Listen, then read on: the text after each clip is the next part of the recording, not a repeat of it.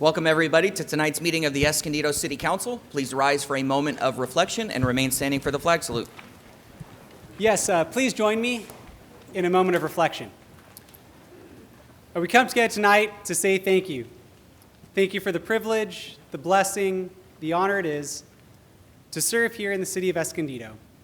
We come together tonight as a diverse community, a community of backgrounds, different beliefs, different presents, and different futures, yet one common goal, and that is the betterment of this city. We come together tonight to seek guidance, wisdom, and discernment during deliberations that transpire this evening.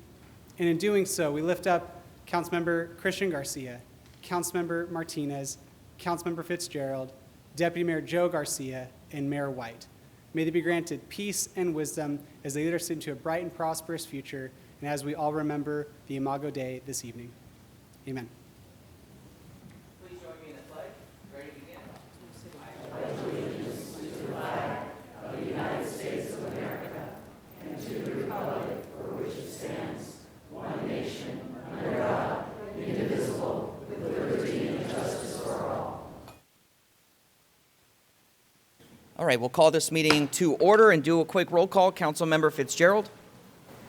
Present. Deputy Mayor Joe Garcia. Here. Councilman Christian Garcia. Here. Councilwoman Martinez.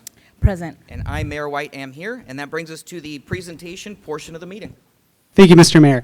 So everyone, I just want to give you some of the ground rules as it relates to this evening. First and foremost, name is Zach Beck, City Clerk. We understand the sensitivity associated with this particular item that will generate a lot of emotions, a lot of thoughts. It's a very important item, and we want everyone to have the opportunity to speak, both those who are in the council chambers as well as those who are in the Mitchell room listening right now. The way this is going to work is that Chief Plunkett is going to deliver his presentation. We ask that during the presentation, no one interrupts. Following the presentation, we'll open it up to public comment. You will have 2 minutes to speak during the item. You'll come to the podium right there. There's a timer, and when it goes off, then if you wouldn't mind, please wrapping up your comments and returning to your seat. I will remind you if it goes beyond 2 minutes. Furthermore, we do have a decorum policy here in the city. So I'm just going to ask and request that comments are as respectful as possible while still communicating exactly what you want to communicate to the elected leadership. After public comments are concluded, what we're going to do is we're going to close public comment, at which time the council is then going to deliberate and determine the direction they want to proceed on. But while they're speaking, I want to be very clear. Please do not interrupt them. Please do not speak. You will have your opportunity to speak. The chief is going to have his opportunity to speak, and everyone at the dais is going to have an opportunity to speak. Furthermore, for those who are in the Mitchell room, I wanted to let you know that after people in this room are done speaking in council chambers, sorry, I'm speaking to a camera right now. You guys wonder who I'm speaking to. You will have an opportunity to speak. You do not need to fill out, those who are in the Mitchell room, you do not need to fill out a yellow form. You do not need to do anything special. I will simply call you forward and you go to the podium and you will have the opportunity to speak. Once again, if anyone wants translation this evening, we do have translation services available. All you do is walk over there, grab a headset, turn it on, you can listen to the proceedings, and they'll be translating that for you. So those are all the parameters and the ground rules, and once again, with decorum, if there's disruption, I will interrupt you if you disrupt, so I just want to let you know right now that's the case, but I want you to have the opportunity to get your voice heard to the council. Clear? Everyone understand? All right, thank you so much. Oh, yes. I will, Catherine just mentioned that we should have the council speak as loud as possible. We'll do our best to make sure you can hear. So that's everything for right now, and now I turn it over to Chief Plunkett. Can you make the same announcement in Spanish? Oh, no. Or Councilwoman Consuelo can. Si necesitan traducción al español, por favor, ¿quién es la persona ayudando? Who's the person helping with translation or interpretation? Aquí pueden ir aquí para unos audífonos si necesitan traducción al español for Spanish translation. Thank you.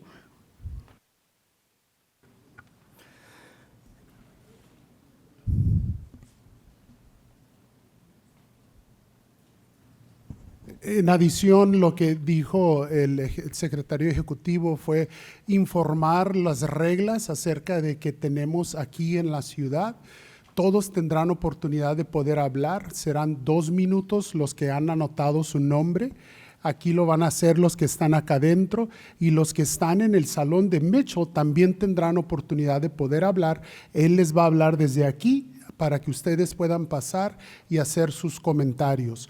Una vez que ustedes completen sus comentarios, entonces los regidores y el alcalde tendremos la oportunidad de poder hablar de aquí del Cabildo. Y una vez nosotros completando nuestros comentarios, entonces ya podremos determinar qué vamos a hacer. El comandante de la policía hará su presentación. Se pide que por favor mantengamos respeto y que él pueda hacer su presentación, nosotros con ustedes en el momento que ustedes hablen, y cuando nosotros hablemos que por favor también puedan mantener respeto. Muchas gracias, le agradecemos su gentileza.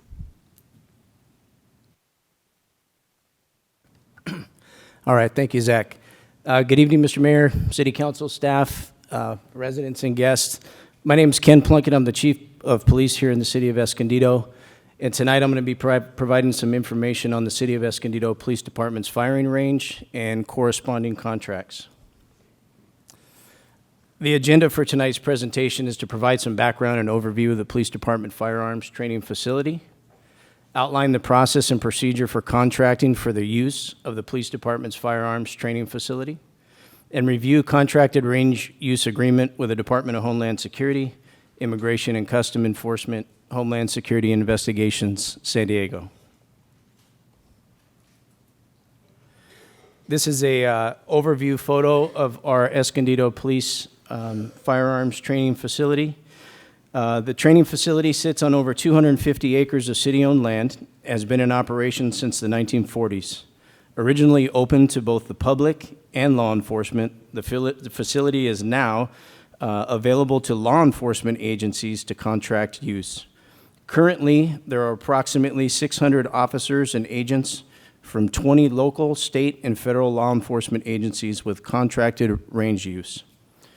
The range facility has a total of 3 firing ranges. 2 of them are for rent. 2 portable classrooms, 1 is currently being renovated, 1 is available for rent, and a scenario-based training area. There is no permanent electric power, and limited power is supplied through the use of on-site generators. There is no running water, and portable restrooms and hand wash stations are provided. Improvements were made to upgrade the range facility in 2008, and the range is currently in need of upgrades to meet modern training and operational standards. It is important to note that members of the Escondido Police Department do not provide training to outside law enforcement agencies that contract to rent the facility. Contracted agencies must supply their own trainers, safety officers, and equipment. Despite an aging infrastructure, the facility remains a significant training resource for regional law enforcement agencies, offering a unique, large, open space environment unique to North County, well-suited for firearms, scenario-based, and specialty training.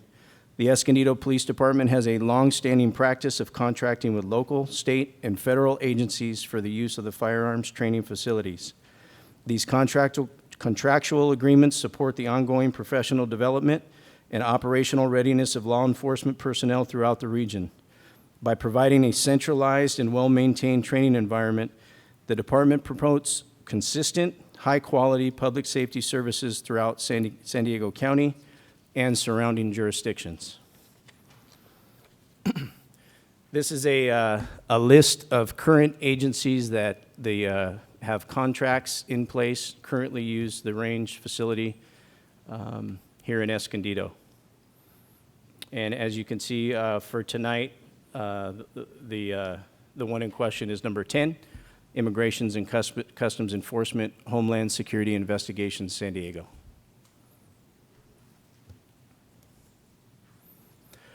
I want to go over a little bit about the rental approval process, how somebody goes about renting our range. Qualifying agencies interested in utilizing the range for training contact the Escondido Police Department to request range facility rental. Escondido Police Department range staff in return provides potential renter agency a copy of the firearms training facility range agreement and the City of Escondido fee schedule. Upon agreement of terms, rental contracts are processed and approved by authorized signatures. It's important to note that currently, based on the Escondido Municipal Code, the Chief of Police and his designee are authorized to execute agreements governing the use of the Escondido Firearms Training Facility. Once agreements are approved, rental dates are confirmed by range staff, And after facilities use, the renter is invoiced in accordance with the Escondido fee schedule. And the current fee schedule was approved by resolution in 2024 by the City Council. Rental agreement documents, the actual documents. In 2018, the police department formalized its firearms training facility rental agreements by establishing the City of Escondido Firearms Training Range Agreement. And in January 2024, the current rental agreement that we use today, the template was created by our city attorney's office, which includes instructions for renters, terms and conditions of the agreement, rules for the range use, and range use facility fee documentation.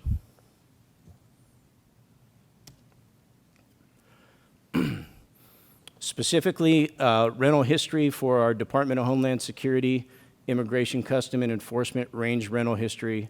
The City of Escondido Firearms Training Facility has been utilized by the Department of Homeland Security, otherwise known as DHS, Immigration and Customs Enforcement, ICE, for range training since at least 2013 is when we have documentation back to. Since 2018, when range agreements were formalized, firing range rental agreements between the Escondido Police Department and DHS ICE have been executed or renewed each year and have continued through to the present. In 2024, the Escondido Police Department entered into an updated range contract with DHS ICE, specifically HSI Homeland Security Investigations of San Diego. Currently, the HSI unit out of San Diego is the only DHS agency that has contracted use of our range. This is a timeline of the current agreement that's in place with DHS ICE.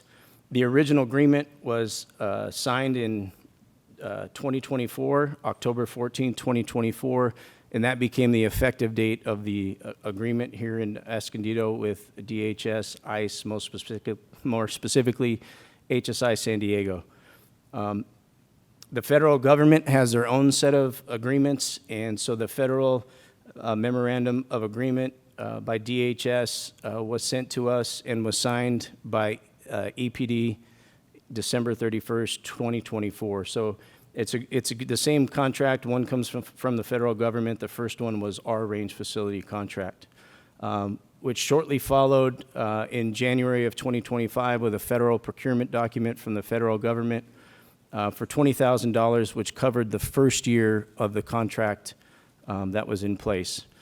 The original contract, and we'll go over it here in a minute, the original period was for 1 year from October 2024 through October 2025, with the possibility of 4 one-year extensions after that for a total of a possible 5-year agreement between Escondido PD, DHS, ICE for this specific contract. In October 2025, the first year period came to being expired, and we agreed to the 1-year extension, which I became chief in September of 2025. So this came to me, and I signed it in November. November 17th, 2025 was the actual date that I signed the federal MOA extending this contract for an additional year. And then in 2026, you'll see the federal procurement order. That was the document that we'll look at it in a minute. That was the one that was on sam.gov that went out to the internet. That was the order of the federal government basically funding the contract that we already had in place for the shooting range. And I signed that federal procurement document on January 14th, 2026, just agreeing to provide the range services that I had already agreed to. And I was signing that the monies that they were allocated were for that purpose. This is a couple snippets of the current Escondido range agreement with DHS ICE. Like I said, there's 2 main agreements. There's the Escondido range agreement, and then there's the MOA from the government. This one just states that the name of the agency that we were renting to was the Department of Homeland Security, Immigration, and Customs Enforcement.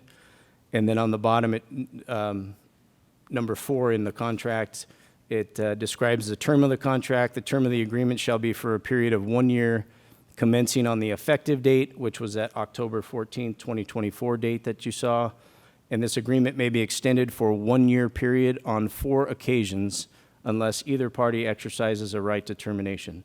It's important to note that at this time that the contract was signed, we did not have a specific termination clause in the Escondido Range facility contract, which has been changed. Moving forward, there will be a termination clause in our contract. This is the current memorandum of agreement that DHS, ICE, specifically Homeland Security Investigations, and EPD entered into as part of the federal document signing. The parties are listed in number 1 on the top. It's a MOA with the Department of Homeland Security, DHS, U.S. Immigration Customs Enforcement, ICE, Homeland Security Investigations, San Diego, HSI, San Diego, and the City of Escondido Police Department. The purpose is to allow HSI San Diego to use the Escondido Police Department's firing range. And the terms of the presence, it just sees it's temporarily occupied and used by HSI San Diego. The duration of the MOA, this one stated that it began on October 1st, 2024. I believe that's when the government actually signed the contract before we did, and continue for 1 year, and then any extensions will be by mutual written agreement between the parties. And in this contract, there is a termination clause that states this MOA will remain in effect until terminated by the parties. Either party may terminate the MOA immediately upon written notice. In 2025, when the first year, we call it performance period, had expired, we entered into an agreement with the HSI special agent in charge at the time to extend for that first allowable extension in the contract, and which goes through October 13, 2026. And the amendment agreement is made between Homeland Security Investigations, referred to as HSI, and the City of Escondido. And that was the contract I signed extending the original performance period, and I signed that on November 17, 2025.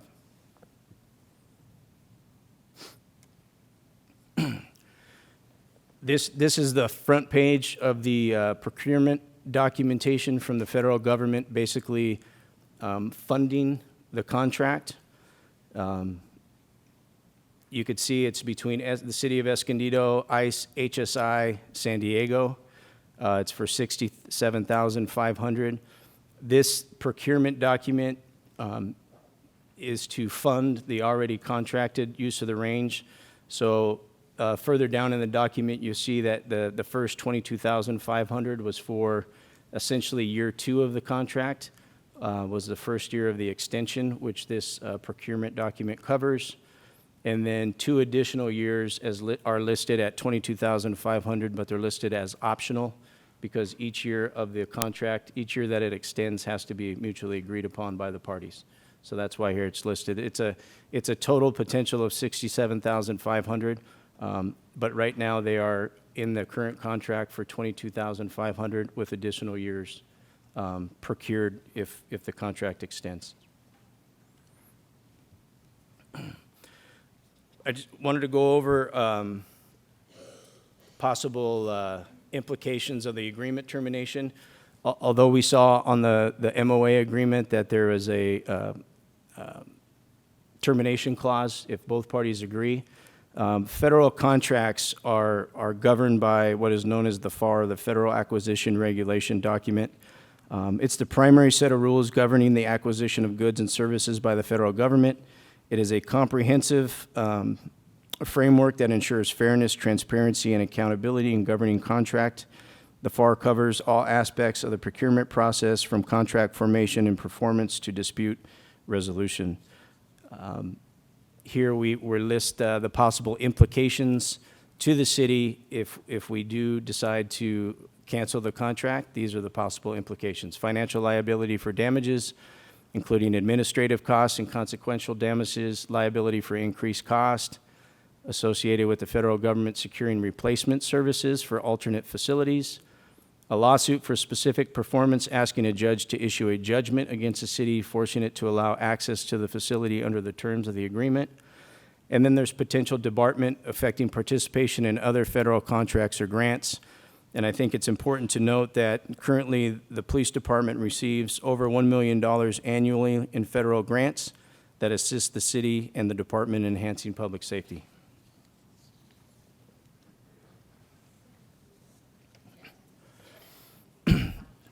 Just for clarification, I wanted to put out the operational components of the Department of Homeland Security. Just so there's been some confusion, I've had a lot of questions. I thought it was important to add this portion just so we can clarify. The Department of Homeland Security is made up of several just operational components.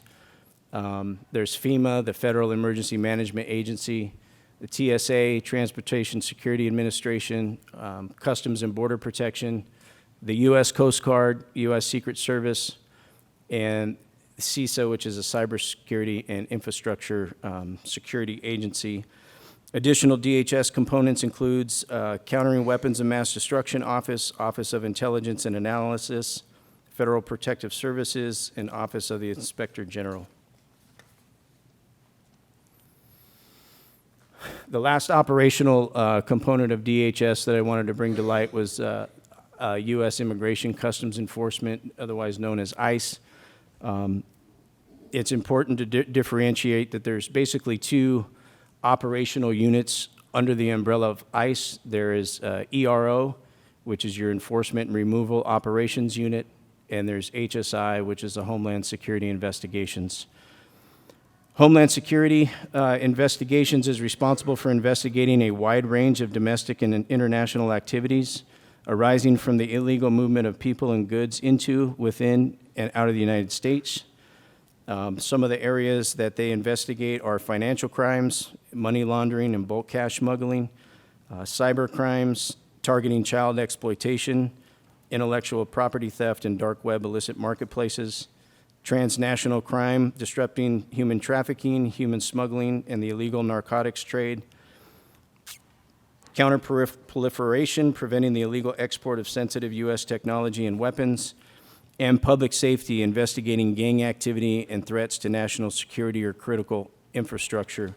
I want to point out that here in San Diego, Homeland Security leads many task forces to include the Money Laundering Task Force, the San Diego Human Trafficking Task Force, the Fentanyl Abatement and Suppression Team, otherwise known as FAST, which is led by HSI but includes regional partner agencies to include the California DOJ.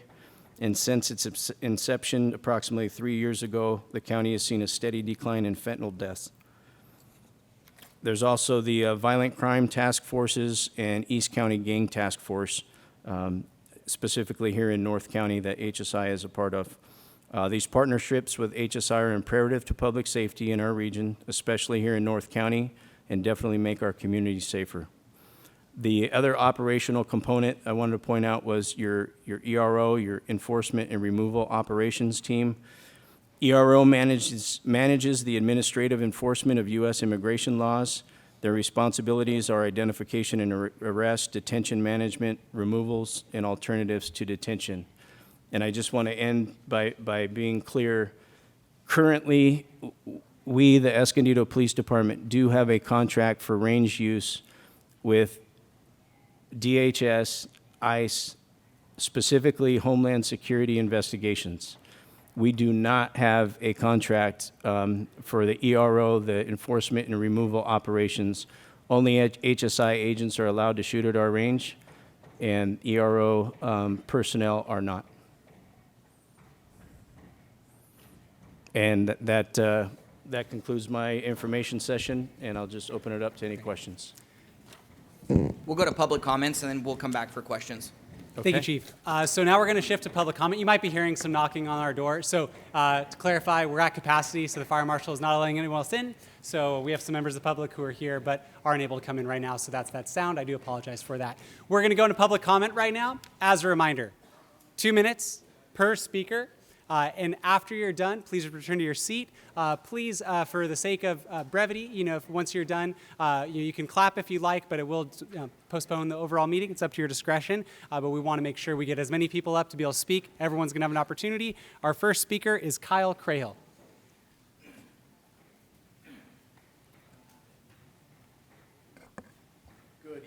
Honorable Mayor and City Council members. My name is Kyle Crahell, and while I'm from Oceanside, I'm here to speak out against ICE and the terrorizing tactics it is using on our communities throughout North County.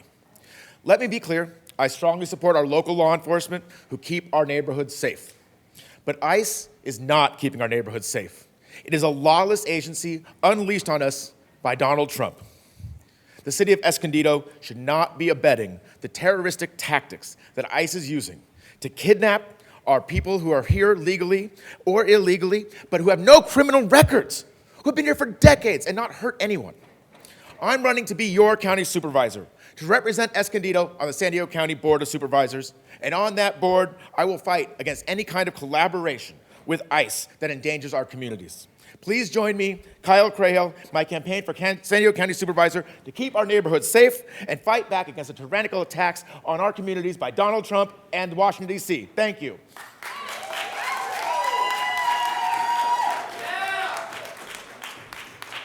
Our next speaker is Amar Campanajar. Amar, yeah. Right to the center podium. Yeah. I have a quick question. Sorry to interrupt you. Is the Mitchell room open as well? The Mitchell room is open. We are at capacity in the Mitchell room. At capacity of both? Okay. Yeah, at this point, I'm going to do, no. The fire marshal is in control of how we're going to do seating, so they will bring people in as they see fit. So just where we're going. Mr. Gunajar. Thank you. My name is Amar Campanajar, and I'm just here as a concerned community member, urging the city of Escondido to cancel its contract with ICE and request that they be removed from the city. I'm not here to shout you down and to yell. I'm here to appeal to your humanity, to appeal to your sense of duty as elected officials, and appeal to your own lived experiences. Like many of you, I'm the descendant of Mexican immigrants. Like many of you, I have family members who live on both sides of the border. And we know that our immigrant communities care about safety, but what ICE is doing is not promoting public safety. It is undermining it, it's threatening it. They are terrorizing communities, and they are using lethal force to kill people. And what I don't want to see happen is what happened in Minneapolis to happen here. So I'm urging you to do the right thing and get ICE out of our communities. They are an undertrained, unprofessional paramilitary organization, and the only thing that they're good at doing, that they're proficient in, is shooting people. So that's why I don't understand, with all due respect, why we're allowing them to use a shooting range here to do the only thing that they're actually proficient at. And so I would hope that we could end this contract, promote public safety. The number one duty of a public servant is to promote public safety. ICE undermines that public safety. And I know that there's some people here who are concerned about the fact that, Trump, the president, will seek retribution, and he will retaliate against the city and remove funding from the city. I understand that. But this president doesn't respond to weakness, he responds to strength. And I'm calling on you to use those convictions and use that strength. And I will tell you one thing, if you stand with this community will stand behind you. Those people who are protesting outside will have your back and will stand united as a community and fight against this administration and keep our community safe. That's what this is all about. But that starts with getting ICE out of Escondido and promoting public safety for all of us. Thank you very much.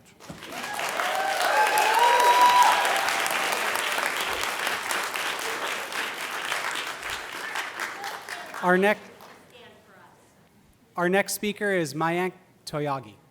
Mayank Toyagi? Oh, and to clarify, anyone who's in the Mitchell room right now, if you had someone yellow form for you, sorry, that sign is too big. Can't be 8.5 by 11, sorry. So if anyone is in the Mitchell room and I call your name, just to clarify, you will have an opportunity to speak later, because I know people submitted these forms prior, but we're only going to take comments from council chambers first, then the Mitchell room second. Chase Nunez? Or Chase Nunez, I'm so sorry. Chase Nunez? Stephen Wheeler? Magdalene Reyes? Oh, and those in the Mitchell room, we can hear you, so please be quiet at this time. Magellan Reyes? No? Aaron Evans? Is that Aaron, is that you? That's me. Oh, perfect, thank you. We got one. All right, here you go. Cool. I'm not standing up, so. You're good, you're good. Good evening, council members. My name is Dr. Erin Evans, and I'm on the County Board of Education representing this area. I'm speaking for myself and not for the board, but we have been working so hard to try to keep ICE off of our schools and as far away from our kids as we can, and I can't understand actions that invite ICE agents into your area. I can't understand that. I'm going to try to not repeat what other people have said already, but we've already seen from DHS's own data that they are kidnapping people who do not have criminal records. Most of the people that they have detained and have incarcerated do not have criminal records.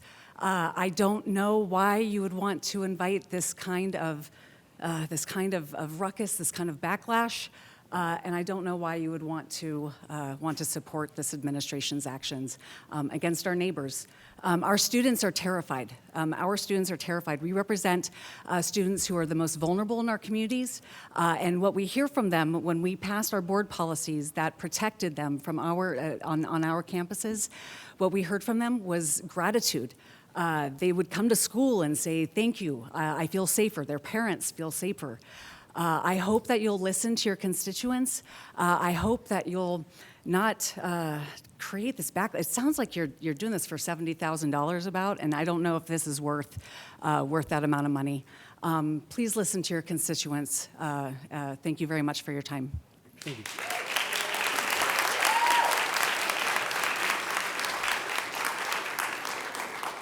Robin Ferguson. Robin Ferguson. Great. Good evening. My name is Robin Ferguson. I'm a citizen of Escondido. Like many others here today, I've come to ask you to cancel the agreement between the City of Escondido and the Department of Homeland Security. I've written emails to the board as well as to the Police Chief Plunkett stating my position, requesting the cancellation from the very beginning. I've written letters to the editor. I've stood in front of the police department holding my signs, exercising my First Amendment rights, and I'm here again to address you personally. While I agree with so many of my colleagues regarding the presence of ICE within Escondido as being dangerous, after all, wherever ICE is, no one is safe, citizen or immigrant alike. So I'd like to appeal to you along a different line. You see, the issue of kidnapping people off our streets, sending them to the most inhumane conditions within the country without adequate clothing, food, or health care, then to ultimately face deportation is not only a violation of American constitutional rights, it's a moral flaw. It is a stain on who we are as a people and a country. So I ask you, is your desire to be identified with that? After all, wherever ICE is, no one is safe, not even you. So tonight I'd like to read and quote from the Bible a few verses that might help you understand the moral implications of what you're facing. Matthew 21:13 through 23 tells us the story of Jesus when he was an infant. When they had gone, an angel of the Lord appeared to Joseph in a dream. And he said, "Get up, take the child and mother, and escape to Egypt. Stay there until I tell you, for Herod is going to search for the children and kill them." So he got up, took the child and his mother during the night, and left for Egypt, where he stayed until the death of Herod. And so was fulfilled what the Lord had said through the prophet, "Out of Egypt I called my son." Joseph and Mary fled Israel with baby Jesus in the middle of the night with no papers to avoid the death of their only child as ordered by Herod. Jesus was an undocumented immigrant. Thank you, Ms. Ferguson. Your time has expired.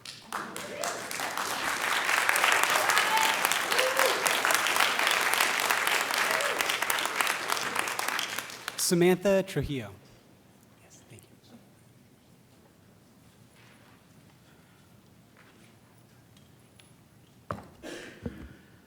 you. Good evening, Mayor and City Council. My name is Samantha Trujillo, and I'm an Escondido resident. I'm here to oppose the city continuing its contract to allow DHS and ICE to use EPD training facilities. I urge the council to override EPD's approval and cancel this contract until further notice. The contract reportedly brings in about $67,000, a small amount when compared to EPD's overall budget and the broader city budget funded by taxpayers. I do not believe this revenue justifies the harm to public trust or the message it sends about Escondido's values. Even if this is framed as a training agreement, it symbolically aligns our city with agencies whose actions have caused fear and trauma in many communities. City resources should reflect community values, not undermine them.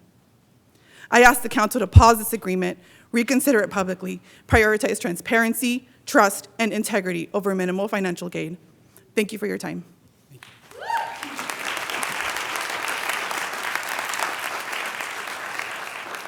Our next speaker is Ronald Willis. Ronald Willis, thank you.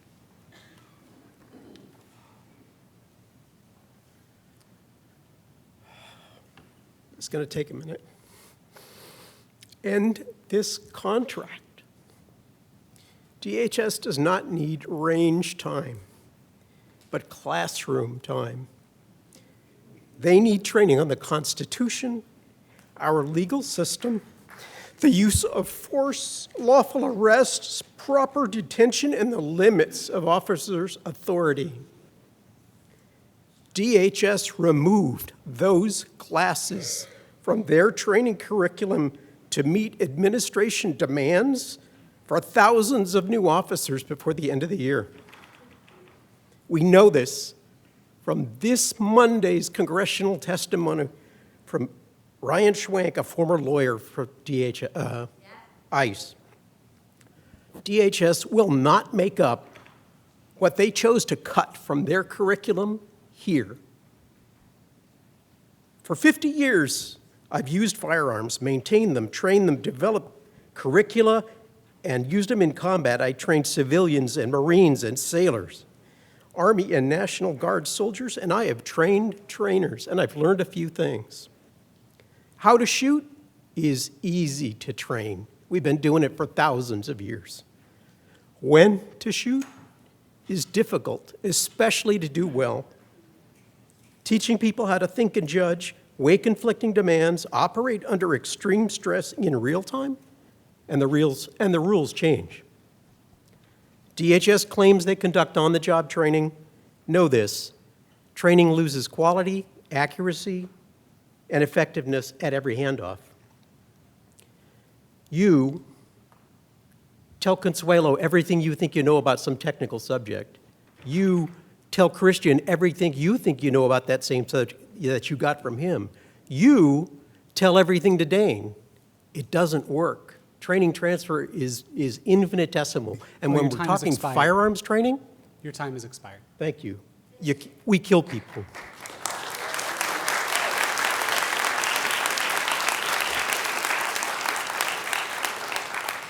Felicia Gomez. Felicia Gomez. William Stratford. William Stratford. Gloria Rosario. So I think people should be able to speak for 3 minutes. No, the mayor has already said it at 2 minutes. It's 2 minutes all. So Gloria Rosario. Okay, Dolores McQuiston.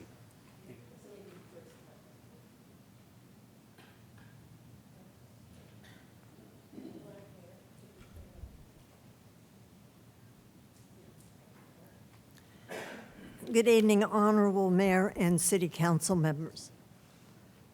I sent all of you an email yesterday, but I think what I have to say is important to put it on the record.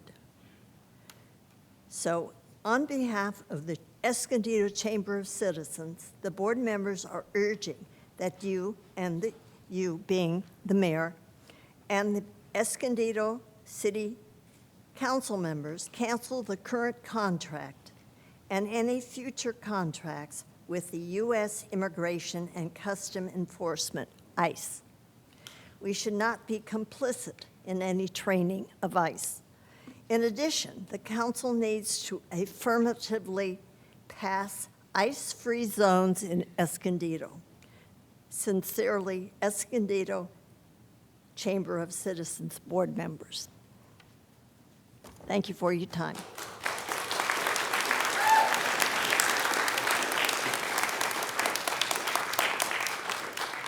All right, our next speaker is Anthony DiMartino. Anthony DiMartino. And thank you for your patience, everyone. Everyone will have an opportunity to speak. Good evening, Mayor and council members. My name is Anthony DiMartino, and I'm a resident of District 2.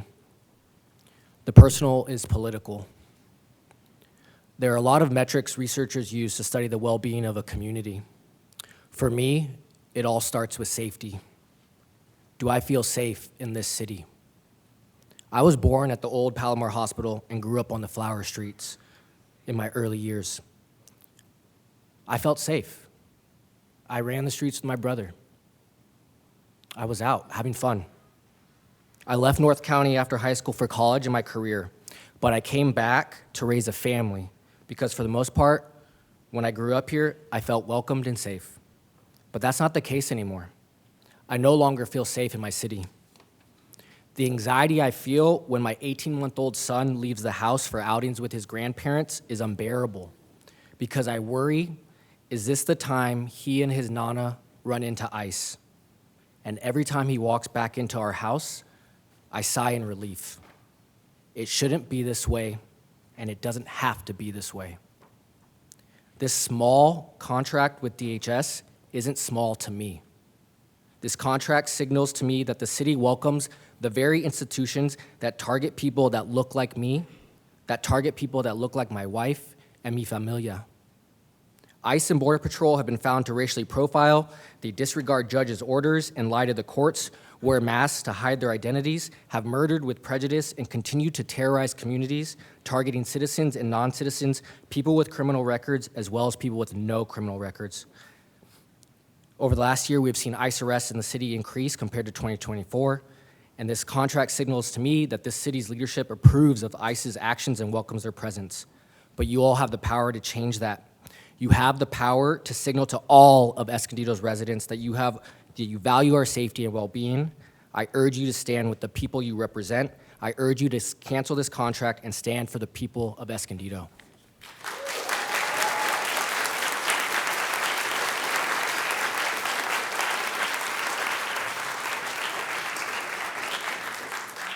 Thank you. Our next speaker is Magellan Reyes. Magellan Reyes? Great, thank you.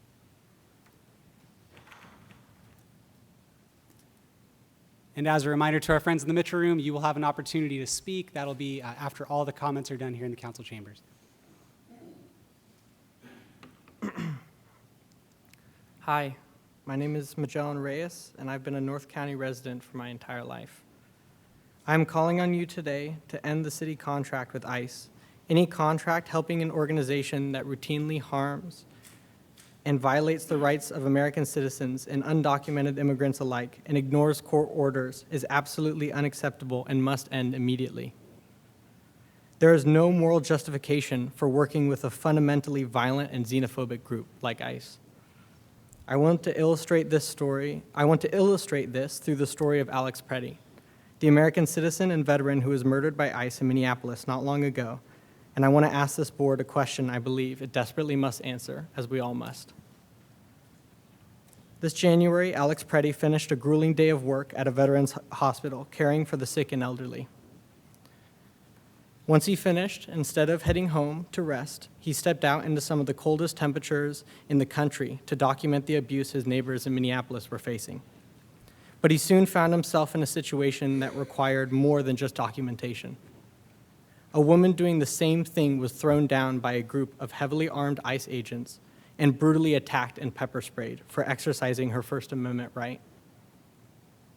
In response to such horrific misconduct, there lay a choice of response: violence or empathy. Preddy had a registered firearm, and he could have intervened. But instead, he never once reached for his gun, and he pushed past the growing mass of agents to check on the woman, to shield and to protect her. The last words that he said before they shot him 10 times was, "Are you okay?" My question to you is this: if with a gun to his head, Alex Preddy could still choose empathy over violence, could choose community over self-interest, and humanity over ICE, then why can't you? Thank you.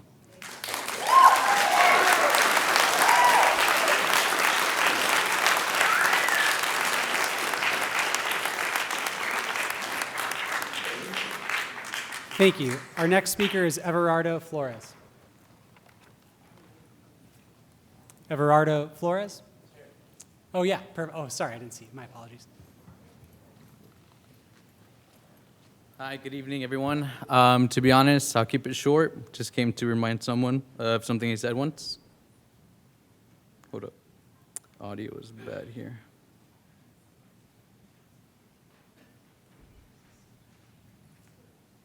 Give me 1 second.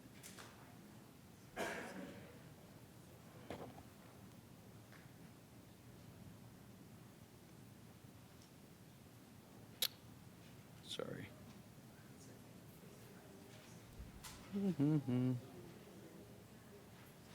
It is still his time. So it's, And one of the things I said when I was being sworn in was that my goal is to leave Escondido better than I found it. And that's what they put on the cover. It's so cool. But I think that's my mission today, is just to make sure that every person that I interact with, every concern that comes up in the community somehow either gets resolved, that the situation gets better. That's my goal, is just to make things better. My life, my kids' life, my wife's life. Thank you.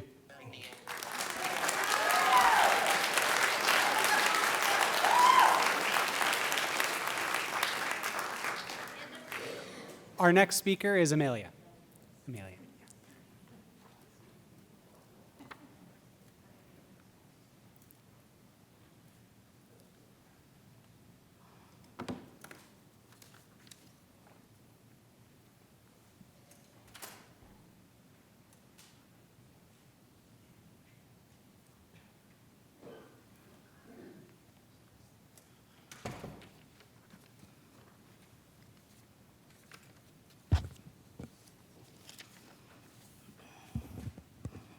Our elected officials are here to represent us. I reached out to my Assembly member, Dr. Darshana Patel, to share my concerns about this, and she sent me a San Diego Assembly delegation letter her office sent asking this council to keep community voices safe and well-being front of mind, which I've handed to Zach to give to all of you.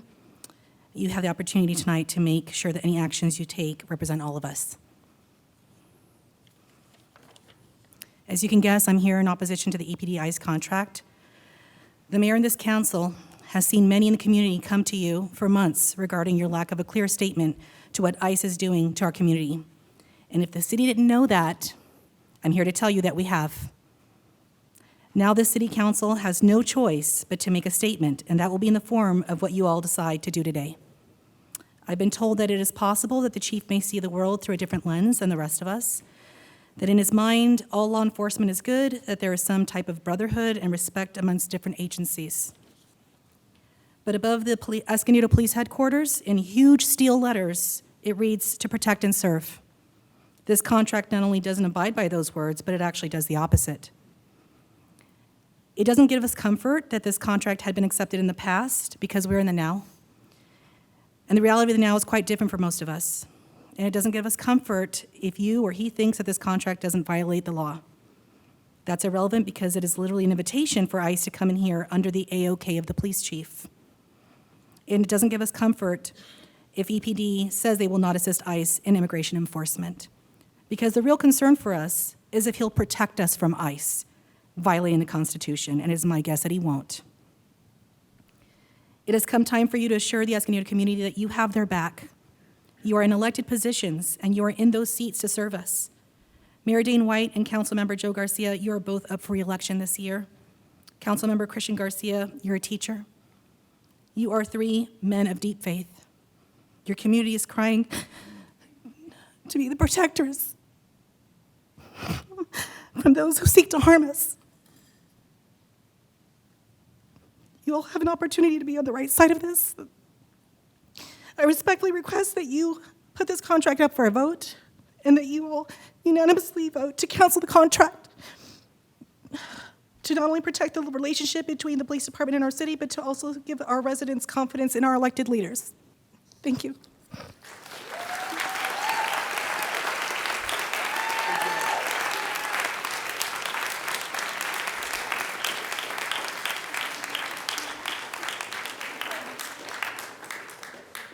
Our next speaker is Christine Spencer.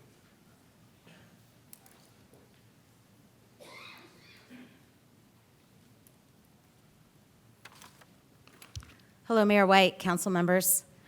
I'm actually not speaking for myself tonight. I'm speaking for my son, 18-year-old in April. He is a senior at Classical Academy. He is graduating with above a 4.0, going into environmental science. And his dream is to become a geographical information systems analyst. The reason why I'm telling you this, one, is he's going to vote this next election, which is important. But two, he's a change maker. He wants to change the world, but he's scared to talk, so here I am. I don't think ICE should be allowed to train here because having to know that people who have committed terrible acts are being trained to possibly commit more of these actions can make so many horrible consequences on the city. We could lose tourists and businesses because who would want to come to a city that is letting ICE train here and learn to shoot? Why do teens and kids like me have to be afraid of having people like them that could do acts of violence against the people we love? Why should we allow the city to train people like that? Why? I think money doesn't really matter when you're ruining a city's image and possibly their own future. I think this contract should be terminated for the present and future of the city. On a personal note, I appreciate Plunkett, thank you for the clarification up here. Actually, I learned a lot. But money, future contracts and grants, especially as a grants director, I understand how important that is. You have a chance to make a difference. You have a chance to stand up to something that's so full of hatred and racism. And for me, on a personal note, please really think about what you're doing, because this could change not just the future of us, but our city's future. Thank you so much.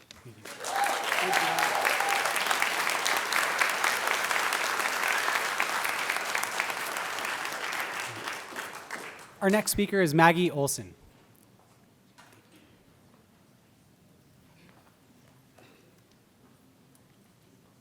Hi, good evening, all of you.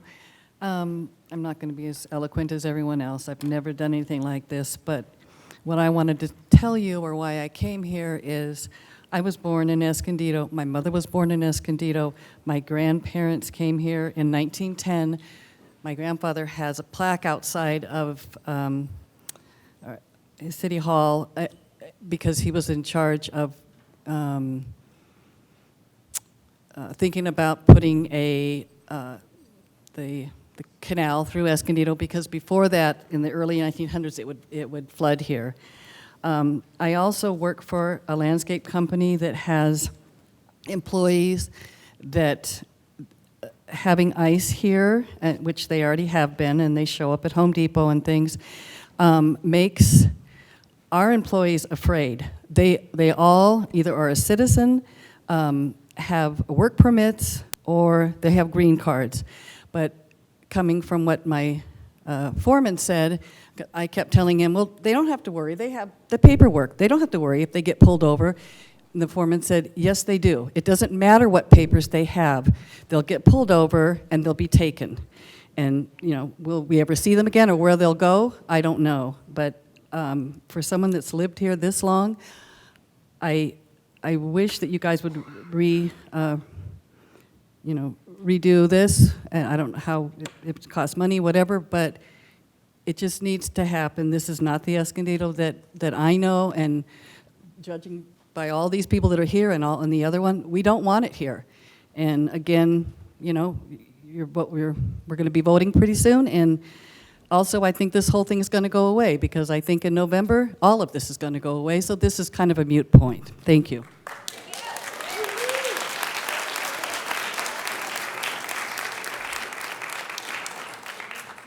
Patty Von Saka.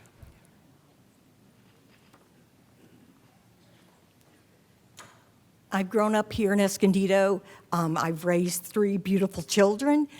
Although, as a white woman, I really don't have too much to fear at the moment, but I'm horrified at the conditions that people in my community are asked to have done to them. I ask you to remember your history.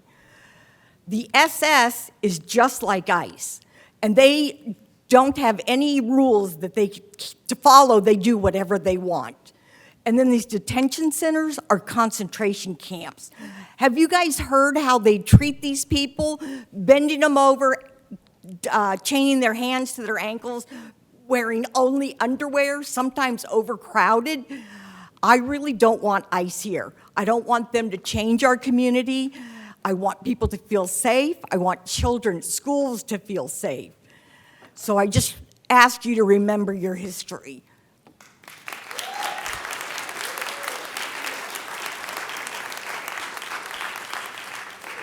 Our next speaker is Karina Contreras. Oh, Karina Contreras? Oh, you might be in the Mitchell room? All right, thank you. I'll call you when it's your turn. Thank you so much. All right, our next, Yusef Miller. I didn't see Yusef. It's the Mitchell room. Sorry, Yusef. I'll call you in a minute. Thanks for those in the Mitchell room for being so patient. I appreciate it. James Nielsen. That's me. All right, thank you, Mr. Nielsen. You may come forward.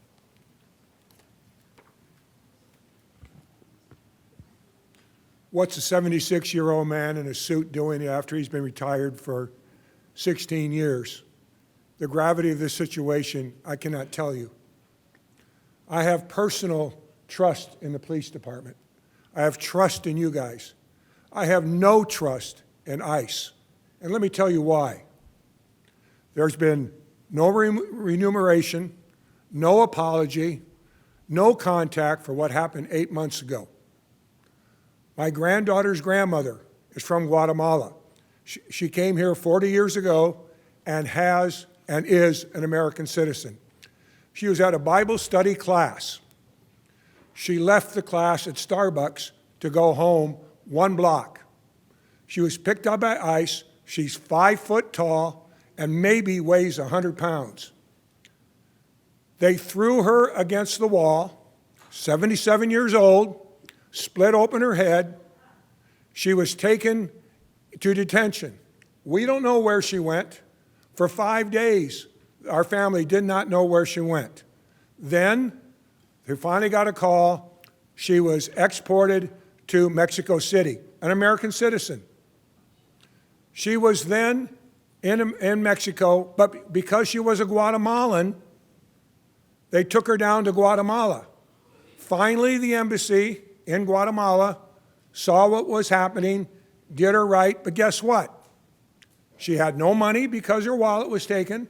She had no identification because her wallet was taken. And she could not come back to America until we sent her the money. They made us pay for her to come back after this. And if you guys can't follow the rules, I like the police. I see this great young man. I see the big head honcho, the chief. But let's do something about this. We cannot allow this to happen any longer. Thank you.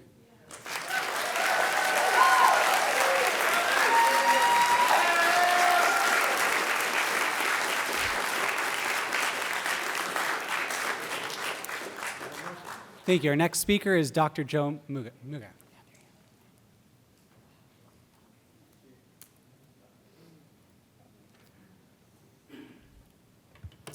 My name is Dr. Joe Muga. I have lived in Escondido community for the past 26 years. My wife is a retired teacher in the Escondido Union School District. Our daughter graduates from college in 4 months after attending kindergarten through high school in our Escondido public schools. Escondido is our home. We love Escondido. However, I'm more fearful today living in Escondido than ever before. I have served Escondido as a school board member with the Escondido Union School District. I also served our community for nearly a decade as a deputy commissioner on the California Board of Parole Hearings. On the state parole board, I performed a public safety role. In that role, I was an adjudicator, presiding over parole hearings to determine whether to return parole violators back to custody or release them back into our community, as well as whether to grant parole to convicted murderers and release them back into our community. I tell you this to establish my credibility as an expert in criminology. This experience, along with my 35 years as a licensed forensic psychologist, establishes me and our courts as a subject matter expert in the field of criminology and criminal behavior. In other words, I know criminals and I know criminal behavior when I see it. Therefore, I am here tonight to urge the City Council to cancel the firing range contract with the ICE criminals. In case you haven't noticed it, the current ICE is not your father's ICE. The current ICE are straight-up criminals. The current ICE are criminals who assault, kidnap, and murder innocent people. These ICE criminals exhibit a lawless cruelty in those communities where they have been unleashed. As I look at my fellow Latinos who serve on the city council in front of me tonight, I am in utter dismay that we are meeting tonight to discuss this matter. Shame on you. Shame on you to knowingly inflict fear upon our community, especially those of us who are Latino.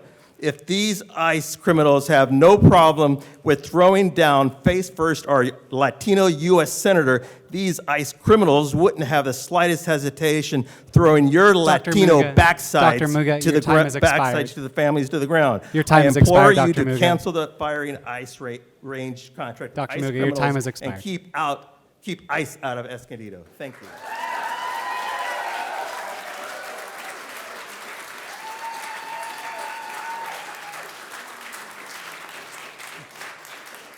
All right. Our next speaker is Anna Isa.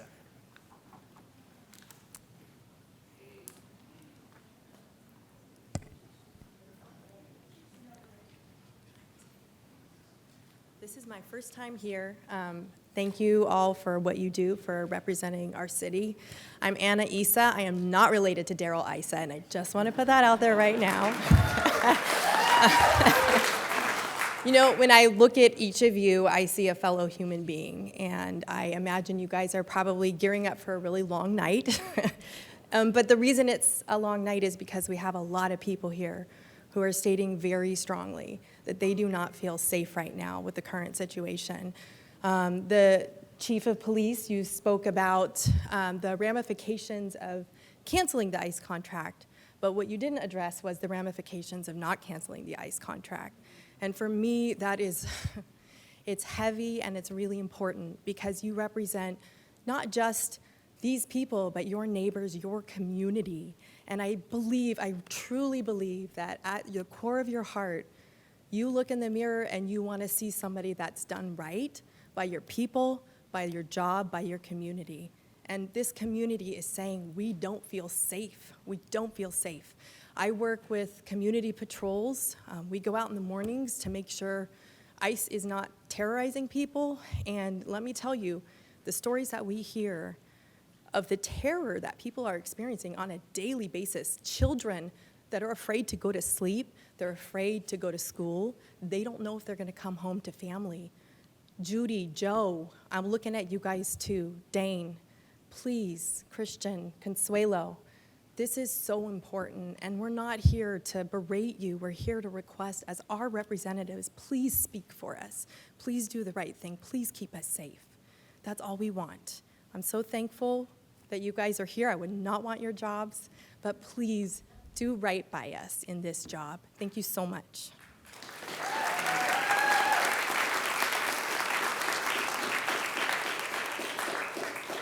Richard Cannon. Did you want to speak, Richard? Richard, where's your... All right. Sogo Sarmiento? Sogo Sarmiento? She's in the other room? Oh, thank you very much for letting me know. All right, great. Lisa Bellora? All right.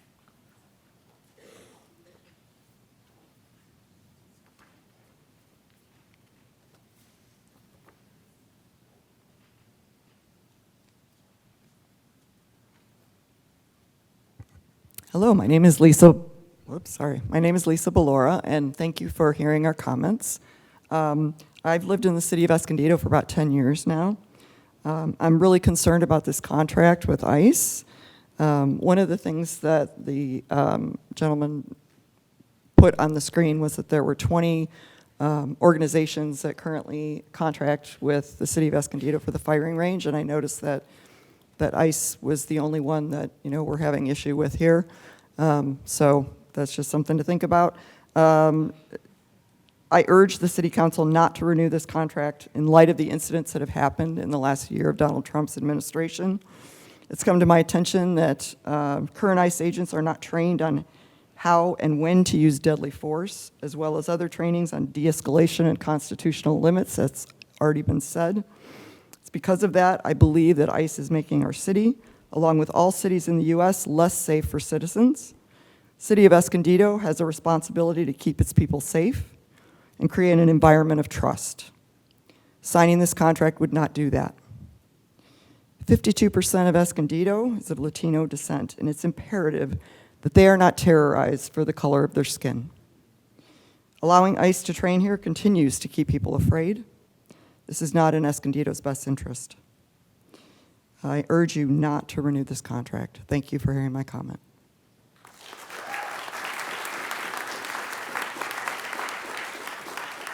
Our next speaker is Barbara Garcia. Barbara Garcia.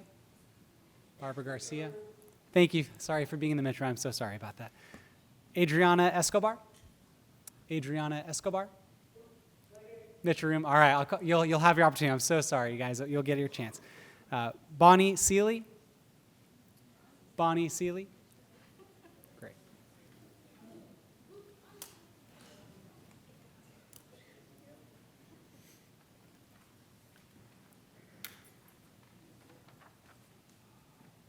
Good evening, council members and Mayor White. My name is Bonnie Seeley. I am a resident of District 3. I am a resident of District 3. I'm asking you tonight to cancel the contract with DHS to bring ICE into our community. There are far too many situations where these ill-trained, underqualified people have arrested, beaten, and killed with no regard for the law or the Constitution. There is seemingly no accountability for the misbehavior of ICE agents. We simply need to observe what has occurred previously when ICE has invaded communities. We can look to Los Angeles, Portland, Minneapolis, Chicago, and currently Maine.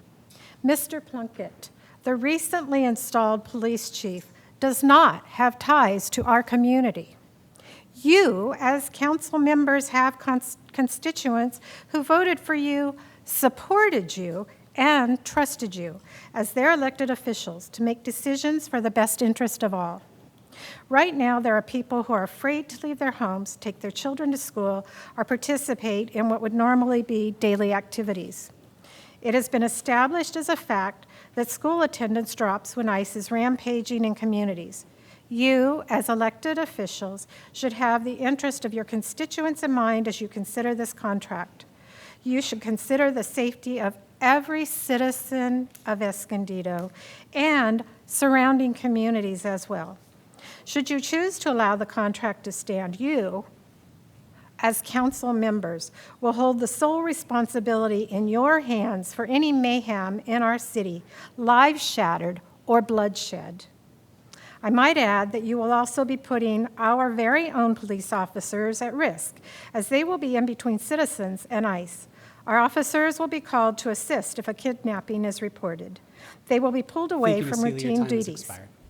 I would ask each one of you tonight, are you aware of how many constituents in your district have been abducted?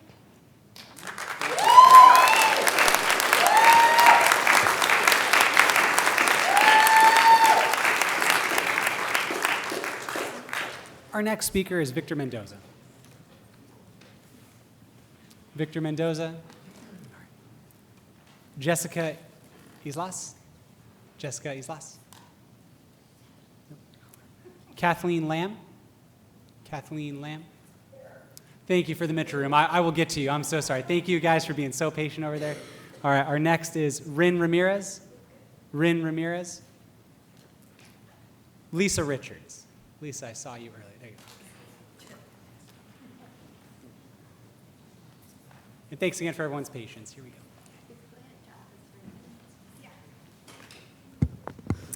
Hello, Mayor and City Council. My name is Lisa Richards. I am a resident of Escondido for 35 years. When it comes to detention and deportment, there are those who believe the lie that it's only to get the worst of the worst out of our country. The ugly truth is that the majority of those detained are nothing of the kind, and we've seen even American citizens killed by ICE. Whether or not you're a people of faith, you've probably heard Jesus said, "I was a stranger and you welcomed me," as you did to one of the most vulnerable of my people, you do to me. Joe is a pastor, Christian, a teacher. Can you in good conscience not see that what's going on goes directly against these teachings? There are no caveats like political expediency. We must cancel this contract. We've seen the videos of ICE killing, and our city providing a means to make them better killers is shameful and cowardly. We must fight to not become another Minneapolis. These are times requiring strength of character and courage, not cowardice or hate. Please show yourselves to be those leaders with character, courage, and compassion, and not cowardice. I am hoping you don't let the residents of our town down. Thank you.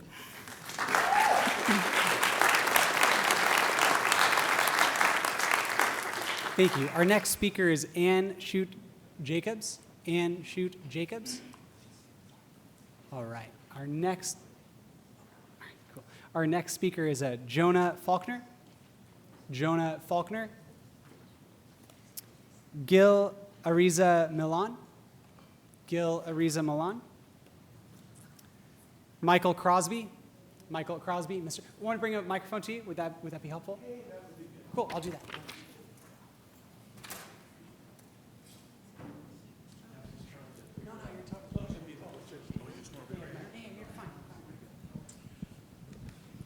Thank you. My name is Michael Crosby. I'm a resident of Escondido, and I'm a retired attorney and administrative law judge of the state of California. In that position, I had some responsibility for enforcing federal immigration law. And before I get into what I was going to say, I'd like to respond to one thing Chief Plunkett said. The distinction of HSI as opposed to other areas of the administration is pointless, because if you just look at the video, you'll see that those HSI jackets, you'll see people there, they're kicking and throwing people down just with everybody else. I mean, they're being used just like everyone else. It's not a distinction to think about. Okay, why I'm here is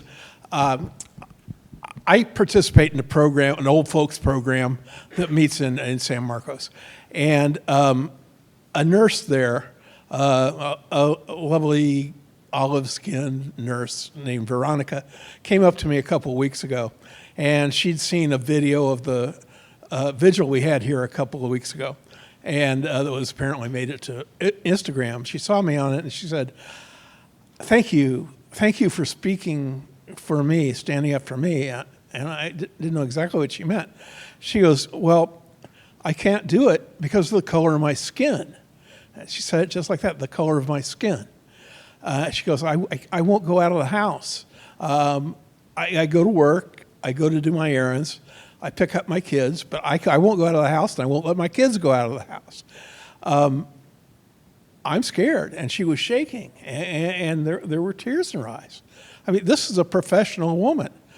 She speaks English as well as I do, but she is afraid. And so when time came for, she heard about this hearing, she says, are you going to go? Are you going to speak for me? And I said, well, yeah, I will. Mr. Crosby, your time has expired. What? Your time has expired. I'm sorry. Yeah, thank you very much. Thank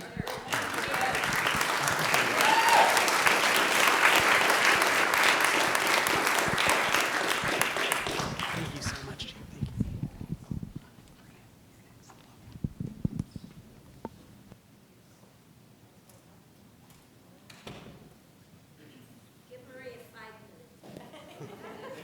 2 minutes each. There you No, 2 minutes. Buenas noches, miembros del Consejo y alcalde. Mi nombre es María y he vivido en Escondido por más de 30 años. Council member, mayor, city manager, chief of police, su trabajo es representar a todos los residentes de Escondido, incluyendo el 52% de latinos que vivimos aquí.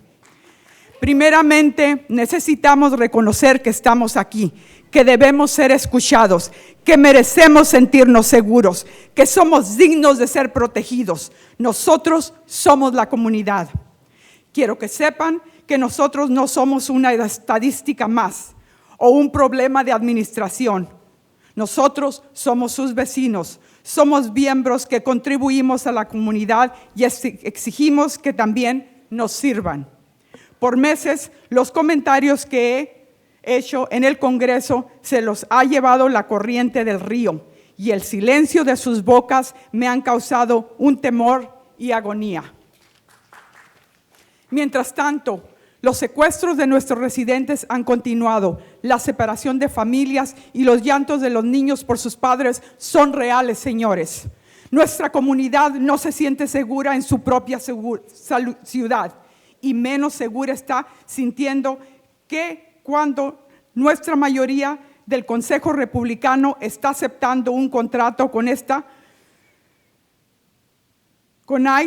y Homeland Security para que continúe la campaña de terror en contra de nuestra gente.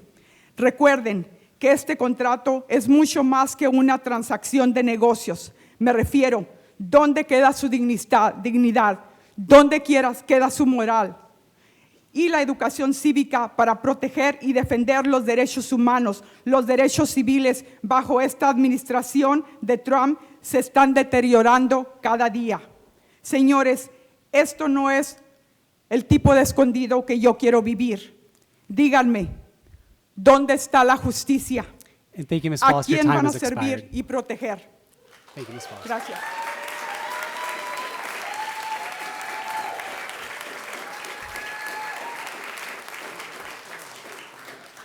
All right, our next speaker is Marie Barroset. Marie Barroset.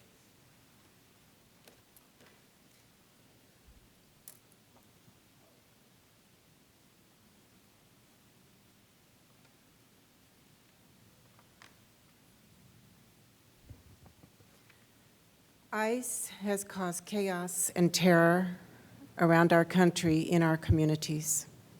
Americans have been killed, mistreated, and abused.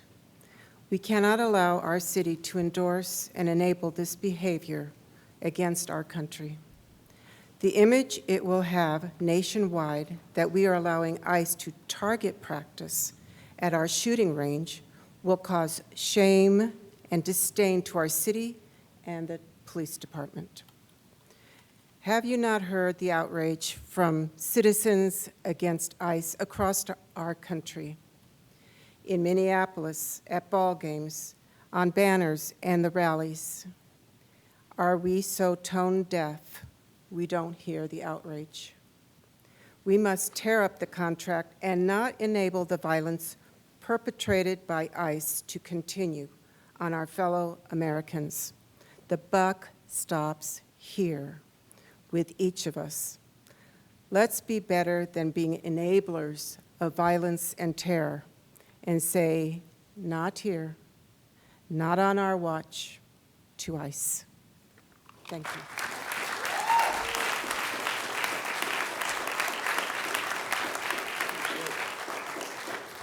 All right, our next speaker is Martha Alvarado. Martha Alvarado? Great, thank you.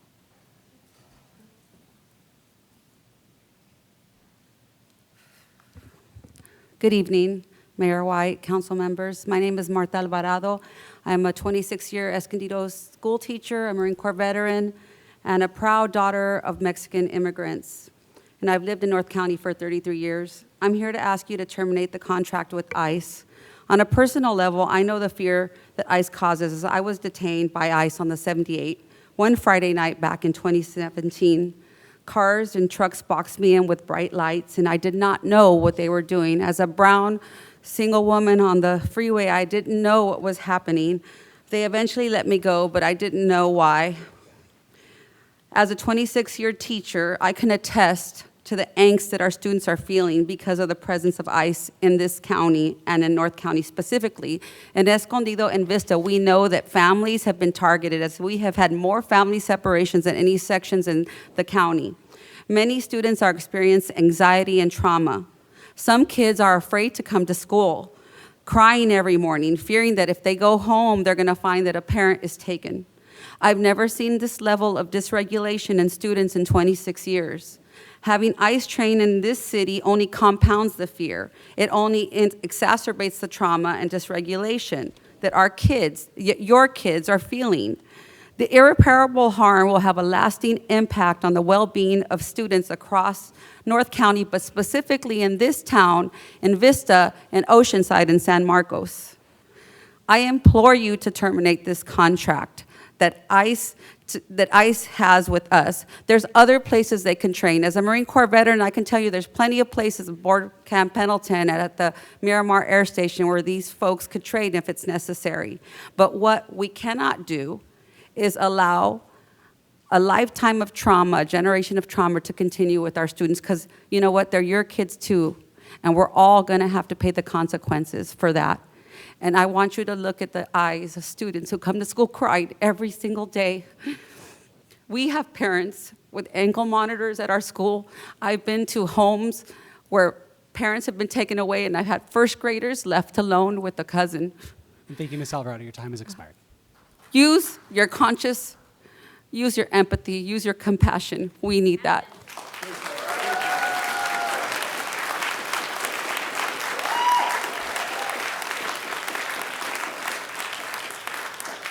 All right. Our next speaker is Mary Davis. Mary Davis. Mary?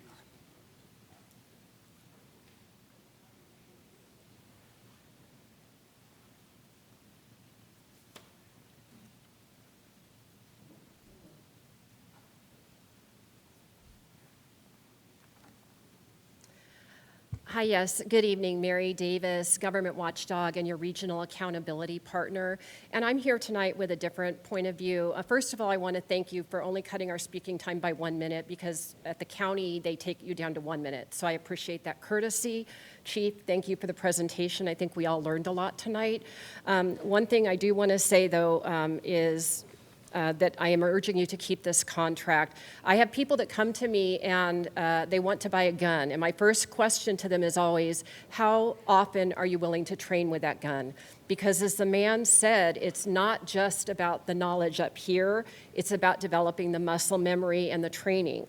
So that is a public service, and as another speaker said, he thought that they didn't do anything right. Well, this is their chance to train, and also to use your public benefit to the fullest extent and not leaving it sit empty.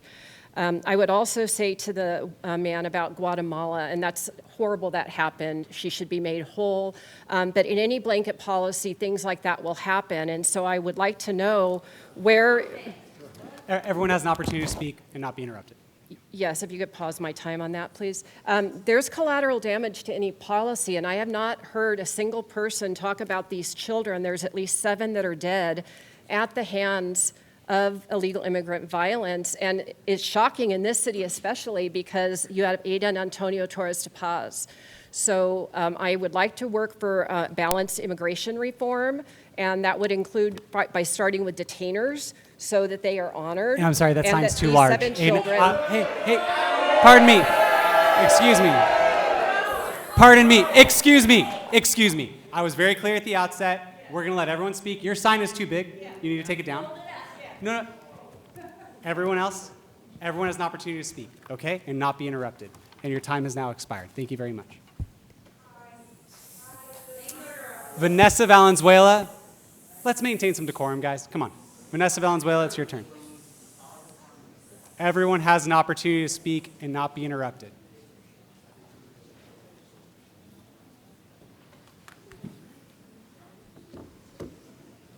Mayor, council members, my name is Vanessa Valenzuela, and I'm a 38-year resident of Escondido. I grew up here, and I've raised my kids here. Dane, you also grew up here, and your family's still here, and any suggestion that canceling the contract would make Escondido safer, if that's your position, is an incredibly weak excuse to do nothing. What it says is that you're out of touch with what's happening in our community. There are people that are afraid to leave their homes. We've seen across the country that ICE is acting with impunity. They're ripping people from work, killing people in their cars, and assaulting people in their very own homes. As we've just heard earlier, those things are happening right here in Escondido. Where are the constitutionalists on the council? Most of us were around for the rental ban and the ICE office inside the police department. Those were continued racist anti-immigrant policies. City Attorney Mike McGinnis, you were here for that. This is no different. To Chief Plunkett, there's nothing that prevents training HSI and having them transferred to ERO. This agreement must be rescinded, and the city must commit to using its resources to protect local residents. It's your job as a body to move beyond partisan politics to protect all the residents of Escondido, all of them. We are demanding the bare minimum to do your job. I don't have any misconceptions that what I am saying tonight is going to sway your vote. Accepting the contract is accepting blood money, and the fact that we just found out about it after more than 10 years has already eroded the public trust. Tonight, you will either side with fascism or you will side with the people. Thank you.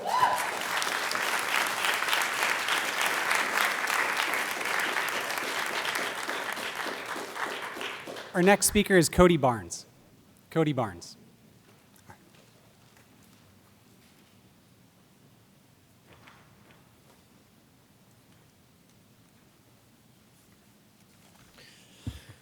Hello, my name is Cody. I've lived in Escondido for 14 years. 29% of Escondido's population is foreign-born. That's over 43,000 people. 52.3% of our population is Hispanic and Latino, with another 8.1% being Asian, 2.1% being Native American, who are often confused by ICE for being foreign, a 62.5 total, or 93,000 residents that, thanks to recent Supreme Court rulings, can be and will be targeted by ICE just for their appearance. You've heard some of those tonight. It doesn't really matter if you think that ICE is doing the right thing or is good for our society. I happen to disagree. What matters is those 93,000 people that are living in fear now. Don't think that's happening? Well, they're ramping up in this area right now. Just this last Saturday, ICE was surveying the Feeding San Diego event held just down the street at the neighborhood healthcare parking lot. Let me ask you, what percent of the people, the population, the homeless population, and the people that needed food that weren't there have government-issued ID and birth certificates, especially on them? How many people do you think decided to skip getting food that day just so they could avoid sitting in an ICE detention center or maybe even getting deported? I know that you have no control over this. I know that that's something that's being handled by the federal government. But will the people of Escondido trust the police department that has allowed ICE to use their facilities, implicitly encouraging their activities? And how will this impact overall crime levels in our city? In an interview that you gave, Mr. White, with Fox San Diego, published January 27th, you said, "I do wish we had had the opportunity to address that before it was signed." That's a reasonable position, and I agree with it. But let me suggest that in the time that Mr. Barnes, your time has expired. Thank you.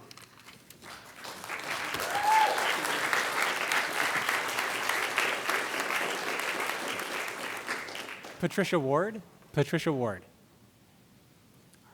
Patricia, no, okay, do not, oh, I'm so sorry. You checked do not wish to speak. That was my fault. I apologize. Patricia Serrano. All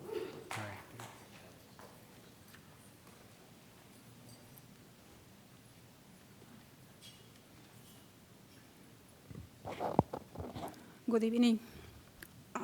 My name is Patricia Serrano, and I'm live in District 3. I'm a resident of Escondido for 30 years. Many of them, I was an undocumented person. And if you don't know the story of the city, it has always been a struggle for the immigrant community. In the past, the mayor allowed the police department to collaborate with ICE. In fact, the police department housed 11 ICE agents. As an advocate of my community, I know many stories of Latino and immigrant communities distrust the police department. I know firsthand what it is to be afraid to report a crime.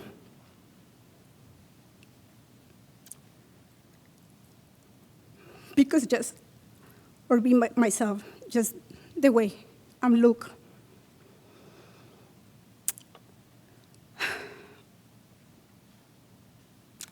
Escondido has a long history of abuse against our community. This must be end today. You have the power to end this contract. People vote for you guys to put you there, but also people can vote for you guys to get out. You are the side of the people of Escondido, or you are on the side of your president.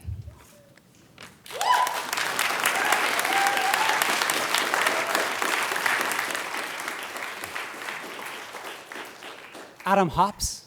Adam Hops.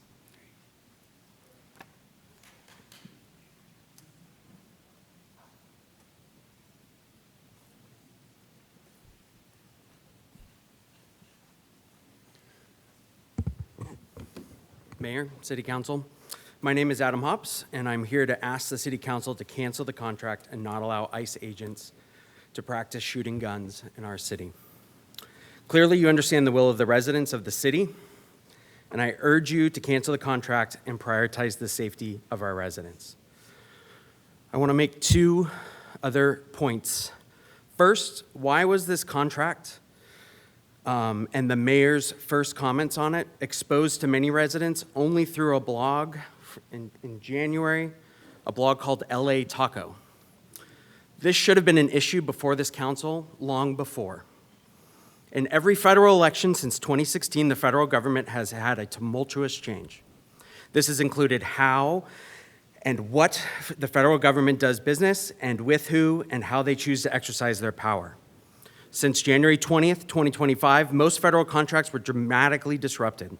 Businesses and organizations across the country were forced to review and evaluate their agreements with the federal government, whether it be to prepare for contracts being cut or to remove specifically banned words from government-funded websites.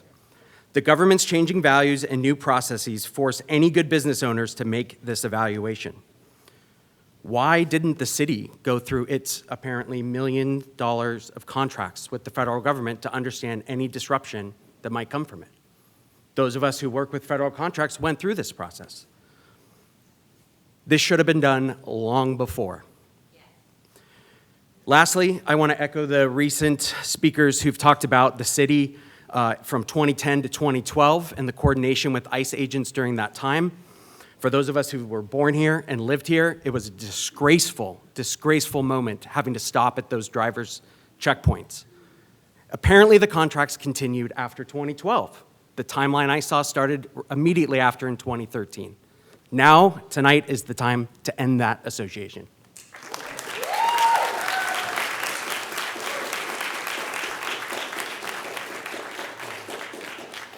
Our next speaker is Juan Vargas. Juan, good to see you.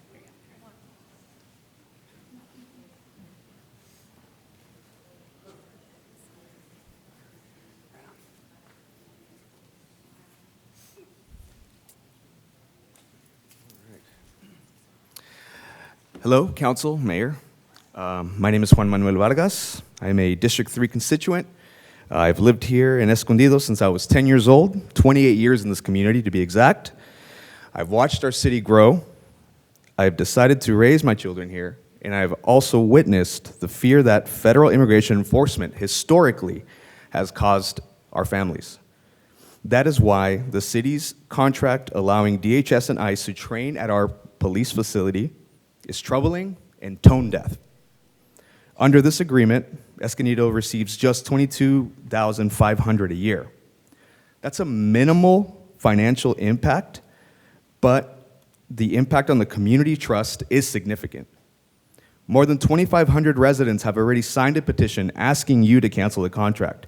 Regional leaders across San Diego County have also urged you to reconsider. That should tell you something. This isn't a rhetorical concern. Across the country, communities are calling out the expansion of DHS and ICE in local neighborhoods, especially following the national stories involving fatal force by federal agents that have shaken residents' sense of safety. When residents see federal immigration agents training on city property, it sends a message, whether intended or not, that our city is aligned with enforcement tactics many families fear. That fear discourages people from reporting crimes, cooperating with police, or seeking help when they need it. And when people are afraid to engage with law enforcement, public safety weakens for everyone. Everyone. This decision is about values. It's about whether we prioritize a small annual payment or the trust and safety of our community. I urge you tonight to end this contract and make clear that Escondido stands for trust, dignity, and safety for all residents. Thank you.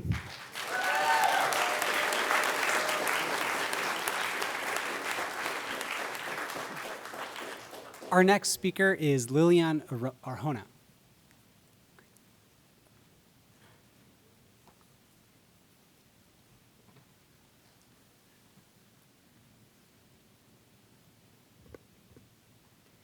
Good evening, Mayor and Council members.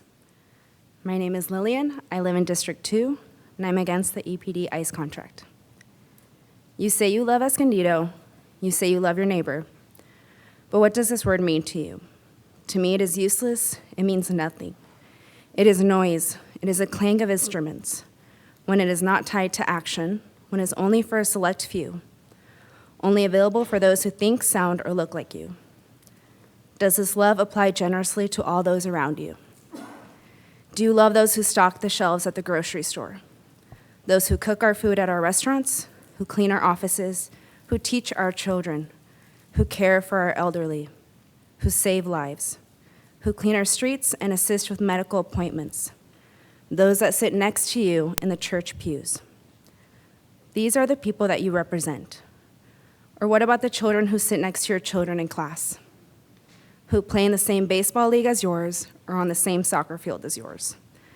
The high schoolers who paint murals, have dreams, and dance throughout the city. These are our neighbors.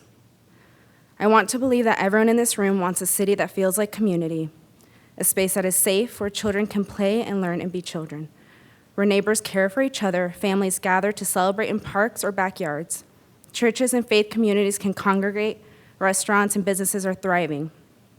The moment it becomes you versus me, us versus them, left versus right, when we turn our neighbor into the other, we have lost. This is no longer a political issue.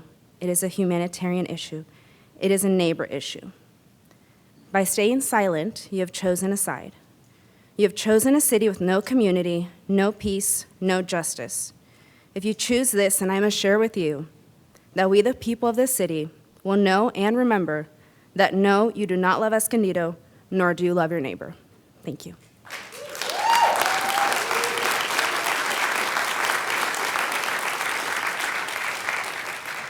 Thank you. Our next speaker is Joanne Tenney. Joanne? Joanne Tenney? Our next speaker is Rose Stein. Rose Stein? Rose? All right. Angela Spoussis?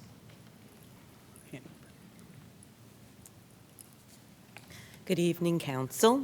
Angela Spoussis, District 2, resident of Escondido. If we approve ICE using our firing range in Escondido, let's be clear, this doesn't end with one facility. First, it's the range. Next, it could be training rooms, then joint exercises, then equipment staging, then expanded coordination. That's how precedent works, one step at a time. U.S. Immigration and Customs Enforcement has federal resources, unlimited federal resources, a bigger budget than U.S. Marines. They don't need city property to do their job. But once we open that door, it becomes harder to close. Tonight isn't about bullets and targets. It's about boundaries. If we value local control and community trust, we should draw the line now. Thank you.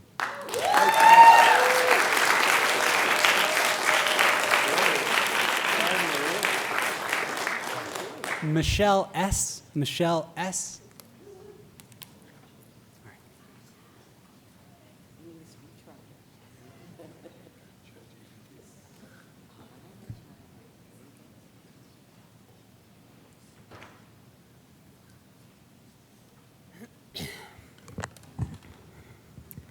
Hello, my name's Michelle, and I've been an Escondido resident for about 11 years.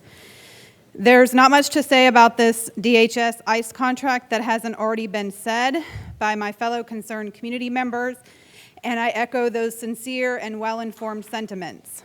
To be sure, HSI is ICE. The administration is drawing on all the different agencies for removal operations, and HSI is performing those operations. We do not need more rogue ICE paramilitary forces in our community, being comfortable hanging around our town, kidnapping normal, hardworking people, leaving their vehicles behind with work tools and a half-eaten banana on the passenger seat to be towed away, splitting up families, ruining lives, throwing people in concentration camps, killing people, and then walking 50 feet away to have lunch in a local restaurant, causing fear and panic in half the population within a 30-mile radius. ICE doesn't need to practice shooting us better. ICE needs to practice learning about the constitutional and civil rights of every person in North America. And it will be my preference that they receive practice in finding another job altogether. Escondido does not want or need rogue paramilitary government forces invited into our town for any reason. The Escondidoans are already currently freaking out whenever they see police or the sheriff gathering in public. People think they're seeing ICE everywhere because of the horrible actions that these untrained, uncontrolled, rogue paramilitary forces are committing across the United States. People are afraid to leave their homes. Please understand that the community you currently serve is a community in crisis. Please do not downplay the severity of this moment or Thank you, Michelle. Your gaslight time has us. expired. Please cancel the contract.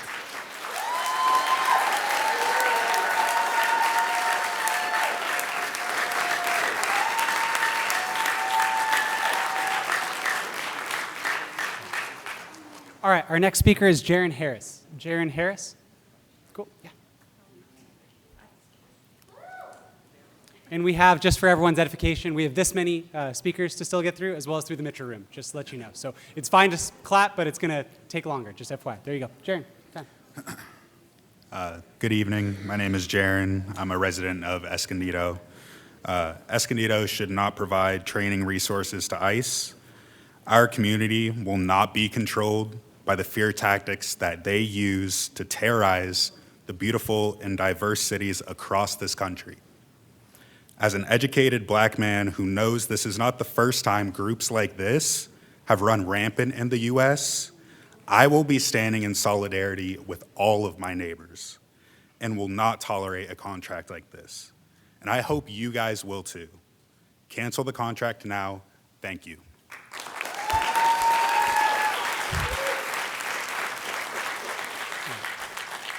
Thank you again, everyone. We're going to take a 10-minute recess just for some housekeeping. There are restrooms outside. We'll come back and re-adjourn the public comment in 10 minutes. So thank you and appreciate all your work on this. Thank you so much. Okay, hey, everybody. We're gonna get started. Again, just to let you know, same rules apply, 2 minutes each. Bear in mind, some of our friends that were outside waiting to get in, now that we have some space, they're going to start matriculating into the room, so you can still speak. Just know there's going to be a little bit of foot traffic coming in. Those who are in the metro room, thank you so much for your patience. I promise we will get to you. Just to let everyone know, we have 85 speakers still left for public comment.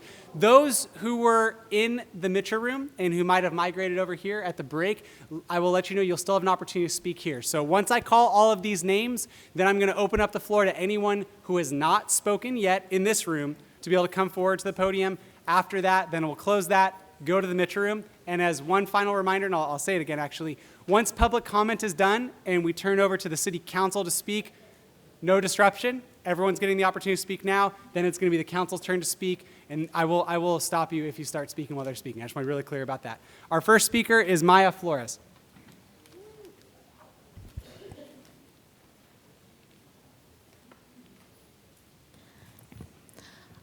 ICE is a government agency that consistently breaks the law, breaking into people's homes, killing U.S. citizens, and holding people without due process. They do not care about the law. My friend was detained by ICE. She is a US-born citizen, but she is brown. When she was detained, she was finally let go by an agent and was told that she was lucky that his partner was in a good mood. Otherwise, they would be taking her. She's been detained 5 times since. This contract creates a welcome mat for ICE in Escondido. Escondido has the highest number of ICE detainments in North County. It is clear ICE feels very welcome here, routinely using the police parking lot to stage. And if you don't believe me, there's plenty of footage of ICE in the police department's parking lot that I'm happy to show you. I cannot pretend that Chief Plunkett's desire to keep ICE in the firing range is financially motivated. This is a man with multiple lawsuits regarding racial discrimination, retaliatory firing, and civil rights violations from his time in West Covina. And he clearly does not have the safety of all residents of Escondido in mind. Over half the population of Escondido is Hispanic, and allowing HSI, which does work directly and with ICE, directly under and with ICE, to use the shooting range is putting over half the population of Escondido at risk. It is your job to vote in the best interest of Escondido residents. We are telling you, we want this contract canceled. Listen, cancel the contract.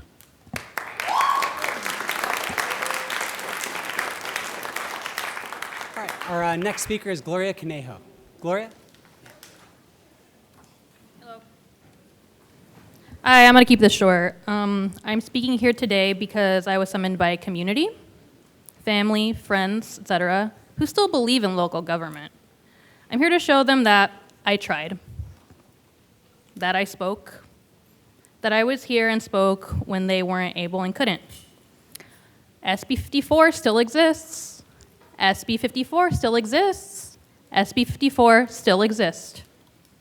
Cancel the contract with DHS. Gloria Rosario Conejo.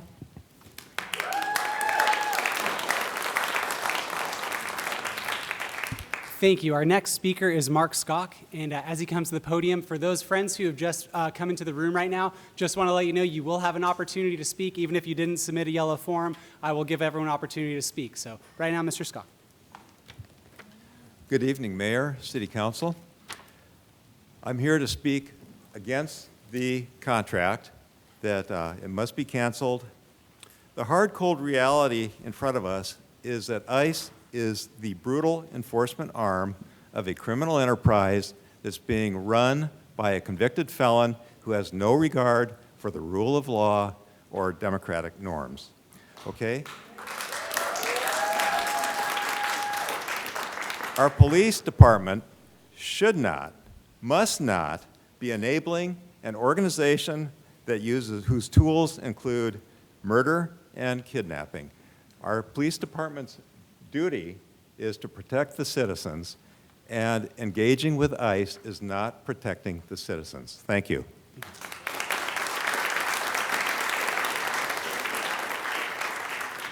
Our next speaker is Delia Molina Rivera. Delia Molina Rivera. Okay, thank you. Our next speaker is Ana Flores. Oh, I'm so sorry. I thought you were leaving the room. My most sincere apologies. There you go. Go for it.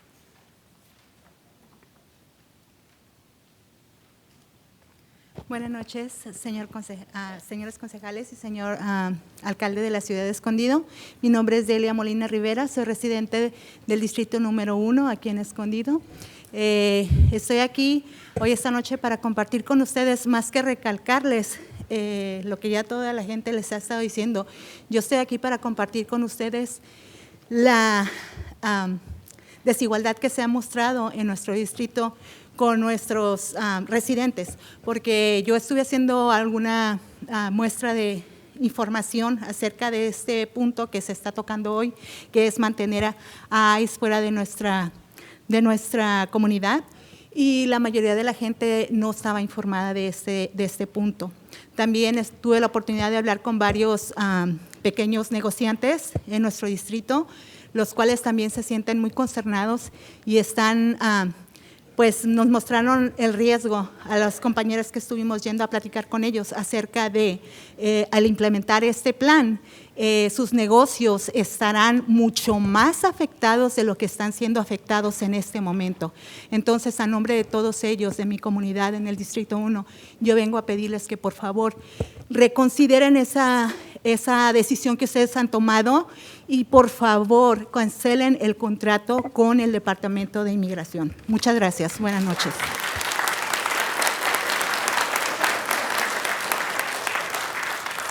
Our next speaker is Ana Flores. Ana Flores? Is that you? Oh, perfect. Good time. There you go. Come on in.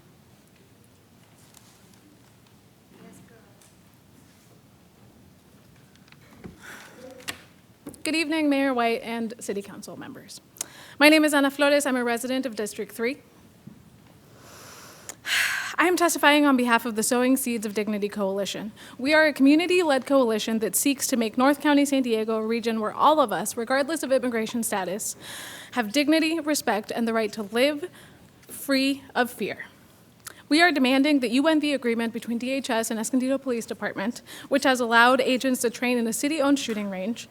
We have also submitted a letter with signatures from 33 elected officials representing constituencies throughout the county, including over 500,000 students in districts led by boards of education who endorse our recommendations to cancel the contracts. This agreement with DHS threatens the safety, security, and well-being of every Escondido resident and anyone that comes to Escondido to work, school, healthcare, or leisure. To put it into perspective, those overseeing DHS and all of its agencies have demonstrated that they have every intention of using violence and deadly force when interacting with civilians. Escondido City Council, how can you leave this chamber tonight and betray the entire public by not canceling this agreement? Families, children, neighborhoods, and everyone in this city should not have to live in a city run by a leadership that has betrayed the very safety of our lives by signing a contract with DHS that opened the door to further operations and trainings of a department over which we have no control. It is shameful that the public is only now learning about these contracts and that we've been dragged through this entire process when these agreements should not have been signed to begin with. They should have been canceled the moment that they came to light. Escondido is already being hit with the highest level of deportations and ICE activity in North County. This is hurting our families, creating uncertainty and terror for children who fear that their parents may not come home at the end of the day. No child should live afraid that their parents are not going to come home from work or even a simple trip to the grocery store. Thank you, Ms. Flores. Your time has expired.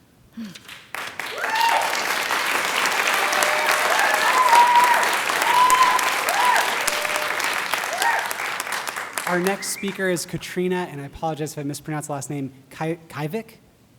Katrina Kivik?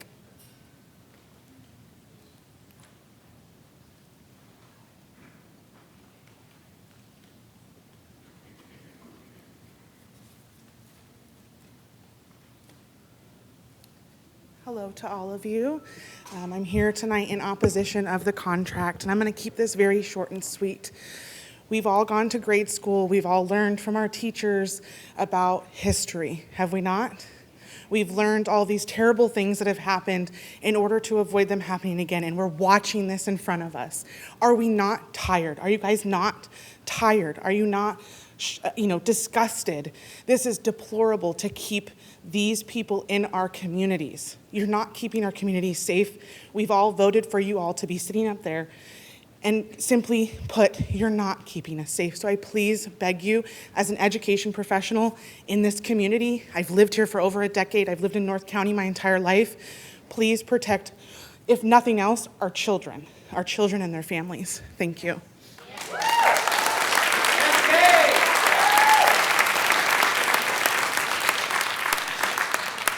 Our next speaker is Margaret Decker.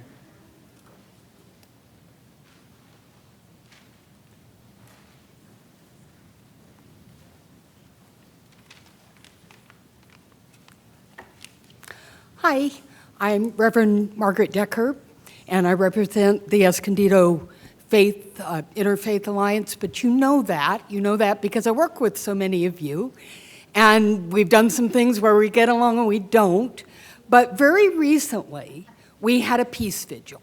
And 4 of you came, well, Consuelo, you sent remarks. You came to our peace vigil.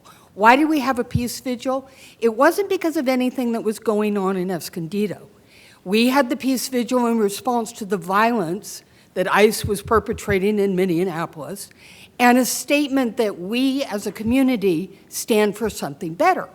And so together we inspired ourselves, we used scripture, we used songs, and we all said, together we stand for a community that means more than that.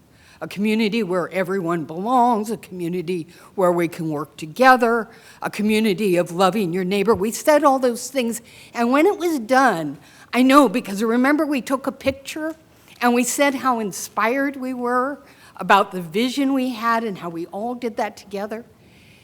And that was against what ICE is doing. So the Escondido Clergy Association, I have a letter here from them, urge you to cancel this contract. It brings our neighbors to a place of fear. It gives the perception that we as a city work with ICE. And most of all, it gives the perception that we as a city stand for violence, for destruction. Now, this isn't easy. But remember that day we said we were going to do the hard thing, the brave thing, stand for the right thing. And so I am inviting you, fellow believers, but most especially leaders of Escondido, let's do the brave thing. Let's cancel the contract. Let's do the right thing. Thank you.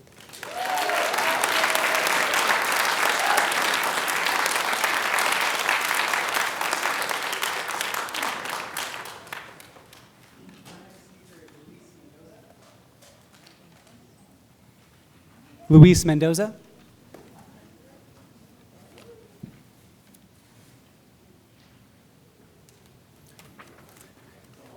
Elias, Luis, there you go. I'm so sorry, you're good, totally.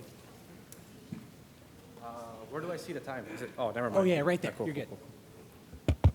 Hello? Okay, cool. Well, look, honestly, I don't even know what we're doing here. Like, genuinely, what are we doing? This is the hill we want to die on? This is the hill we want to die on. We want to allow ICE coming here. If, let's say, the contract passes, right? The contract does passes. An agent from here goes and kills someone else. We're responsible for that. We would be taking that money and we would be responsible for someone death, somewhere else. That would be on our hands because it's our facility, it's our home. We have the right to say no for them to not come to our home and train here. They're going to kill one of us. It's only a matter of time. We've seen it in Minneapolis. We've seen it in Chicago. We're seen it in LA. We're going to see it here. Just when? When is it going to happen? Is it going to be me? Is it going to be one of your guys? Guys, there's 2 Garcias up here. They don't know that you guys are city councilmen. They don't. They just see brown. And the same thing with me. They just see brown. That's all. They're going to shoot. The Supreme Court already ruled that racial profiling is okay. We just had the whistleblower the other day say, like, hey, what ICE is training is illegal. We had the police chief that said they're going to bring their own people to train. Didn't the whistleblower just say that the people training them are violating constitutional rights? They're out there violating the 4th Amendment. They're breaking into homes without judicial warrants. They're breaking into homes with administrative warrants. Those are not judicially binding, and they don't allow into entry to homes. But they're doing it regardless. We had Trump go with his tariffs. And we're like, oh, guys, the Supreme Court ruled that tariffs were illegal. And he's going to be like, nope, don't worry, guys. Tariffs are going to continue. It doesn't matter what's illegal or legal. Last time we did through this, I was 16 years old. Seeing Trump win and seeing people around me go crazy against immigrants. Why? If it was anything else, it makes sense that we would want to move and live where there's food and water, where there's opportunity. And here, there's opportunity that we all can have. Thank you.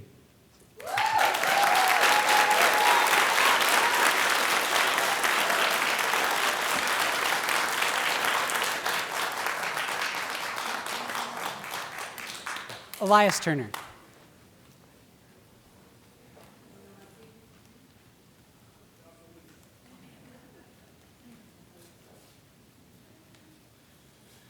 Thank you for your time, folks. All right, so I wrote up a little something for y'all, and make it brief. So Reserving Escondido firing ranges for unaccountable ICE thugs goes against everything Escondido and the North County SD area stands for.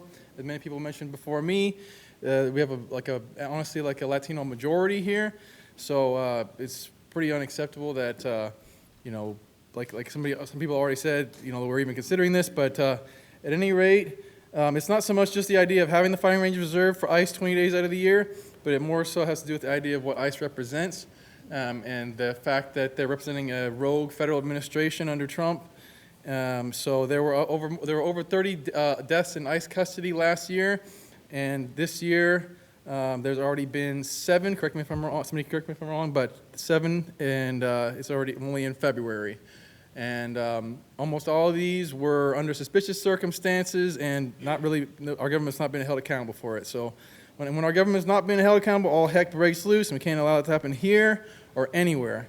Our local leaders, need to be held accountable just in the same way that the federal administration needs to be held accountable. Last thing I'm going to do here is read out to you a list of 6 people who died in ICE custody just this year. I want you to just think of these names and remember that these are real people that are dying in ICE custody. And even though it's just a firing range and all that, it's just about the symbolism of supporting them. That's really what's wrong here. So here we go. Lorth Sim of Cambodia. Yes, absolutely. Lorth Sim of Cambodia, 59 years old, resided February 18th in an Indian ICE facility. Heber Sanchez Dominguez, 34 years old. Died in the Georgia ICE facility on January 16th. Victor Manuel Diaz of Nicaragua died in... It's his turn to speak. I understand what... Yeah, but it's his turn to speak. Yes. And then on the January 18th, Victor Manuel Diaz of Nicaragua died in a Texas ICE facility. Paradi La of Cambodia, 46-year-old died in January 10th. And then, Mr. Turner, your time has expired. So, yes. Thank you.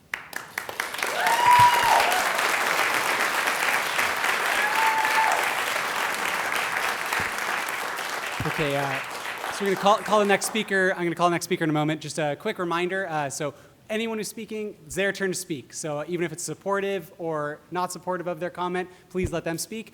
Secondarily, I know a number of you have just migrated over from the Mitchell room, and I just want to let you know that although you haven't had a chance to speak yet, you will at the end of public comment in this room. So once we're done and I call through all the names in this pile right here, then I will open up the floor to anyone who has not spoken, and you'll have an opportunity to speak. And if you don't mind, please silence your phones as well. That'd be helpful. Furthermore, once we do get through this public comment, if there is anyone left in the Mitchell room, you will have an opportunity to speak. Now I'm going to shift gears. We're going to go to Sasha Miller. Sasha Miller. There you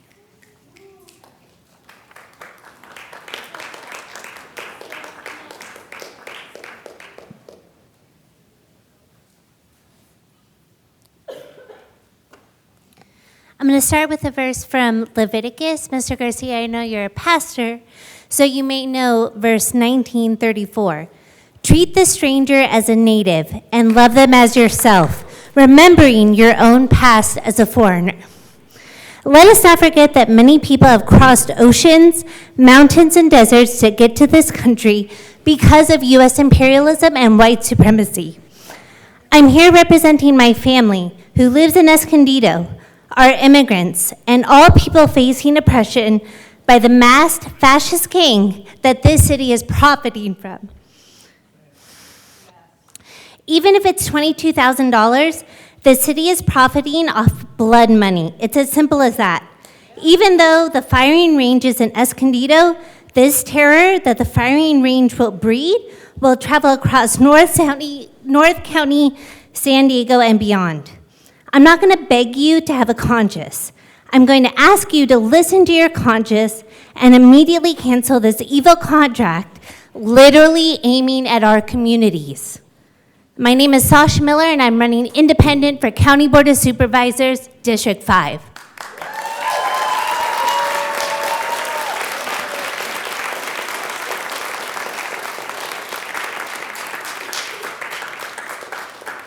Thank you. Our next speaker is Cynthia Lockyer.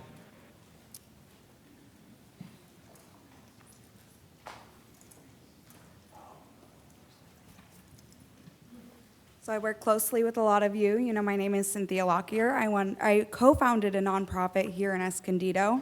I started my nonprofit because as someone born and raised here, I have a deeply ingrained love for Escondido, a love that would not exist without every single community member, regardless of immigration status. Escondido is only a beautiful city because of our beautiful community, a community that is rich in diversity. This contract with ICE is not just training agents, it is fostering hatred, and I need you to understand that hate has no home here. I pour my heart and soul into bettering Escondido, and it is incredibly disheartening to put so much work into a city I love just to watch hatred be welcomed in. I interact very closely with community members across the city on a regular basis. I know firsthand that Escondido would not be Escondido without immigrants. Allowing ICE to utilize our resources sends a clear message and a definitive message that Escondido is complicit in the terror that ICE causes our community. Please listen to your community members. ICE is not welcome here. Hate is not welcome here. If you love Escondido like I do, you will end this contract now. We do not want this to tarnish Escondido's name any longer than it already has. We love our community, and we will continue to fight for it. We will continue to show up for it. Thank you for your time.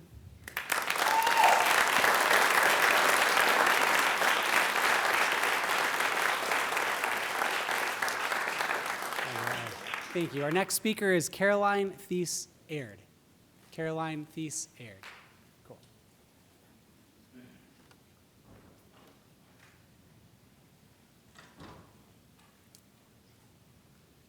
Good evening. Thanks for letting us speak. I live in Vista, but I spend a lot of time in Escondido. I have a lot of friends here. I hike here, I shop here, I dine here. And I believe that we are all one North County. HSI, DHS, ICE are not going to be limited to Escondido. We're all one city. We don't want them here.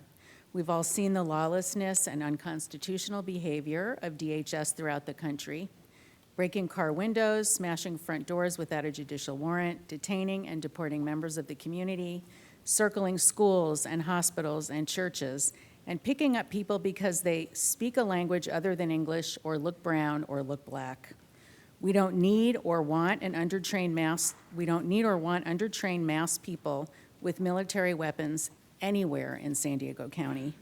And EPD is making everyone less safe by collaborating with DHS. This is not Nazi Germany, but the extrajudicial killings of people expressing their First Amendment rights, picking up people because they aren't white or speak a language other than English is reminiscent. Please do the right thing and cancel the contract. Thank you.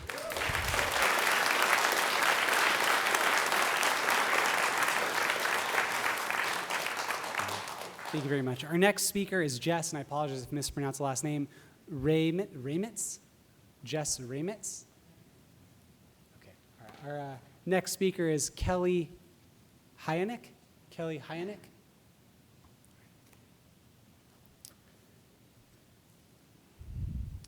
Is it Micah Nieves Baltazar? Micah Nieves Baltazar? Sharon Aguirre? Okay, did you want to speak, Sharon? All right, cool. All right, we got one. Very nice.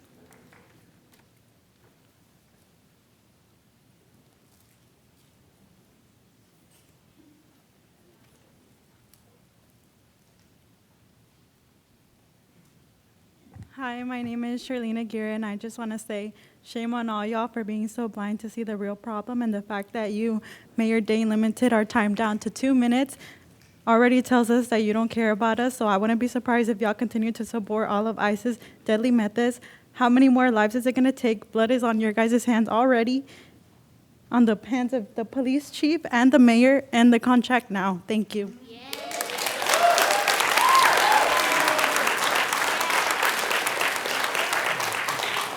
Our next speaker is Daisy Santa Ana.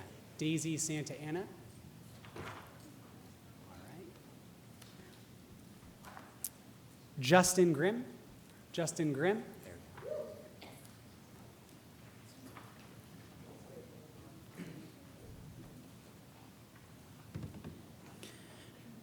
Good evening, Mayor and council members. My name is Justin Grimm. I'm an Oceanside resident and I work in Escondido. I am also a veteran of the United States Marine Corps. I took an oath to support and defend the Constitution of the United States. That oath did not expire when I took off the uniform. I am here tonight because I am deeply troubled by the city's contract allowing federal immigration enforcement agencies to use our local police firing range. Whether it is framed as a rental agreement or simple facilities contract, it represents something bigger to many of us in the community. It represents alignment, and alignment matters. My coworker was deported back to Ukraine in the midst of the Russian invasion and war. I have neighbors who are afraid. I have watched families in our community live with uncertainty. I have seen people disappear from jobs, schools, and neighborhoods. When local resources appear to support federal immigration operations, even indirectly, it sends a message, and that message impacts real people. I believe in the rule of law. I believe in due process. I believe in constitutional protections. These protections are not conveniences. They are guardrails against government overreach. The Constitution guarantees due process. It guarantees equal protection under the law. It was designed specifically to prevent unchecked authority. The issue is not about being for or against law enforcement. It is about ensuring that our city's resources reflect the values of this community. We can enforce laws while still demanding transparency, accountability, and humanity. I am asking this council to reconsider this contract. Public trust is fragile. Once broken, it is very hard to restore. Escondido is stronger when families feel safe reporting crimes, when parents feel safe sending their children to school. If this council does not move forward with this contract, voters will remember that decision. Breaking community trust has consequences. All right. Real quick, I appreciate the applause. I'm going to remind everyone, once your time has expired, everyone has 2 minutes to speak. So we're giving everyone 2 minutes to speak. I'm being a little flexible. Once you hit your 2 minutes, I'm giving a little time to let you finish your comment. But if you keep speaking after that, that is not acceptable because that's not fair. We want fair for everyone to speak for 2 minutes. So I'm telling you, 2 minutes. Next comment, Austin De La Cruz.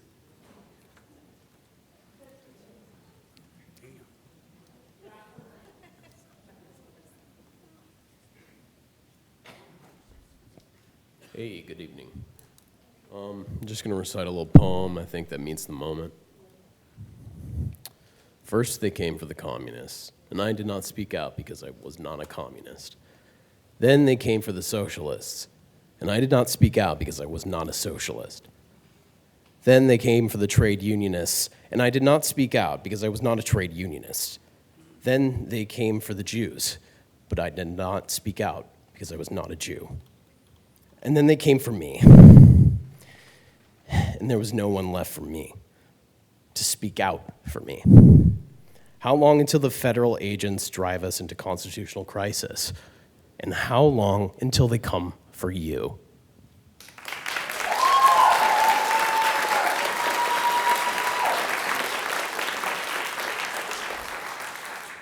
All right, our next speaker, and I apologize if I get the first name wrong, it's either Jera, Jenna, or Jora. Ego? Jenna, Jera, or Jora, Ego? I apologize. All right, our next speaker is,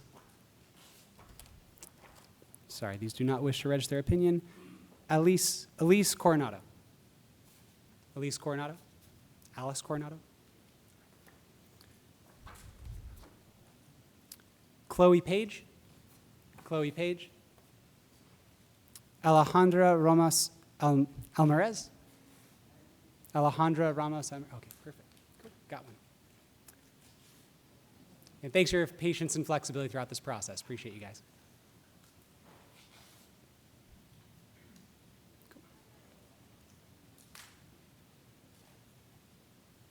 Buenas noches. Good evening, I guess. It's kind of late. Mi nombre es Alejandra. My name is Alejandra. I'm a member of Unión del Barrio, and I have lived in Escondido since 2000. and I have seen attack after attack after attack from these city council chambers, for the racist police department, from the racist city council over and over again since I was growing up. My family had to endure, along with many families here, the hatred that comes out from these chambers, the policies that you all enact. And you have power, and honestly, I don't believe in any of you sitting up there. The tapados con el nopal en la frente, Joe Garcia, Cristian Garcia, you know, trolling everybody online, trying to get votes for your next re-election.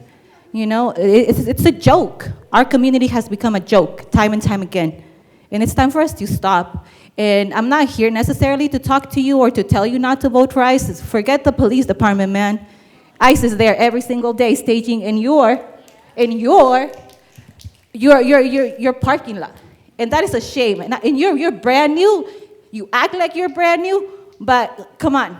This is time and time again, Jim Maher all over again. And you know what? We don't forget. My kid will not forget.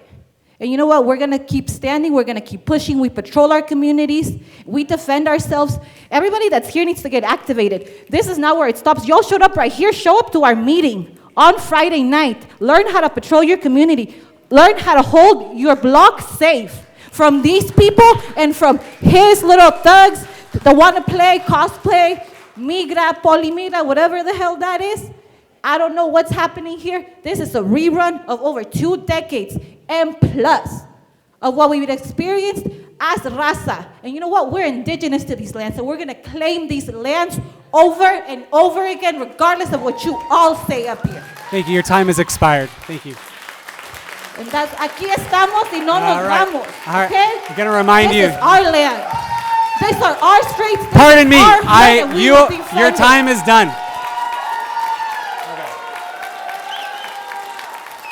Okay. Thank you for the passionate comments. I'm going to remind this audience again. I expect more of you guys. You guys come and attend our meetings frequently. No. I want you guys to respect what is going on. You have 2 minutes to speak. I will have us meeting recessed. I want you to speak. Zach, we're going to adjourn. Yeah, we're going to take a recess. This room needs to adhere to our guidelines. 2 minutes to speak, and that is it. We're going to take a recess right now.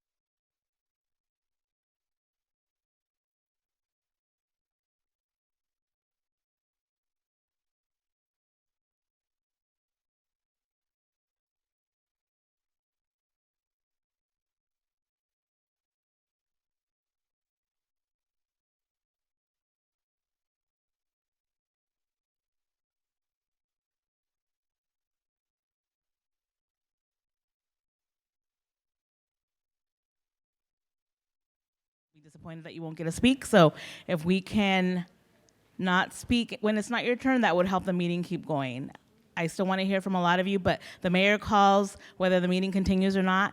And if it's not your turn to speak in those 2 minutes, they're going to shut us down. And the mayor makes that call, you guys. I don't make that call. So please, can we respect the quorum and allow people to, so we can hear from the rest of the constituents? Por favor.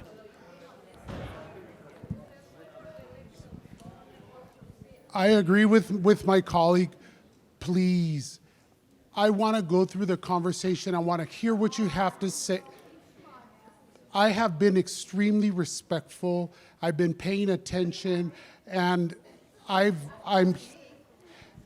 so please, I certainly hope that we can finish the meeting tonight. I've asked right now what's going on, and I was told that this meeting is adjourned. You're going to clarify? Okay, thank you. Thank you, Deputy Mayor. Okay, so for clarification, the meeting is recessed right now. We're going to come back. Everyone will have an opportunity to speak, just like we've already gone through this process. That is what matters, okay? Then, after we end, the council will have their deliberation. We'll come back here in a few minutes. In the meantime, feel free to relax. We have restrooms out there. We're going to get started, and everyone will have a chance to speak for 2 minutes. Thank you. Believe it or not, we do want to listen to you. We do care to hear what you have to say. But we also have legitimate business after this item that needs to be conducted tonight. And if we are forced to recess one more time, we will just excuse the audience. Our next speaker is Daisy Lara. Daisy Lara. Daisy, are you here? All right. Seeing none. Arisela, good. Arisela, you good? Dr. Erin Evans. Oh, Sherry spoke? Oh, you got two in here. All right. Marlene Alberon. Marlene Alberon. All right. Chantel Suarez Avila. Hey, Chantel. Nice.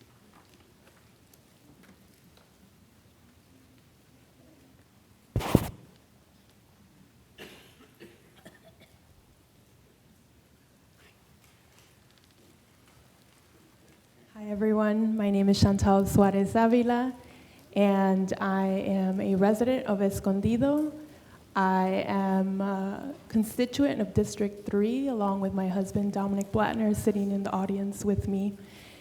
And yeah, I'm incredibly proud to be a neighbor of yours. I just want to say that first.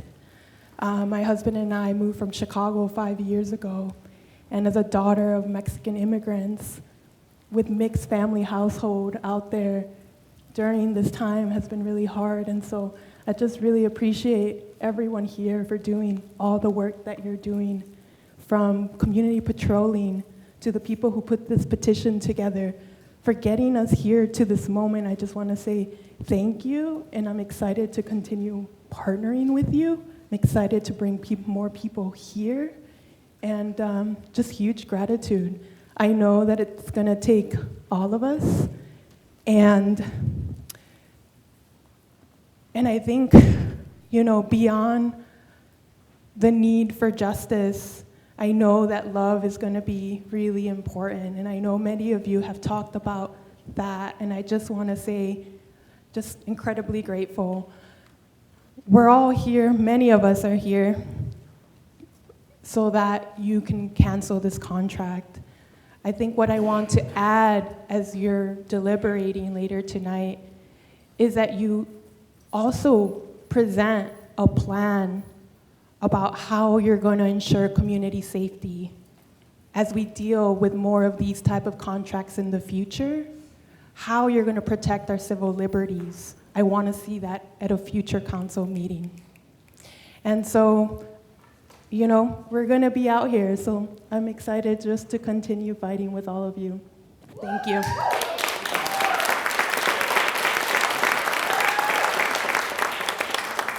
Our next speaker is Karen Backman. Karen Backman? Yes. Hi, thank you for hearing me. I'm a 24-year resident of District 4. I was delighted to have found a community that was so peacefully integrated. Now, you can't hear me?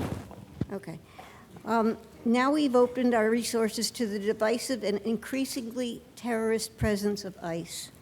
We must remember we are a nation of immigrants.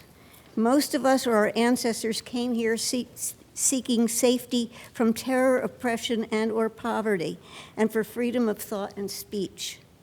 Some of us are condemning entire populations for the sins of a few individuals. We have our own homegrown criminals. We are not above that standard. We are living in an increasingly dangerous fascist regime. Escondido must not continue to contribute toward enabling promotion of their bigoted agenda. Please cancel the contract now.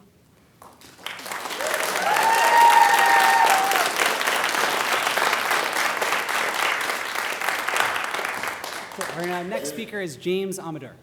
James Amador? He's outside. Oh, is he outside? All right, well, when he comes back in, I'll make sure I call him. Maya Flores. Maya Flores? You already went? Oh, got you. Oh, I remember. Yeah, we got you in there. Thanks, Maya. All right. Ava Aguilera. Ava Aguilera? Sorry, just getting through this. Let's see our next one. Carol Rogers. Barry Spear.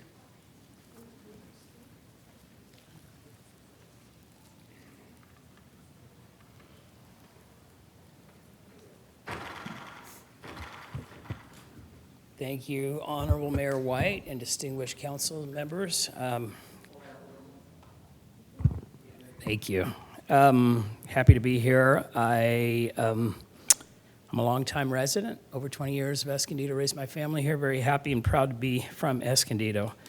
Often well-intended loud voices distort the more quiet majority, and believe it or not, that isn't always what we hear isn't always what the majority is feeling, and I'm here to represent that silent majority tonight.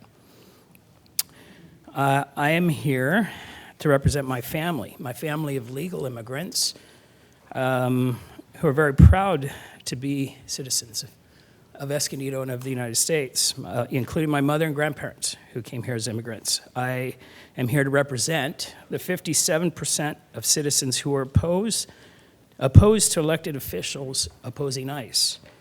I'm here to represent the 67% of citizens wanting local officials to cooperate with federal authorities in deportation activities. I've heard concerns here tonight, actually, for safety. Concerns of safety due to untrained officers acting in federal duties. I've also heard that the push to remedy that is to prevent them from training. Doesn't make any sense to me.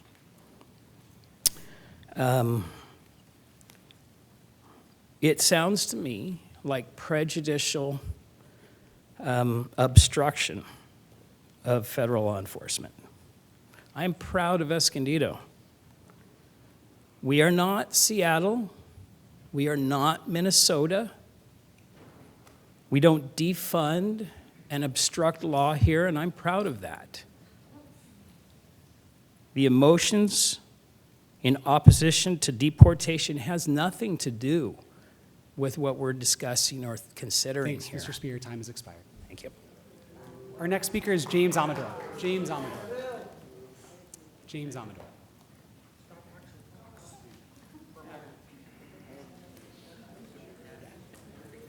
It's Mr. Amador's turn to speak. There you go. Thank you. Please let him have the floor. Hello. Hello, City Council, and hello, fellow Escondido residents. My name is James Amador. I wanted to speak out today against the contract that Escondido currently has with ICE.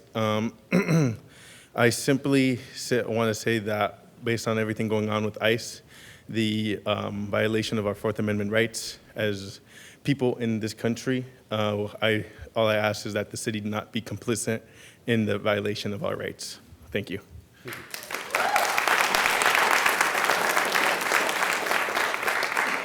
Our next speaker is River Nicklin. River Nicklin.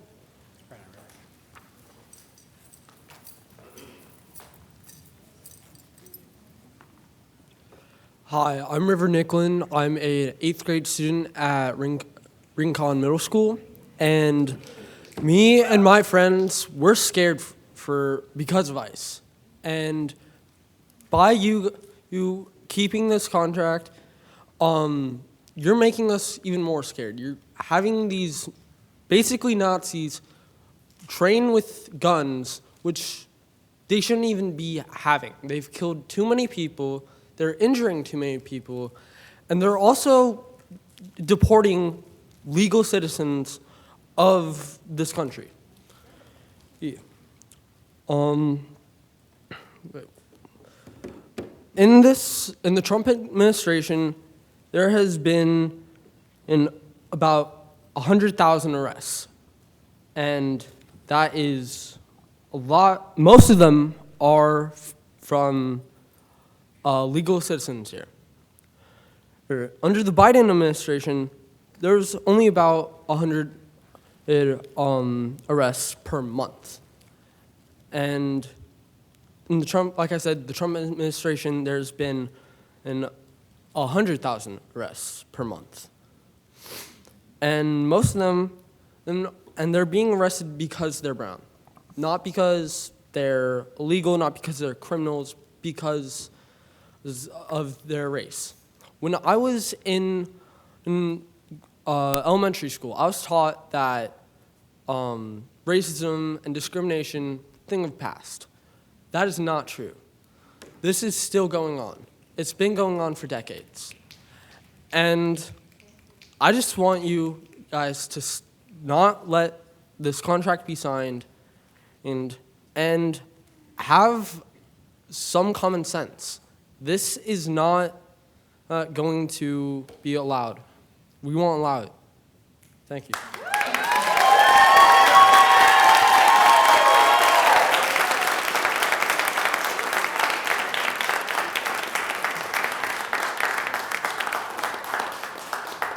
Our next speaker is Janet Vetter. Janet Vetter. Janet, are you here?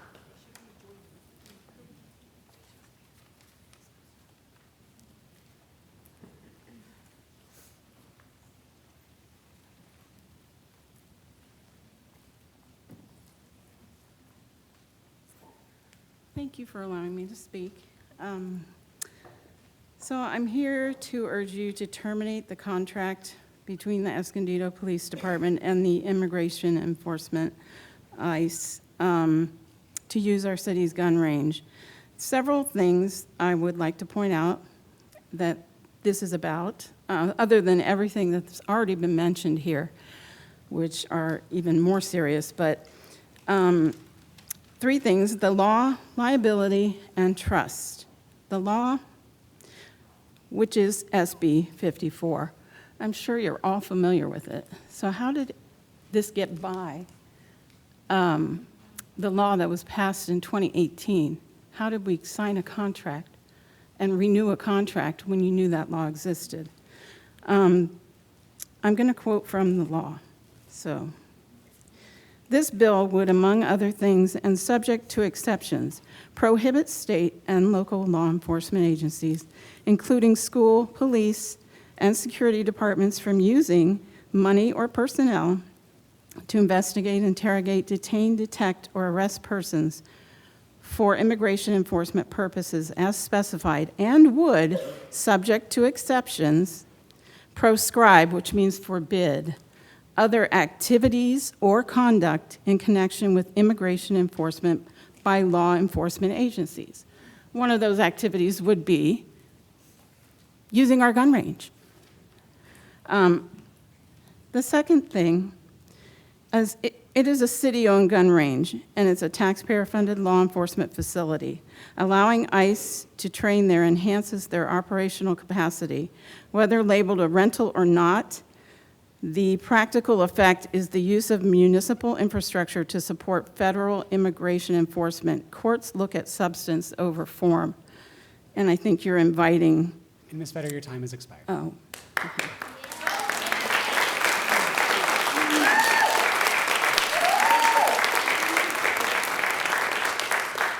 Our next speaker is Gianna Giacalone.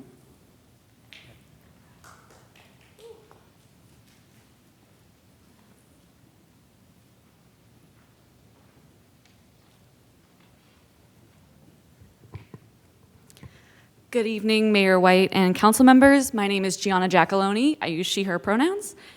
I'm here tonight in strong opposition to the agreements between the City of Escondido and the Department of Homeland Security. We refuse any city memorandum, agreement, or contract that allows ICE to use city-owned or controlled property, such as the firing range, for firing practice. For decades, the City of Escondido has been collaborating with ICE in order to demonize immigrants and rip families apart.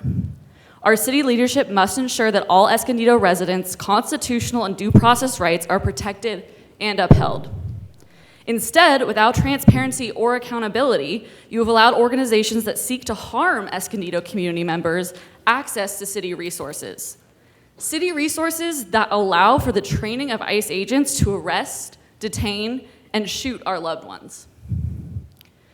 By allowing ICE agents to use the Escondido firing range, it encourages ICE to be in our communities more, leading to increased ICE sightings and normalizing a culture that ICE is allowed into the city without accountability or pushback for the harm they're causing.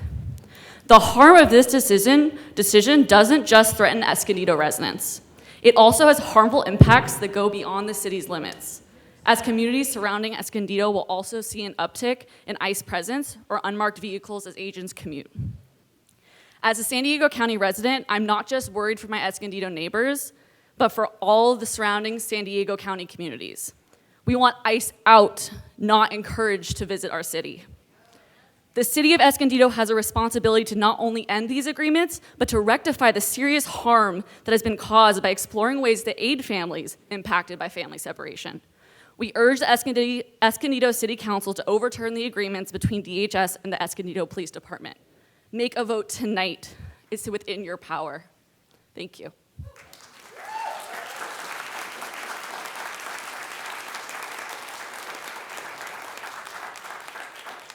Our next speaker is Elias Velasquez.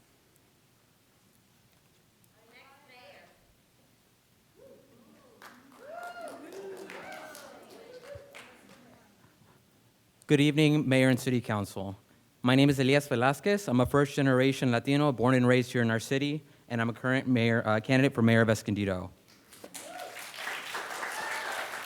I'm here tonight to express my deep disappointment in the council's lack of leadership and communication on this issue. There's an undeniable fear in our community surrounding immigration operations. Since the new crackdown began last year, Escondido has led North County in ICE arrests. When this started, many residents were so afraid they stayed home, businesses across town sat empty, and large community protests soon followed. More recently, our high school and middle school students had to walk out in solidarity, many of them likely standing up for friends and family who do not have the ability to speak for themselves. People are scared for their families, their friends, and their neighbors. And in the face of that fear, this council has been largely absent and silent. This is the same council that last August approved expanding the ability to hold town halls. Yet since this issue began, there has been no public forums or meaningful communications from the council to address residents' concerns, with the exception of Councilmember Martinez.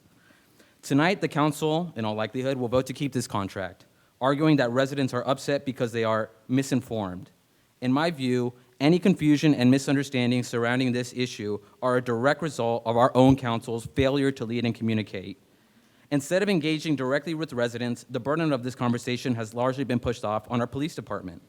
Escondido is largely pro-local law enforcement, but this has contributed to a deterioration of trust between EPD and our Latino community, trust that many have worked for years in our community to try and rebuild. This erosion was completely avoidable with collaborative and transparent leadership. The practical consequence is clear. Fewer people reporting crimes in traditional Latino neighborhoods due to fear of ICE collaboration. That makes the city less safe for everybody, regardless of immigration status. This contract and the fear that has grown from it is not good for our city.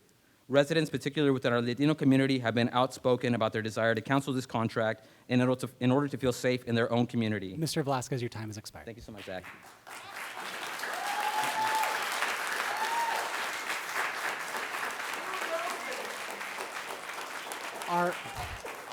Our next speaker is Julia Carvajal. Julia?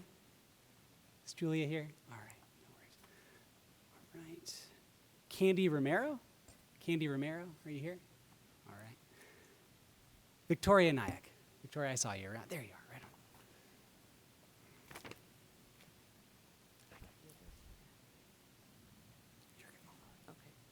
I'll hand it to him when you can start speaking. Oh, okay. Yeah, totally, you're good. Hello, City Council members. My name's Victoria. I live in District 2. I'm going to use my time to speak on the excuse that HSI has nothing to do with removal operations. I'm going to read from a Brennan Center for Justice report from the NYU Law School. It states that the lack of systemic controls on the Department of Homeland Security has been the subject of sustained public criticism throughout the agency's history. Much of the scrutiny has focused on the abusive practices of Immigration and Customs Enforcement, ICE. whose Enforcement and Removal Operations Division is charged with apprehending, detaining, and deporting undocumented people in the United States. Meanwhile, ICE's investigative and intelligence arm, Homeland Security Investigations, HSI, who has the contract, has largely evaded criticism by disassociating itself from those activities. Instead, HSI emphasizes its investigation and prosecution of, quote, a wide variety of transnational crimes. There's a long list. I'm not going to go through it. It includes terrorism. They say that they're helping with trafficking and all that. Its purported focus, the HSI's purported focus to identify and build criminal cases against transnational criminal organizations, terrorist networks, and facilitators that threaten the United States. In reality, however, HSI frequently involves itself in routine immigration enforcement focused on deporting undocumented workers. They're aligned with enforcement and removal operations for violations unrelated to complex criminal investigations. So this was written in 2023. And then we knew that the argument saying that immigrants are criminals was not true. Since then, the line has vanished. HSI is ICE, is enforcement and removals. Cancel the contract.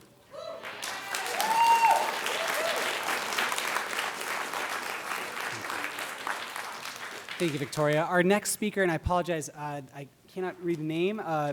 In the subject line, you wrote Goose, last name B, but it's Miranda or Maribel?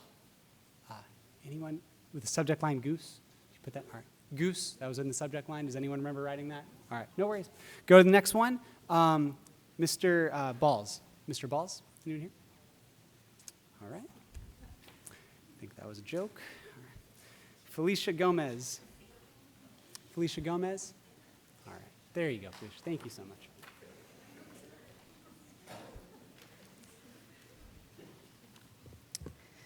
Good evening. My name is Felicia Gomez, and I'm the campaign director at the California Immigrant Policy Center, a community leader with the Sowing Seeds of Dignity Coalition, and a lifelong North County resident. I'm here today to urge you to immediately vote to cancel the agreements with DHS that allow ICE to use the firing range during tonight's meeting.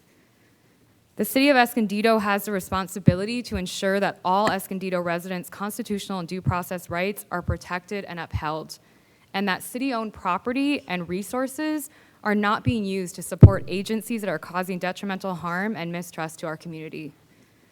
The way that these agreements were entered into without any public transparency or accountability, and the fact that the City Council didn't even know that these contracts existed until recently, as well as the fact that an article came out today saying that the city has a contract with Border Patrol for the same firing range, is incredibly concerning.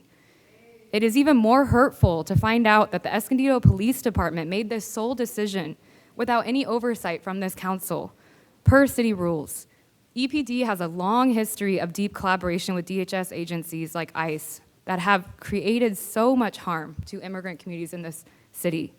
From conducting immigration checkpoints to profiting off of car impounds, participating in Operation Joint Effort, the harms of these actions are still felt today by families in Escondido who no longer can see a loved one in their community because they were torn apart by the collaboration between EPD and ICE.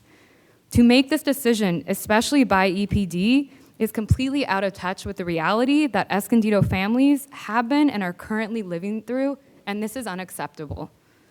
Second, the decision by the City Council to enter into this contract also has impacts that go beyond city limits.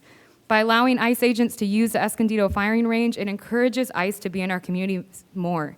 We want ICE out of our communities, not encouraged to visit this city or North County. We have also heard an argument circulating that by canceling this agreement, it will put a target on Escondido by the Trump administration. Thank you, your time has expired. Oh, thank you.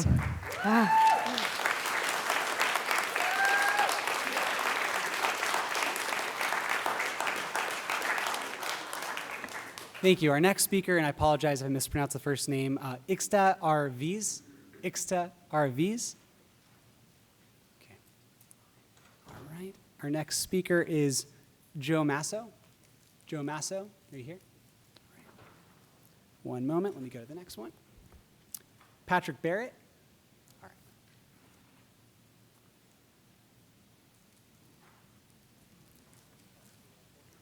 Hello. I've been a resident of Escondido for about 35 years. I love it. I'm high on Escondido. The thing that troubles me is I feel like this agreement was done in secret, and I'm wondering what other secrets the city has. Like, for instance, flock cameras and all the other surveillance cameras. Where does that stream of information go? I don't think it's any coincidence that the flock cameras are not on the west side of town. For one thing, I'd just shoot them out. But, yeah. Anyway, it is we are in the late stage of a fascist takeover of America. We should do everything we can do to resist it. And that's it.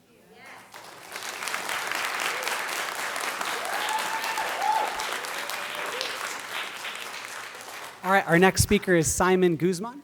Simon Guzman, are you here? Simone, I apologize. Simone Guzman. Oh, one more copy. Cool, thank you. All right.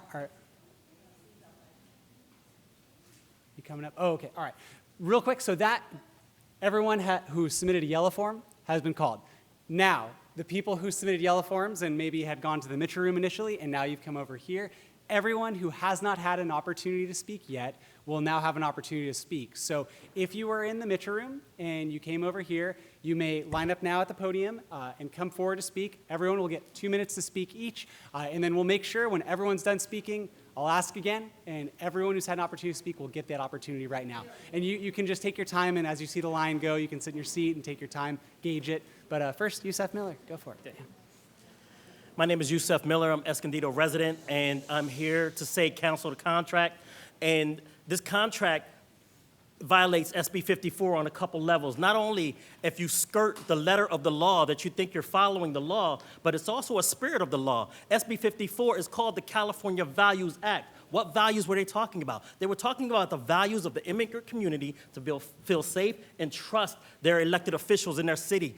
Those values are being thrown out the window by this cooperation with ICE in any form. So that's what we're all talking about, is the spirit of Escondido. What you're seeing here today is the spirit of Escondido, the spirit of the California Values Act. I stand here with my brothers and sisters that came up to this podium to talk from the military background, because I myself am a 24-year veteran of active duty service, served in Iraq and Afghanistan, just like some of those people that came up here before. And we went overseas to protect people from being treated like this in those countries. And then we come back to this country and we see this happening here on our streets. We are appalled by that because we risked our lives to prevent it in other places. This reminds me, because I'm gonna do a two stones, kill two birds with one stone today, is that reminds me of when African Americans went to war for World War I and II in Vietnam, and we fought for justice and we fought for democracy overseas, and we came back here and couldn't get democracy and justice in this country. We stand as Black history, we stand with our brothers and sisters of Latinx descent. We stand with our indigenous brothers and sisters in 1833 when they removed them in the Indian Removal Act. We stand with our brothers and sisters of all African American persuasions in 1850 when they did the Slavery Recovery Acts. And we stand with our Asian brothers and sisters in 1882 when they did the Asian Removal Act, Asian Act for them. So we stand here together collectively. It is part of Black history, and I thank everybody here, and happy Black History Month.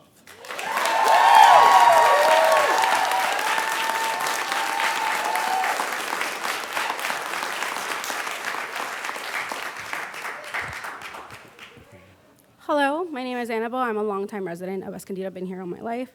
People of Escondido are urged you at this time to look at your community leaders. It is not these people up here, it's the people over here, the ones that are standing up, the ones that are organizing, the ones that are spending their time that could be with their family to protect other people's families, right? It's funny that you guys hold us to standards of law and order and decorum, but you're inviting people into our town that do not follow that. And there's been so much evidence of this that it feels like you're belittling our intelligence by thinking that they've been murdered and people have been murdered in broad daylight. How does that not get to you? I'm a little scared right now, but I want to say something that puts in perspective Dan, Joe, Judy, Michael, Christian, Consuelo. Have you guys, in the past year, have you guys felt scared for not seeing your family on their birthday again? Has a holiday passed where you're afraid that this is going to be your last Christmas? That you're afraid that next time you're going to see your father, your mother, your brother, your sister, it's going to be through a detention phone call? Are you scared that they're going to call you, telling you they're sharing a bathroom with 16 other people? The lights are on, they haven't been able to properly sleep? And I end by something that I saw that really triggered me. Not triggered me, but made me think. When masked and armed men come to kidnap me, I hope somebody notices I disappeared. I hope my community remembers my name. I hope my family is able to locate me. I hope somebody can look after my dog. I hope somebody can look after my kids. I hope my kids are okay. And I hope somebody prays for my safety.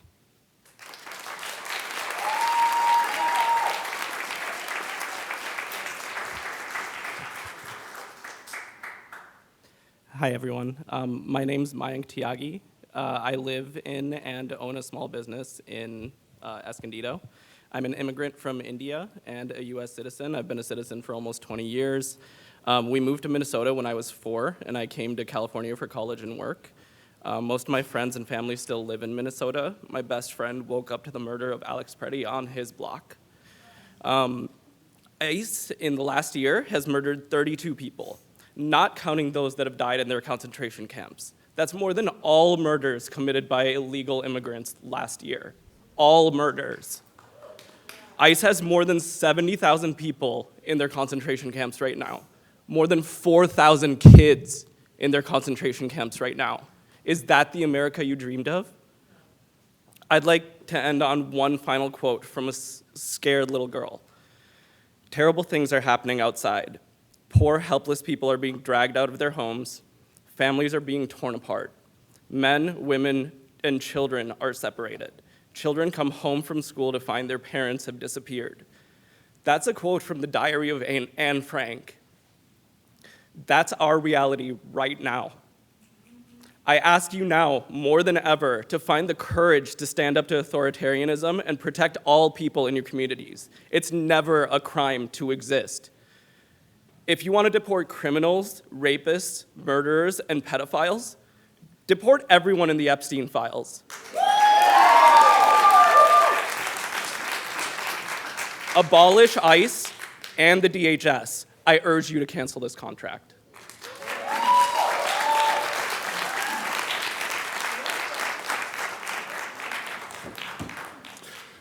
Hello, my name is Michael Del Bosque. I don't want to be here tonight, but I do own my own business, and I had to close down because we had to deal with this. I had to make a stand. Is the potentially of $60,000 worth the amount of money that people won't spend from leaving their house? Sorry, it's been a while since I had public speaking. But I just want to say thank you for wasting all of our time forcing us to tell you to fix your mistake. And Dane, you said that you didn't know that this was put through. It sounds like you just don't know how to do your job properly. And if I'd made that same mistake, I could potentially lose my business. So I think it's time for you to pay for your mistakes, and you know it. Thank you.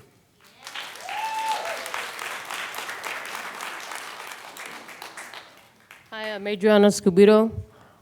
I'm a proud daughter of an immigrant from Michoacan, Mexico, my dad.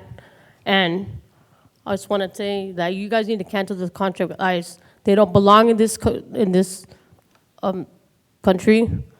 They need to be abolished because everything they're doing is wrong. They are kidnapping people and they're taking American citizens. And immigrants built this country. Immigrants make America great. Without them, this country wouldn't be what it is. Whether they're legal or not, they deserve to be treated with respect, not harassed and hunted down by ICE, which is exactly what's happening. And my dad, somebody threatened to call ICE on him when he was just working. And every day, I worry about my family. And I pray that you guys have some human decency and think about if they're able to use a gun range. That'll just make them be able to be here more and harass people, which is not what this should ever be about. Think about the people. Immigrants deserve human rights and deserve to be treated with respect and not be scared, not have their kids worry about them coming home and not have their parents, which isn't right. And I just came here to talk, and I will keep speaking and stand this, abolish ICE now, and don't let them in this community. ICE out of every community. If you're talking about supporting rapists and all that stuff, start with the people empty files, including Trump and this fucking administration.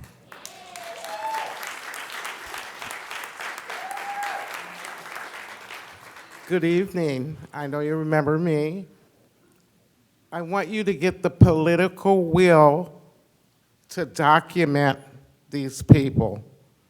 They've been here for 20, 30 years. How long are you going to call them immigrants? How many detention homes are you going to build? Get the political will and document these people and shut down the detention homes. And hell no on the firing range. Thank you.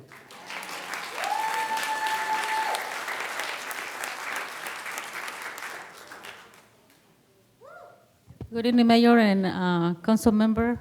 I'm here again for the same issue. I hope you know Tom Rich. Nobody knows who Tom Rich is? The first Secretary of Homeland Security back in 2003. He has spoken in the Senate and said that this ICE group is being out of control, corrupt, another word. On top of that, a lot of the practice that they used to be, when they built this agency was not like that. So we are in a different era now. So I believe the way you're here is because our Constitution, we rely on our Constitution and our law and our principles. So don't play people fool here, because nobody's fool here. Everybody knows SB 54. Everybody knows the law. Even the attorney knows that the states can protect themselves. When the federal is not willing to go by the law, the state can extend the protection. We know that. Chief Plunkett has swear here no to protect this community. What's going on? We're back into, back in the days when the humanity began. Let's talk about capitalism. The first capitalist in the humanity was Judas, who sold Christ for 3 coins. For how many coins you are selling your conditions? Let's talk about that. The first socialist was Christ. If you really talk about Christianity, let's show our humanity. Because humanity cannot be away from her own humanity. And thank you. Your time has This is not Iraq. This is not Afghanistan. If anybody thinks the civil rights of the people are not important, please leave your chair. I'd rather see chair empty. Thank you.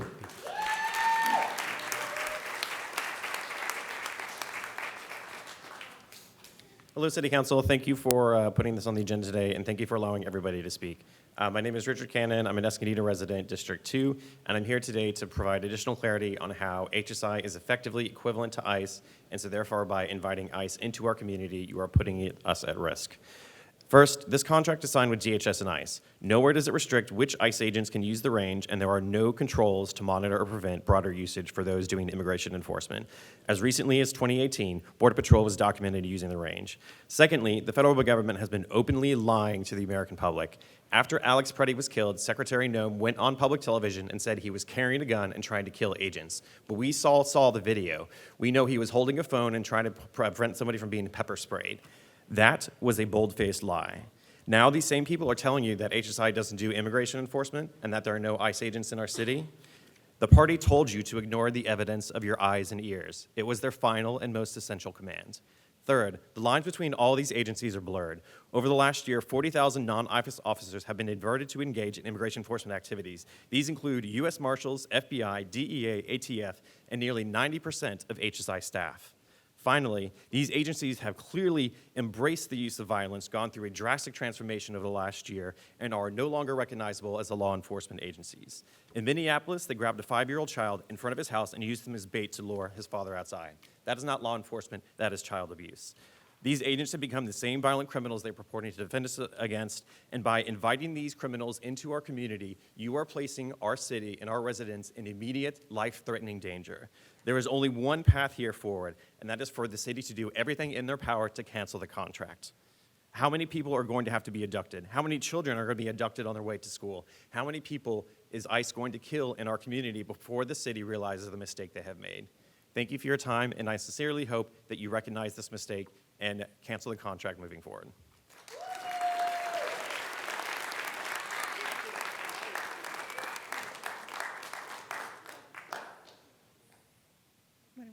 Good afternoon, everybody. Good afternoon, community. Thank you for being here today. Woo! I echo what everybody is saying. I'm directly just making sure that this gets on the ballot and there's a vote tonight, that we understand. Chief, you got us in this. We need to get out of this. Martinez, Garcia's. I'm a Garcia. Come on. Let's get it together. White, Fitzgerald.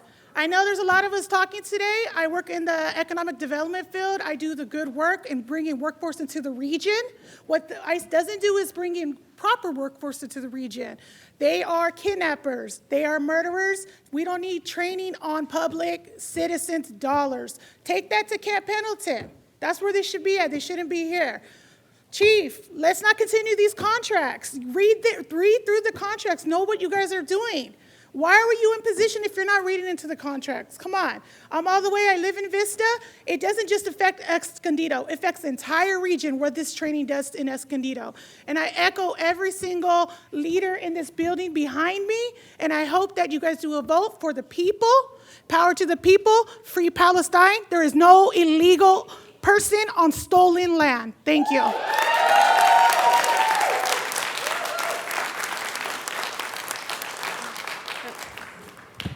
Good evening, everybody. Good evening, council members. My name is Jessica. I'm a part of the Brown Beret National Organization here in San Diego, and today I'm here on behalf of the people. I'm here to say clearly that this agreement with ICE is unacceptable. Not in our cities. Escondido is home to families, workers, students, small business owners, people who contribute to this city, to this community every single day. Maintaining agreements that support ICE operations sends a message that fear and intimidation are tolerated here. That is not who we are. The city's resources, facilities, and partnerships should reflect on the community values, safety, dignity, and respect for all its residents. When families are afraid to go to work, take their kids to school, or report crimes because of ICE activities, our entire community becomes less safe. You represent us. We are asking you to represent our values. Cancel this agreement.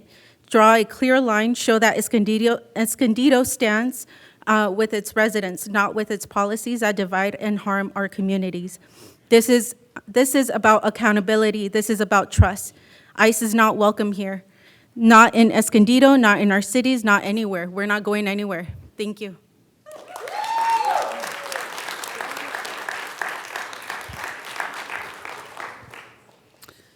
Hello, Council. My name is Karina Contreras. I'm a council member in the city of Vista, and I'm here because this affects my community. I've been in North County my entire life, and I know what it's like to be a council member, just like you. We all took an oath against enemies, foreign and domestic, and ICE is a domestic enemy. They have proven to our communities that they cannot be trusted. I want to know not only that you're going to cancel this contract, but how you are going to govern better and understand the contracts before you. I'm talking to the city manager, I'm talking to the city attorney, I'm talking to the chief. This is not okay that this has been under wraps and behind closed doors. What are you going to do to initiate policy that brings transparency and builds trust in your community?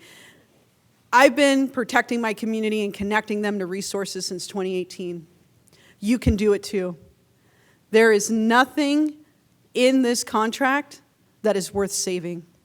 I know that this is a presentation, but I also know that with your municipal code, if you wanted to, with this presentation, you could call for a motion to cancel this contract today. And that's what you should do.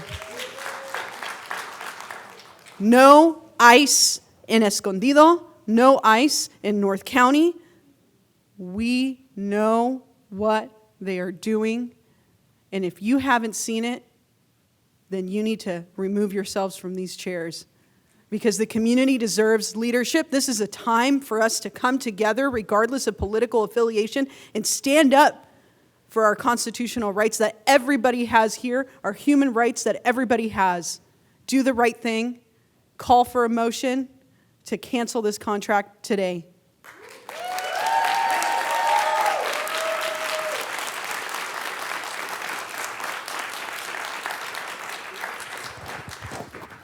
Good evening.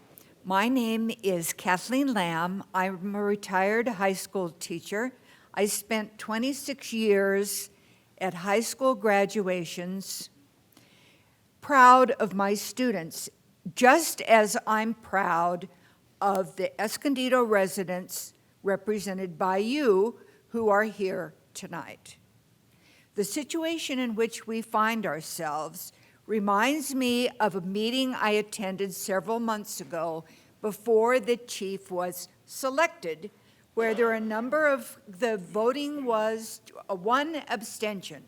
Everybody else was in favor of moving forward in a positive way for the Escondido Police Department, which includes a former student of mine, whom I'm very proud of.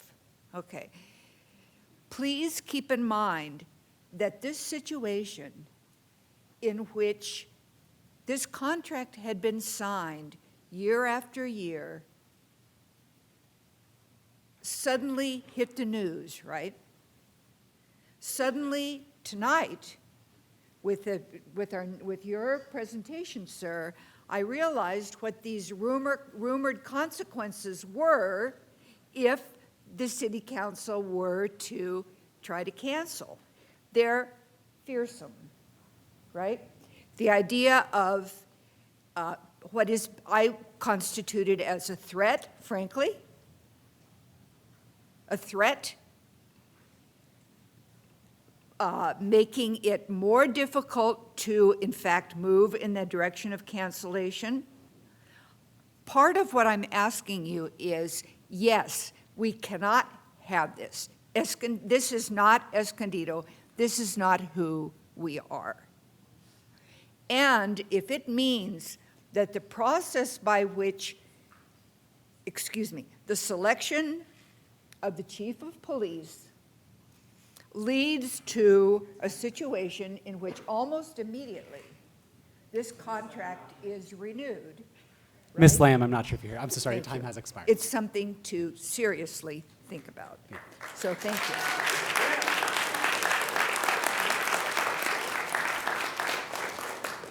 Hi, my name is Maite Fuentes. I'm an Escondido resident, District 3. And Mayor White, earlier today, you seemed surprised that the overfill room was at capacity. And I think that just shows that the community is here. The community has told you exactly, all of you exactly what they do not want, and it is this ICE contract. I think that if you decide not to cancel this contract, you're inviting fear, you're inviting violence, and you're inviting more distrust between city council and between law enforcement. So I'm here to ask that you please take that into consideration and cancel this contract. Thank you.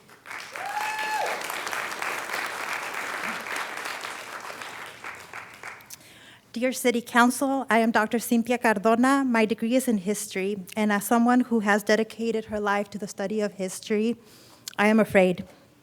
I'm afraid for my youngest sister, who lives in Minneapolis. She will always be my little sister, and she lives 10 minutes away from where Alex Preddy was shot and killed. For the first time in my life, I can't comfort my little sister. I know that things will not be okay. I know that every time she steps out of her apartment, she can be killed. And I now have to live with the knowledge that the agents that are threatening and killing people all over this country probably trained in this city, in the city that I spent so much time in. Please cancel the contract.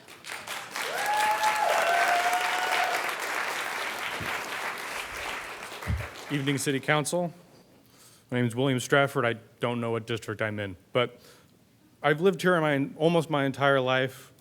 I was here before the Albertsons on East Valley Parkway. I was here before the charter school. I remember the Dollar Theater. I've been here for a long time.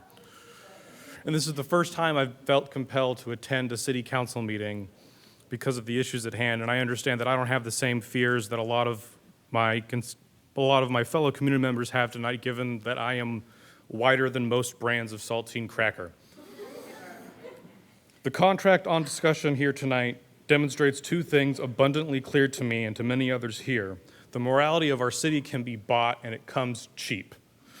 $22,500 a year is less than the cost of a single car. What is so essential about this money that we can't just cut our losses and be done with it? And is that all it costs to turn a blind eye and open a back door to expose our neighbors and community members to anxiety, fear, and terror? I have a long memory. I remember so much from my time here. I will remember what actions you take here tonight. The people here will remember, and we will reward or punish you with our votes accordingly.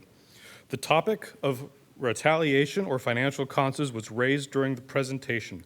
The fear of bullies is real. I understand that, but you don't handle bullies by giving them your lunch money. You say, and forgive the language, I understand it's whatever, but sometimes you need it. You say, fuck you, make me. And you hold your ground. Act wisely, do the right thing, terminate this contract, protect our neighbors, do not collaborate or facilitate ICE. Thank you for your time, and please pay attention to us, we're here.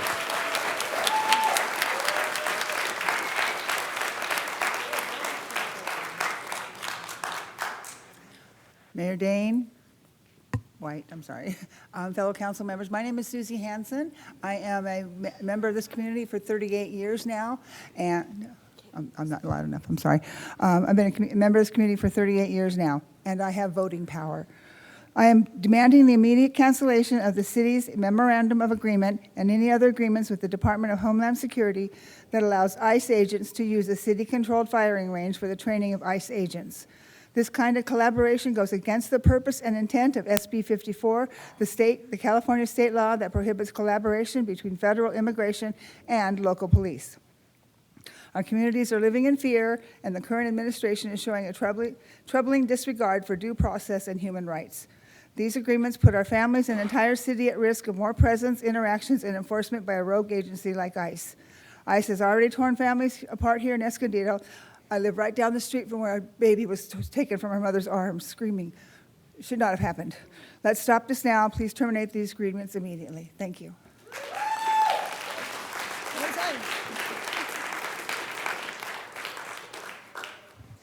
Hi, Gaia Croston, and I'm also with the Sowing Seeds of Dignity Coalition.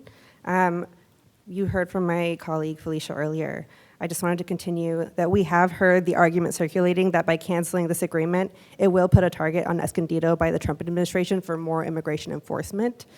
By uplifting this talking point, city leaders are using fear-mongering tactics and trying to place the blame on the community.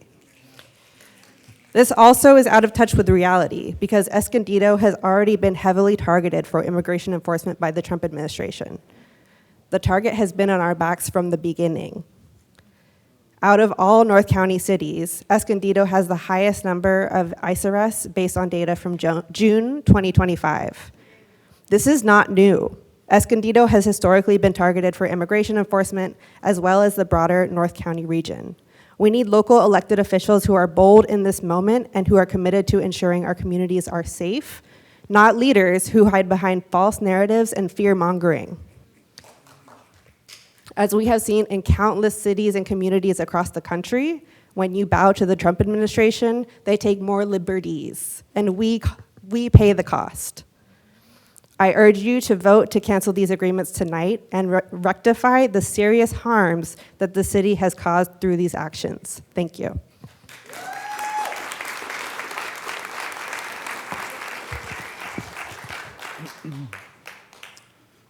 My name is Patrick.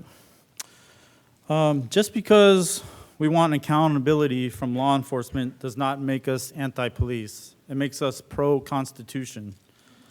And the city clerk mentioned fairness and rules in this meeting. So if you guys value fairness and rules and laws, do you value it outside of this meeting? Because ICE has demonstrated they have zero respect for city, state, federal laws, or the Constitution. So if you don't cancel this contract, it only shows you value selective justice and selective fairness, selective empathy and selective morality. Do you even know the law? I mean, the Constitution affords legal rights to everyone within the borders of the United States, regardless of immigration status.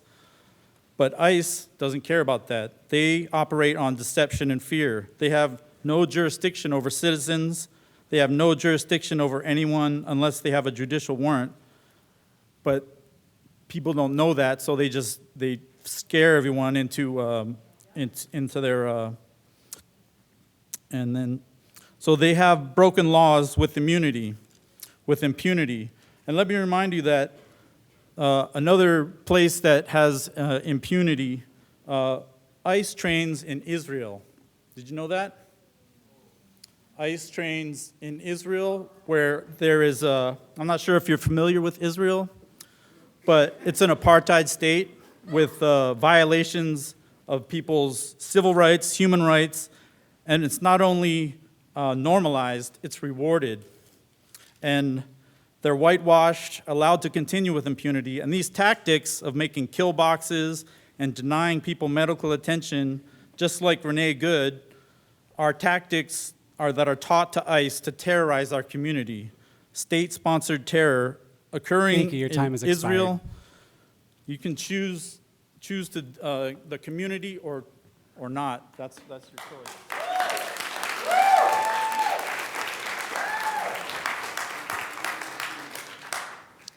Good evening. My name is Kimberly Cantoran, and I'm a North County resident, born and raised. I am here tonight to stand beside our neighbors and community members to demand an immediate cancellation of the Escondido City's Memorandum of Agreement and any other agreement with the Department of Homeland Security that allows ICE agents to use a city-controlled firing range for the training of ICE agents. This agreement deeply harms Escondido and North County communities. Reports from Cal Matters and KPBS have shown that ICE arrests in San Diego and the Imperial counties were up 1,500% from May to October of last year compared to the same time period in 2024. With Escondido being the most impacted city in North County, according to analysis from the Deportation Data Project.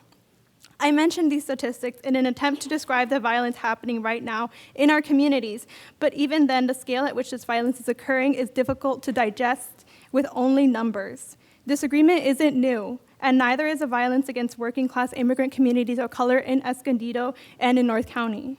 Our neighbors and families don't need statistics to know that harm being done in our communities. We see it, we hear it, and we live it every day as we go to work, as we go to school, and as we shop, eat, and visit family and friends in Escondido and throughout North County. The city's memorandum of agreement with the Department of Homeland Security erodes trust between the city and its community members and puts residents throughout our region at risk of experiencing more violence at the hands of agents that have demonstrated complete disregard of the civil and human rights of everyday community members, regardless of status. For these reasons, I ask the City Council to take action tonight and cancel the city's memorandum of agreement with the Department of Homeland Security. Thank you.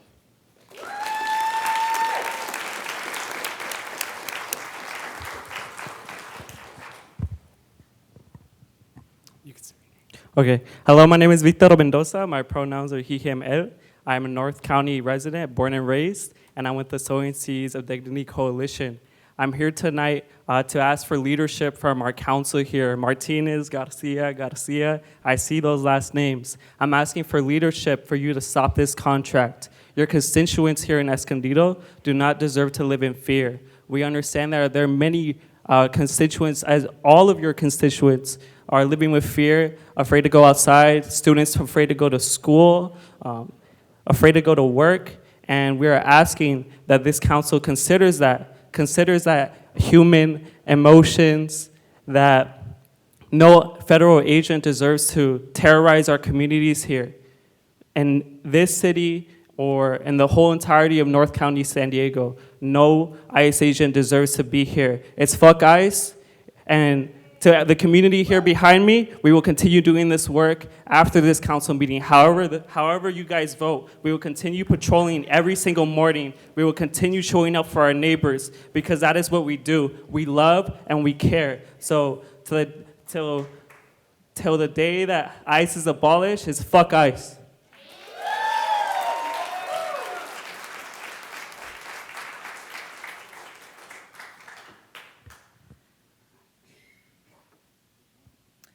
Good evening, Mayor White, council members. My name is Simon Guzman. I use pronouns such as he, him, and él. I'm an organizer with the Sowing Seeds of Dignity Coalition. And I'm here, and I echo the plea for you all following public comment tonight. Don't end the conversation here. Please make a motion, make a vote tonight. We want to know where you stand tonight. So please come through on that. We deserve that. But I also come, I think more importantly, out of any role that I have as an older brother. I'm the oldest of 5. 2 of my brothers were born here in Escondido. I got to see my sister become a mom. And I think a lot about Escondido, having lived here for many years, but also knowing how something very simple all of us can relate to is our families. And for me, nothing is more important than mine. And I think about the fact that here in Escondido, we have a birth center, one of the primary birth centers in our region. People come here in Escondido for their families to continue, to extend, to welcome new lives. There's newborn babies welcomed into your city that are depending on your leadership. They're born right now. And you get to make a decision tonight about the city that you're going to give them. Because the consequences of this agreement are not just felt right now, they're gonna be felt for the time to come. And so I'm here to urge all of you to use your power and to make sure that you cancel these agreements, you make that decision tonight. As it stands right now, you're on track to go down in history as the city council members who disregarded their community's safety and knowingly put them in harm's way. If you refuse to cancel these agreements tonight, there is no going back. There is no winning back trust. You don't get to win back trust here. You need to make the right choice tonight. And for all of our community to organize and not be moved by fear, because when we're organized and we're together, nothing can stop us. So if you're with us, we're gonna be here for our communities. Please, everybody, keep getting organized, whatever happens here tonight. Thank you so much, and please make a vote tonight.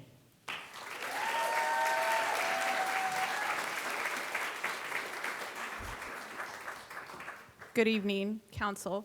My name is Stephanie Aguilar. I grew up here in Escondido, and I serve this wonderful city as of now as a teacher.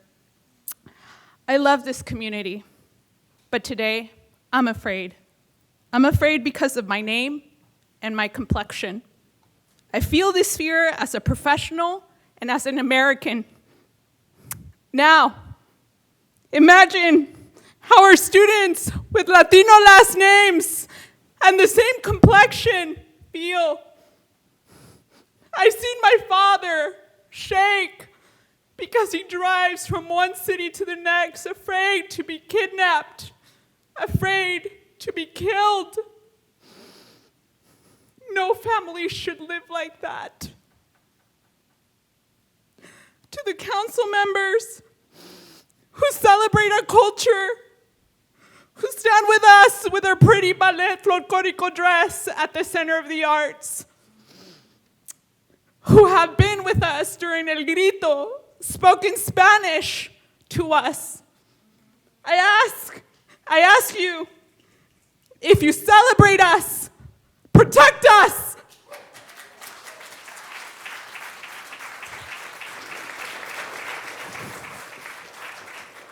If you uplift our culture, then defend our families.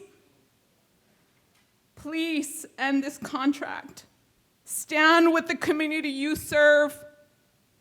We deserve to live life without fear. Thank you.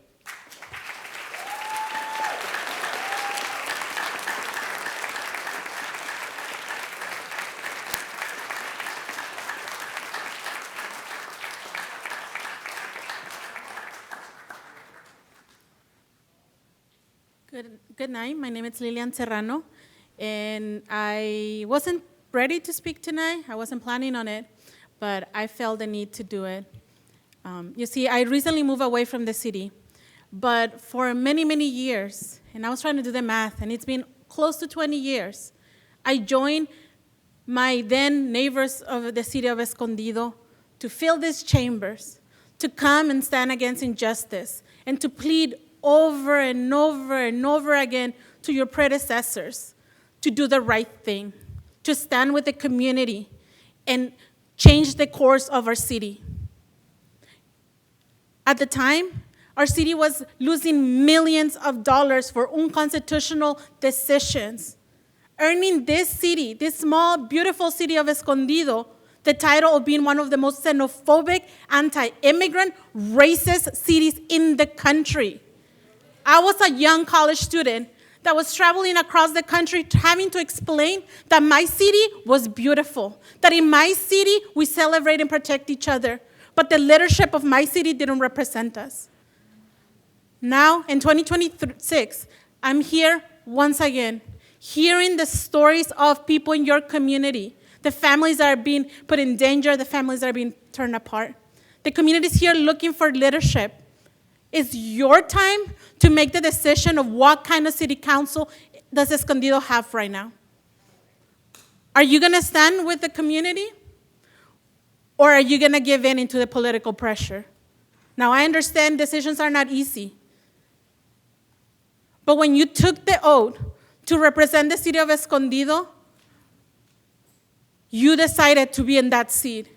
You decided to represent the city, and the city is looking for leadership. We need you to vote tonight because you need to tell us if we are finally ready to change the history of our city, to clean the name of our city in front of everybody and say that in the city of Escondido, we protect everybody, or are we going to continue the status quo that will continue to call us racist? Thank you.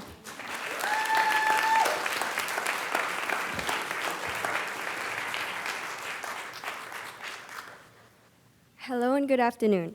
My name is Shakti Tonansin Solomon. I'm an 8th grade student from Classical Academy Middle School, and I'm here representing all the kids and students that have something to say but do not have the chance to. If you sign this contract, you are normalizing and integrating ICE in our city. You are normalizing and integrating ICE walking our streets. You are normalizing and integrating disrespect and discrimination against your fellow neighbors, your fellow workers, your fellow students, your fellow friends, and most importantly, your fellow humans. ICE should not feel welcome in our city. ICE should not feel welcomed in our streets, and ICE is not welcomed in our home.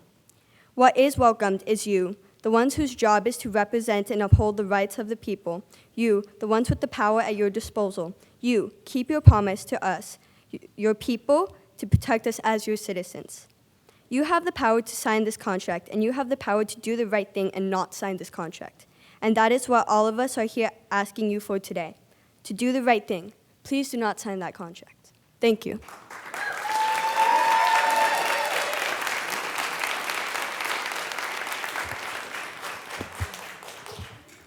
Buenas noches, comunidad. Good evening, everybody. That was my child. That was my baby.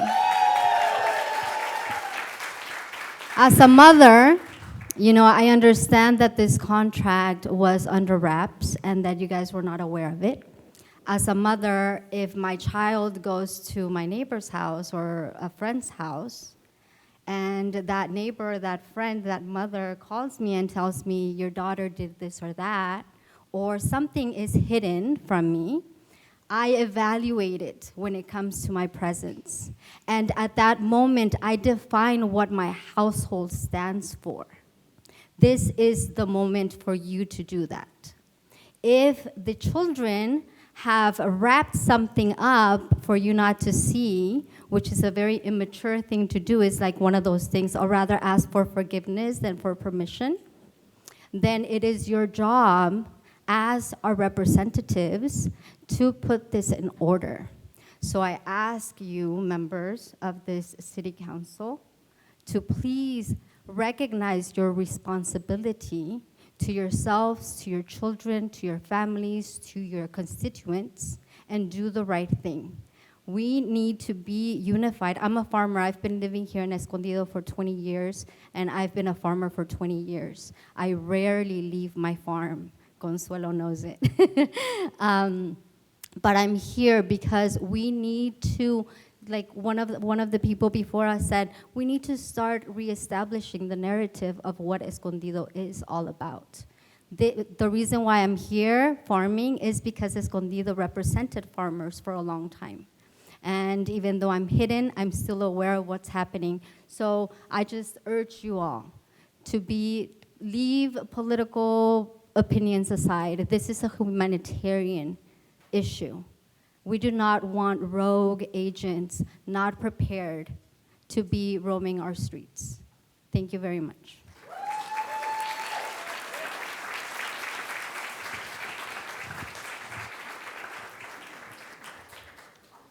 Good evening, everybody. My name is Alondra Alvarez, and I really wasn't ready to speak tonight.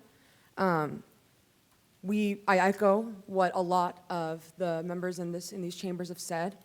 We've been talking a lot about the safety of our families, of the families that have been ripped apart, of the narrative that is Escondido. And I wanted to play something and use this minute to play what the sounds are of the families that are being ripped apart. And I want us all to really listen to them.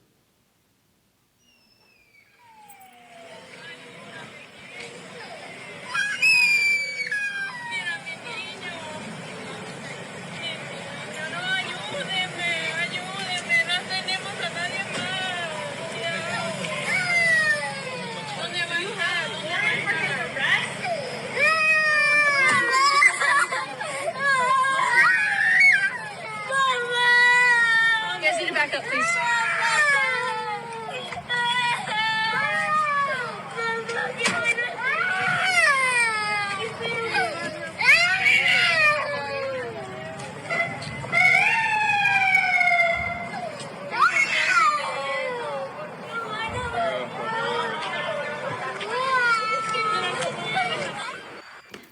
That is the sound of the city.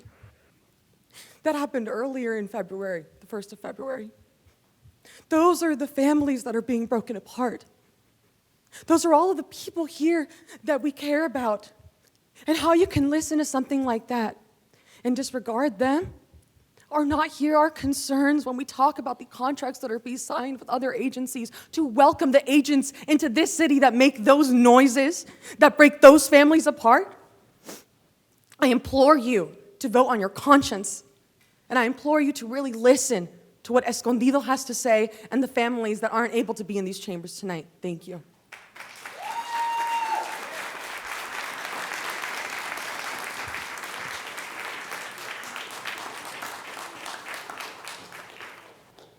Good evening. My name is Kimberly, and I'm a resident of North County. I'm here tonight in strong opposition to the agreements between the City of Escondido and the Department of Homeland Security. Everyone deserves dignity and safety regardless of their immigration status.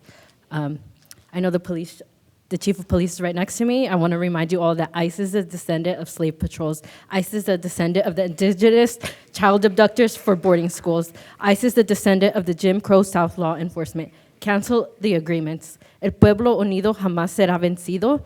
Call for a motion to cancel the contract tonight. Thank you.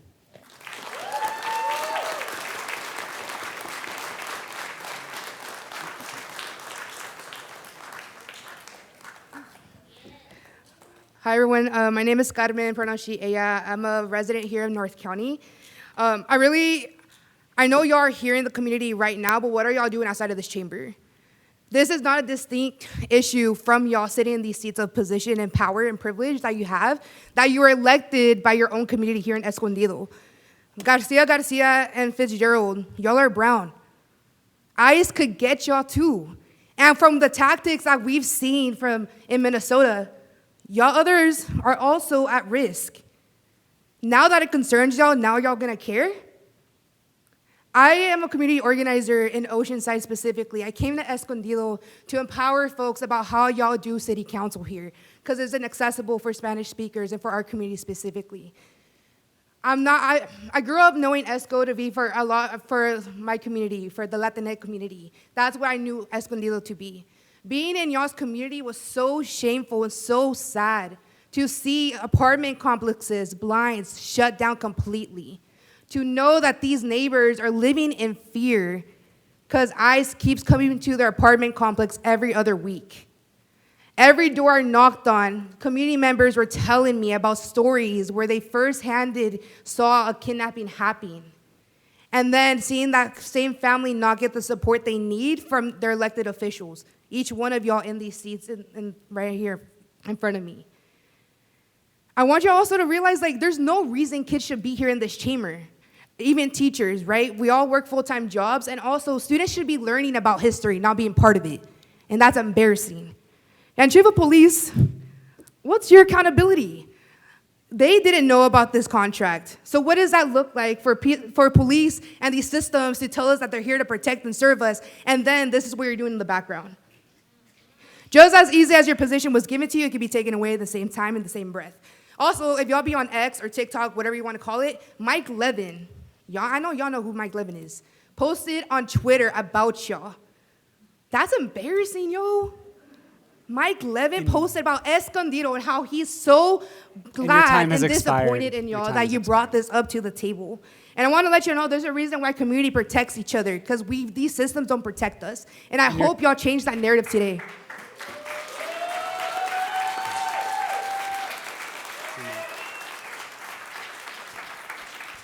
Okay. Sincerely, thank you everyone for going through the public comment today. I really appreciate it. Is there anyone else in the room who did not speak yet who wishes to speak on this item? This is the last opportunity. All right. Thank you again. Okay, perfect. I wanted to make sure. There you go. Come on up.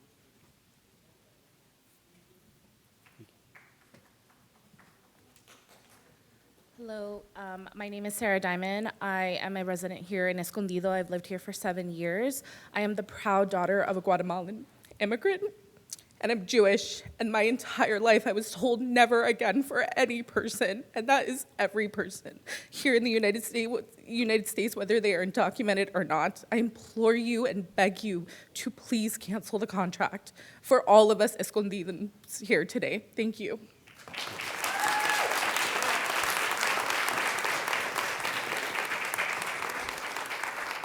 All right. Seeing no more public speakers, we're going to close. Just to clarify, for the council, we have the public comment. Now it's the council's time. So the council is going to be able to have a discussion and dialogue. Once the mayor comes back, we'll wait because he's chairing the meeting, and then we'll go from there. Yeah, let's wait for the mayor. We'll just take a 2-minute break. No one's going to leave. We're just going to wait for the mayor to come back and then have him chair this meeting at this point. Yes, so the Mitchell Room, to clarify, thank you again for everyone, sincerely, for navigating through this. It will be the council's time.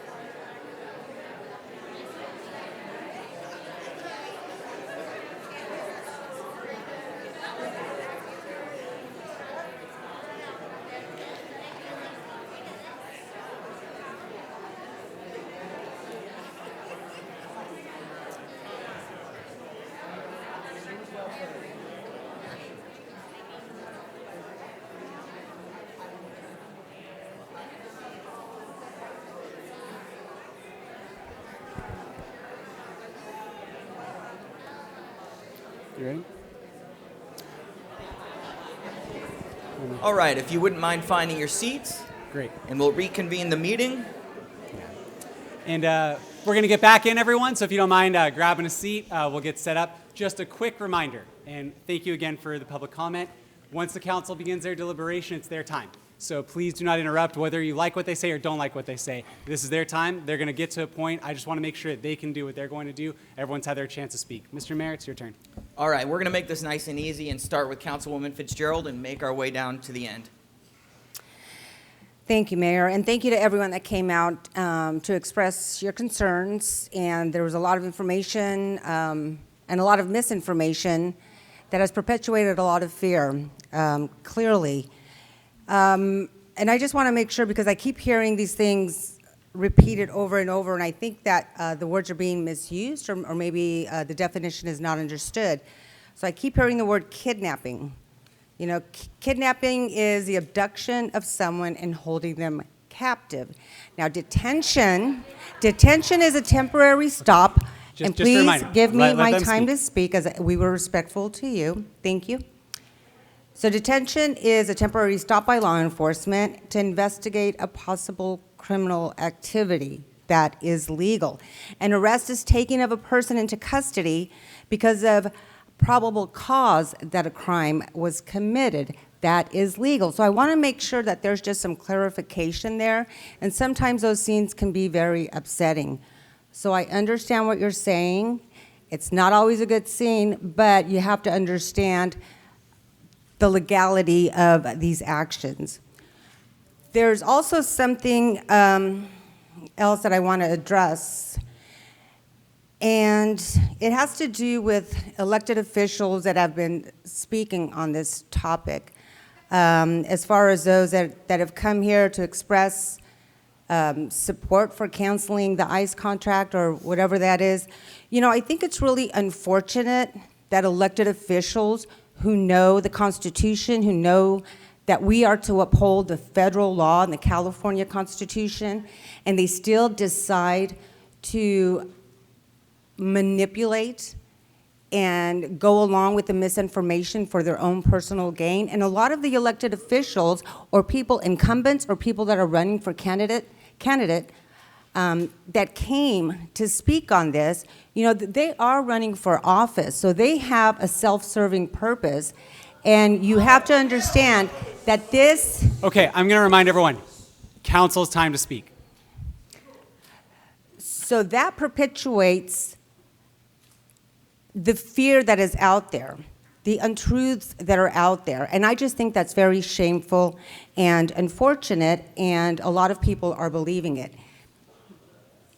So now I'd like to address what we came here to hear on this presentation, and which is about, well, it is a presentation. So my question to you, Chief, if you wouldn't mind repeating, I understand from what your presentation stated, I understand that there are task forces that the police department participates in. Are there any HSI agents that are part of those task forces? I think it was on slide. Yeah, I can go back. That was a while back. We were just talking here when we were talking about these, but yes, there are many task forces in the county. Slide 4, I think, maybe. 4. Let me go back. Was it? I think that was agencies. That was just agencies that use the range. Oh, okay. So are there currently any task forces that the Escondido Police Department is a part of that HSI sometimes is also a part of? Yeah, so like I said earlier, HSI, there's several HSI-led task forces in the county of San Diego. There's the money laundering task force that they focus on narcotics, bulk currency, financial and elder fraud. There's cyber crimes. They target child exploitation, transnational crimes, you know, the human trafficking, human smuggling, illegal narcotics trade. There's the San Diego Human Trafficking Task Force that's led by HSI. There's the FAST team, the Fentanyl Abatement and Suppression Team. that's led by HSI and includes most of the regional partners in the San Diego region, to include California DOJ. Up here in North County, they have the East County Gang Task Force that HSI is a part of, and then the Violent Crime Task Force in the county as well. So it's also beneficial for our officers' safety to make sure that all other law enforcement agencies that participate on the task forces alongside with them are properly trained. Would you agree with that? Yes, ma'am, I would agree with that. Thank you. So while I have heard the public's point of view, I do want to share my perspective on this issue, so you clearly know where I stand. I believe that the ICE-involved shootings that we have seen over the past several months were tragic. I also believe that they illustrate the importance of having well-trained officers at all levels of law enforcement. I support providing a space for training for all law enforcement organizations, state and federal, to increase public safety through regular training in the use of firearms. As a former police officer, I can personally speak to the importance of training and the difference it can make in life or death situations. I can also speak to the fact that in many agencies, there is not enough time, space, and resources devoted to ensuring law enforcement officers can maintain their skills.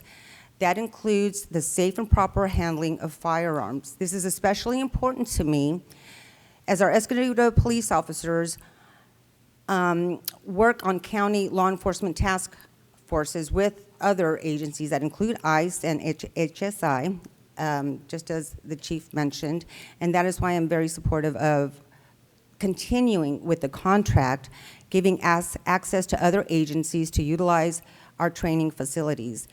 And we should welcome any opportunity to create spaces for officers to improve their abilities.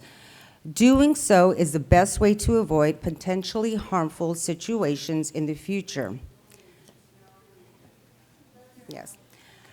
Ongoing training for operational readiness throughout our region improves their ability to safely respond for service and emergency situations.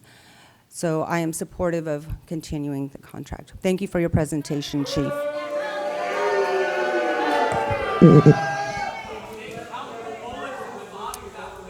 Quick reminder, everyone has already had a chance to speak. You can hold signs, do those things. Council's time to speak.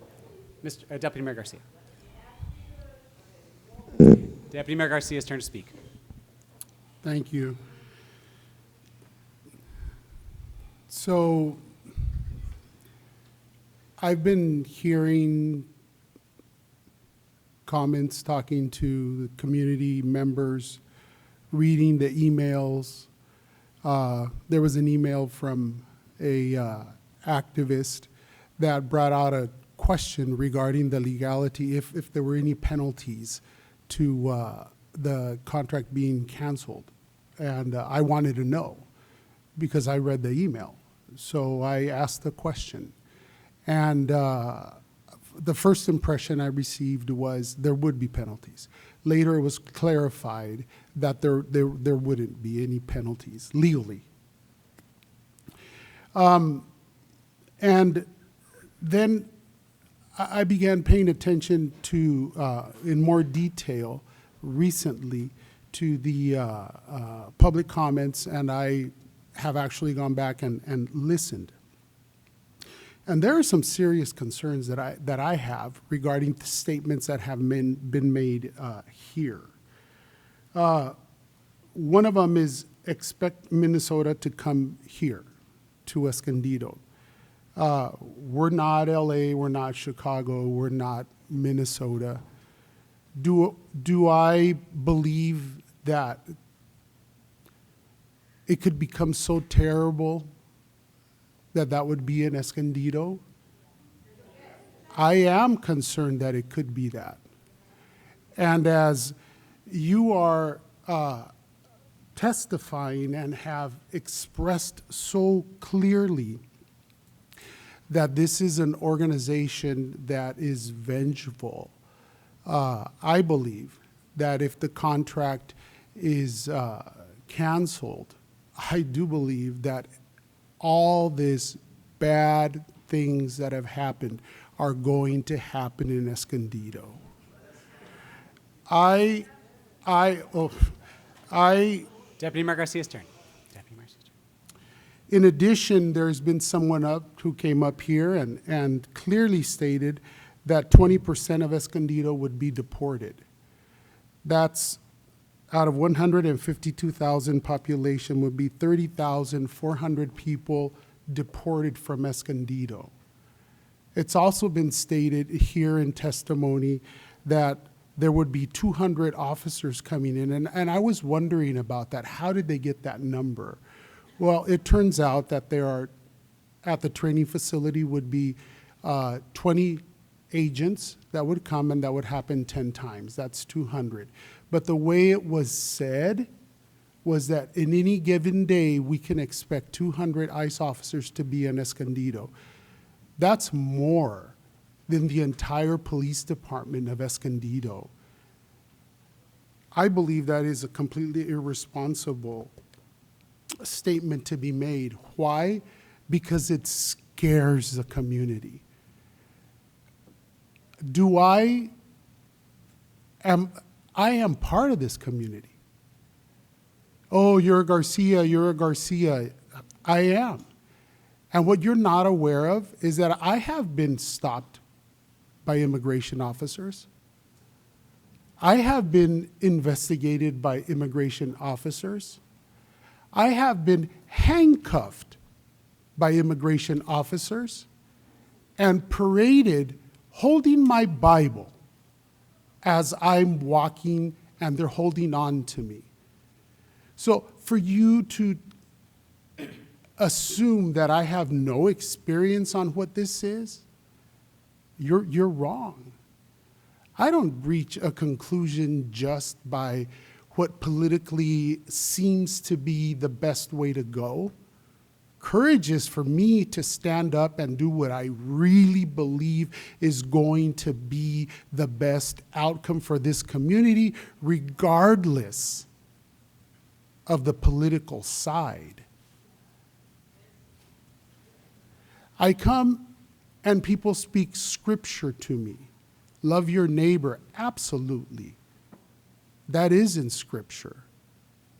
But what no one wants to hear, well, and then someone else wrote to me and said, oh, well, you know, the Bible says that you have to follow the laws of the land. And that is in the Bible too. But then I remember, it also says, love your enemy. And no one wants to hear that, all right? That's there too. So what do I do? What do I do? I'm not asking, I'm not. Deputy this Mayor's is a turn. Thank you. What do I do? I'm faced with a situation that I didn't create, and I've had this conversation with the chief. He and I have spoken about this at length. I did share with the chief, I'm not saying anything to you that I haven't shared with the chief, that I wish he would have told me, I won't speak for my colleagues, I'll speak for myself, that he would have told me, because I would have had an opportunity to have dealt with this before it got to this point. But it's here. It is here.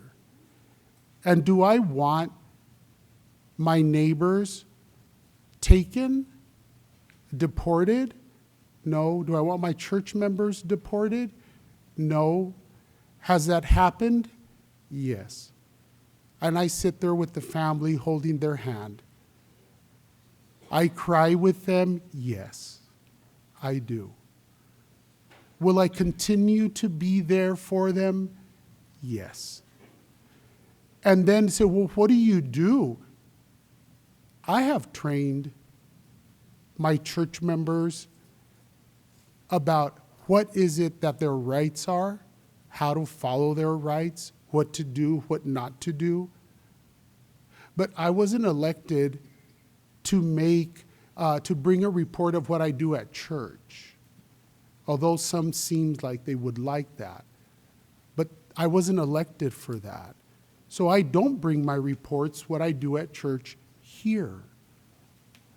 Here, I'm going to have to live with the reality of the decision that is made tonight because I have to. I just do. It's a weight that I'll have. You're talking 20 years. 20 years. Yeah. 20 years, 30 years. The day comes when I won't be here anymore. Okay, that's just the way it is. And I will have to live with the reality that I made the right choice or I made the wrong choice. Were the people more protected or not? And I'm going to have to live with that.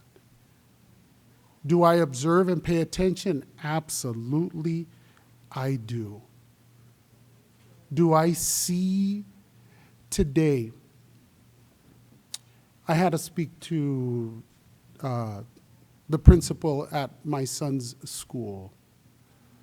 And I became aware, as we were conversing, I became aware that there was a training that happened at Ryan Park. A number of sheriff department was there, personnel, deputy sheriffs. And Ryan Park happens to be right by Valley High and close by Orange Glen Elementary School. So parents were arriving very, very concerned. ICE is there. ICE is there. So the principal got in her vehicle, drove over there to go see what was going on, spoke with the administration of the school, and found out what was going on so she could tell the parents what was going on. The fear is real. Do I live with it? Absolutely. Of course I live with that. Do I know that they can stop me? Yes. That's already happened. But I'm still trying, I am still doing what I believe I need to do because this will have repercussions for decades in Escondido. You may disagree with me or you may agree with me, but the reality that this has divided our community. This has hurt so many people. And no matter what decision is made, there are going to be many people upset, angry. So that's where I'm at. And I've stated what I needed to state. If you were paying attention, you would know. All right. I have a couple of questions for the city manager. Any idea how many contracts under $250,000 the city signs every year? I would have to get back to you on that specific number. And is your threshold 200 or 250? I can't remember. It's 200,000 for the city manager. And then what is it for management? It depends on the level of management, but it's typically, and there are the city attorney will fill you in. There are some things in the code, municipal code, some permissions there as well. So at the department head level, it's $75,000, and below that there's another level. I think it's $10,000 for assistant department director. That's what I need to know. Would it be safe to say there are thousands of these contracts? There would absolutely be safe to say there are thousands of these contracts. And it is not atypical for that setup, and it's that way for a reason. And if you go to your school board member, they're going to say the same thing because they're designed similarly as the city, in that when you have a city manager form of government, you have a professionally trained administrator who runs the day-to-day. We don't get involved in the day-to-day. We don't hire anybody. We don't fire anybody. We have nothing to do with business licenses or building permit applications or recreation or anything like that. The mayor's turn to speak. Mayor's turn to speak. Our job is policy. Day-to-day policy. And I would go as far as to say there's probably, I don't know, between the city and 2 school districts, there's probably 50 or more thousand of these contracts that the Board of Education and the city doesn't see because we've entrusted him to run the day-to-day operations. And there is a big issue setting that precedent. And that was my next question. Is there an example of the city council terminating another contract without cause? Not to my knowledge in my tenure I've been here. I would have to defer to the city attorney. He's been around a little longer than I have. And I've been in this seat for just about 9 years. I don't recall one termination for convenience. I don't recall that. It could have happened. It's When not something. council members or mayors get involved in operations, it creates confusion about who has the authority. Then where do you draw the line? Where do you draw the line? There is nowhere to draw it because this is political. And the only thing that this serves is chaos. While I agree the current situation is chaotic, that would be more chaotic. We're sort of left with a losing option either way. But I came in here with a small advantage today. Small one, albeit it's an advantage. In that I knew that the vast majority of you came to a conclusion about who I am and who they are before this meeting started, long before this meeting started. And I know that because you're upset that we didn't make a public statement. But you're not upset that Mike Levin had time to tweet about us and ignore the letter we sent? You had a letter, 5-0, to Congress. One person responded out of the 5. He blamed Donald Trump, and that's as far as we got. And maybe if we all rallied at their offices, something would eventually change. Because none of this is going to change, none of this matters until the law is updated. The mayor's time to speak. That concludes my comments.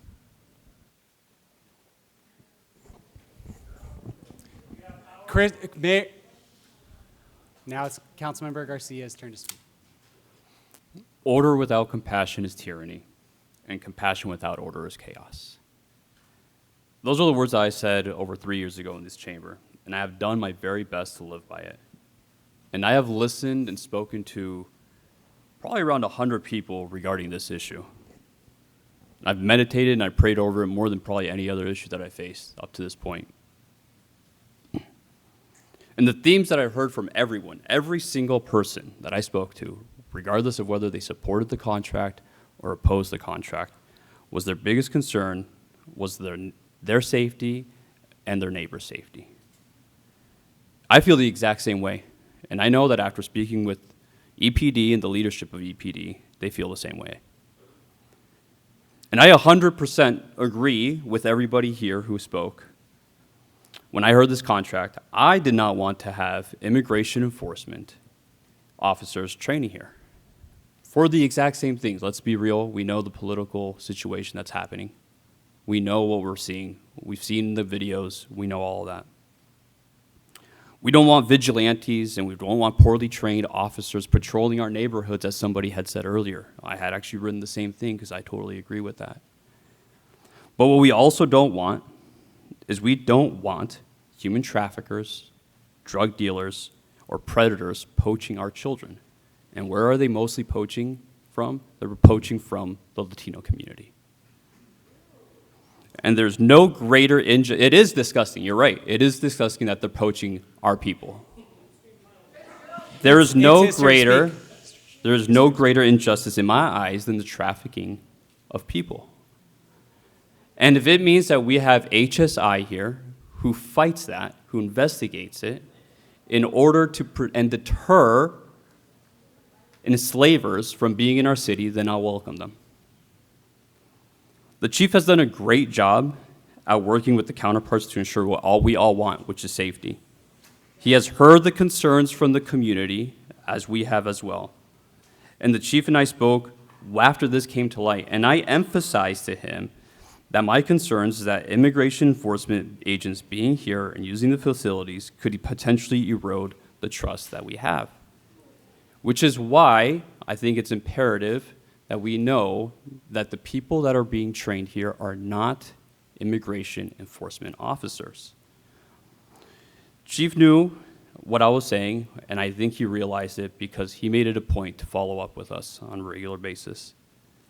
That said, I think moving forward, I think it would benefit the EPD, the council, and the community to at least know when these contracts come across the desk of the EPD. The council can know about it and maybe just make it either a policy or a best practice. And I know that this presentation, and my words, may have fallen on the deaf ears of many of you because I know that because what we have said, what the chief has said, that this is not immigration enforcement, right? Many of you already had your talking points, and you said it. You said that this is going to be a threat to immigration or to immigrants, right? Even though this is not immigration enforcement. This is people, the HSI, are people who are going to investigate drug traffickers, human traffickers, and child predators. And I know that nobody here wants those people in the city. His turn to speak. His turn to So I speak. pray that at least for those few who are still here that understand nuance and compromise and discernment, I pray that you understand that what the challenge this was and that this was a moment to work together to get what we all want. And I really do think that the chief did his very best to get that. That's it.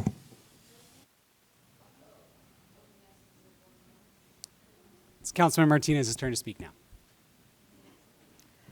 All right, thank you. Thank you to all who've submitted public comments, who've made phone calls, who have talked to me out in the community, who've spoken here tonight, and for the, it's been almost 5 hours since we've been in these council chambers. I found out about ICE using our contract the night before Martin Luther King Day. So I did not know about it, and I'm sad that we waited this long to have this conversation. It's been over a month of just constant communication. This has been kind of all I've had time to deal with, so it has taken up a lot of time, and I wish we would have had this conversation earlier. So I'm currently the longest serving council member on this city council. I have been involved in my community since my youth, since I was a student at Escondido High. On into college, I got civically involved. I became a commissioner in 2001. And then in the early 2000s, before many of the laws that we have now, like SB 54 existed, I sat in those chairs and I organized my community. I started a human rights committee and an organization to alert people of checkpoints where Border Patrol used to be there. So I have a deep history of of the policies, anti-immigrant policies that have come from these chambers. Luckily, all the people involved are gone. And I'm happy to have unseated one of those people. We have a different city manager, we have a different chief of police, we have a different clerk, we have a different city attorney. Until this day, people still remember the early 2000s of Escondido. And I know the chief and I had a tour of my district. He's new to Escondido, and it was important for me before this vote that the chief knew about the history of Escondido, that he knew what I felt about this contract and what I felt about ICE. And I know that the police department here knows how I feel about ICE, right? We've had these conversations for many years, pretty much since I became a council member. You all have heard from me, and I appreciate that you've listened. I do believe that ICE is a rogue agency. It is unaccountable. It's one of the newer enforcement agencies under Department of Homeland Security. I remember before Department of Homeland Security existed, okay? I remember the laws changing, having been in a border region here. I've seen it since I was a kid in the 80s. I've seen how our border has changed. I've seen how police departments have changed. I've seen how immigration enforcement has changed, okay? So I have deep history and knowledge in this subject. What we're seeing today is unprecedented. I never knew until recently, because of different directions from the federal government, that even Internal Revenue Service, people from the IRS are actually arresting people, okay? So HSI is definitely arresting people. fact, okay? We've seen it. You can't tell me that it's not true when we've seen it. And I've seen people, and I will use the word kidnapped. I used it 20 years ago when I saw a man in a sombrero walking out of Food for Less, okay? Back then, we didn't have ICE. It was Border Patrol. I had my sister with me and my little niece. She was probably, 3 years old, 4 years old at the time. And I remember, and I told this story to several of the police officers, so they know this story. That man walked out with his bag of groceries, his sombrero. He was probably 70 years old, maybe 80 years old. He reminded me of my grandfather. And 2 Border Patrol vehicles came and snatched him away. They kidnapped him. You know why? Because they didn't even ask him any questions. Don't tell me about probable cause. They kidnapped that man, okay? I know what I saw, and I'll never forget it. So yes, they kidnap people too. Without having questions asked, they will just take them, and then later on, who knows, if they even ask them questions. I know the stories. I hear the stories every single day in my community. The city manager knows. I'll be like, oh, when I have a check-in with the city manager, I come in stressed out. He asks how my day is going. I said, ISIS at Escondido again, okay? Because I'm getting those phone calls, and they are here. In that video that one of you played, that was heartbreaking. I've seen that video. I've shared that video. That was at Solana Apartments, which used to be Eagles Point, which is in District 3. And you know what that little girl said? She said they're going to kill him. She believes that her father was going to get killed by ICE agents. So the fear is real. No one's making this up. It's real, and we hear about it every day. I hear from teachers every day who tell me their kids are scared. It is my duty to protect the residents of Escondido. Okay, it is my duty to share the stories of this community, and I will speak out against ICE. I will speak out against this contract. Even though it's not something we normally do, the mayor did talk about we have thresholds of what we can approve for contracts, and I'm very mindful of the line between operations and our policymakers, but we can make policies when they're not working. And so many people have a few people did say they were pro the contract, but majority, 99.9% people are opposed, okay? I just can't ignore that. And the majority of them are Escondido residents. I would like to see that this contract be terminated immediately. We have a clause in the contract that allows for the MOA to be terminated without cause, so we don't need to actually give it a reason. There's no penalty. As far as the escalation happening, it's already here. As far as Minneapolis coming to San Diego, yes, it's coming, and guess what? I've been preparing for a year for it.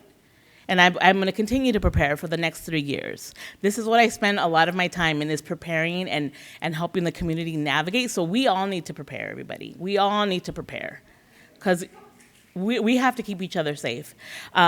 So it is coming. It's just a matter of when. Terminating this contract does not put a target on our back. The target's here. ICE is here every single day, you guys. ICE is here every single day. They're in San Marcos. You just have to want to see. You just have to be honest about what's happening. If you don't want to see it, you won't see it. But if you really want to see it, you will see it. You can't ignore it. You cannot ignore it. I did receive this report from the Brennan Center from New York Law School about HSI in 2023. Someone referenced this, that they do go beyond their scope of work, which right now is detentions. I think it's only going to get worse. I appreciate you speaking up. It's scary to speak up. I know it's very emotional and traumatic. So thank you for those of you who were vulnerable and shared your stories today. I really empathize, and I know that you're feeling very scared. I myself feel the same way. I am a proud daughter of immigrant parents. My grandfather's brother worked as a bracero here in Escondido. But yeah, we have an ugly history when it comes to how immigrants are treated in this country. And I'm getting really tired of every 15 to 20 years, we're going through the same stuff. It's like a cycle, right? And now I was telling the city manager, the middle schoolers are protesting now. When I was in high school, that was Proposition 187. I'm dating myself, okay? That was in the 90s. My mom gave me permission to walk out of school that day. I asked permission because I'm a rule follower. But you know what? Now the middle schoolers are walking out because they're so scared and they can't stand it. They can't stay silent with the injustice. Little kids, middle school. What's next? Elementary school? That's going to continue to happen unless we, the leaders of this city, say that we're going to protect our residents, okay? And you're hearing it from me. I want to protect you. I hear you. I see you. And I would like to motion, and I hope to get a second. I would like to motion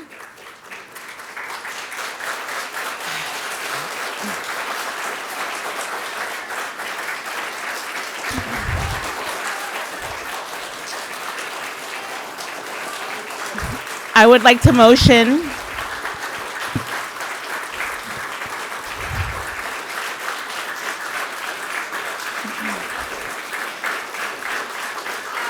Okay, let me finish, everybody. I'm not done. I'm not done. Thank you. I'd like to motion for the city manager, through the city manager, to terminate, effective immediately, the MOA with DHS using the DHS ICE using our police range, effective immediately. And I would ask for a second from my colleagues. Is there a second from a council member or mayor? Seeing none, are there any other motions on the floor from other council members? I see none. If there are no motions, that dies, and we're going to recess before our next item.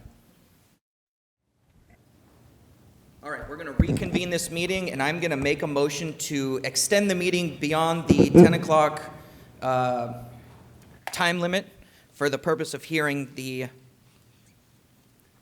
public hearing. There we go. Great. I'll second. Yeah. There's a motion and a second. Voting is open.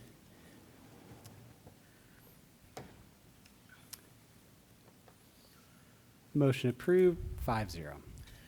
Okay, that takes us to item 5, which is the public hearing. I'll open. And Mr. Mayor, did you want to go to closed session and consent real quick and just get those knocked out? Yeah, we could do that too. Yeah, just knock that. Yeah. I'll move to approve the consent calendar. Perfect. Has a motion and second. Please vote. Voting is open.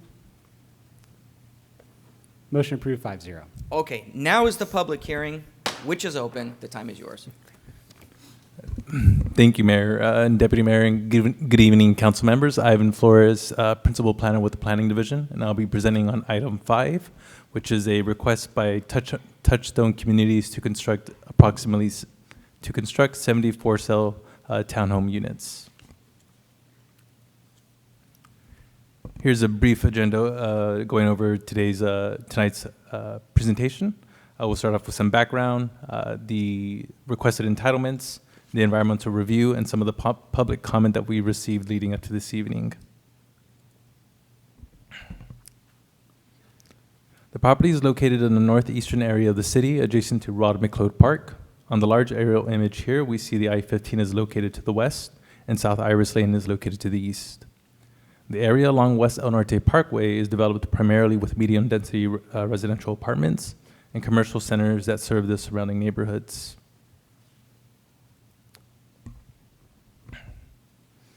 On January 10th, 2026, the Planning Commission held a public hearing and voted 5-0 with 2 absences, recommending that the City Council approve the project subject to conditions of approval.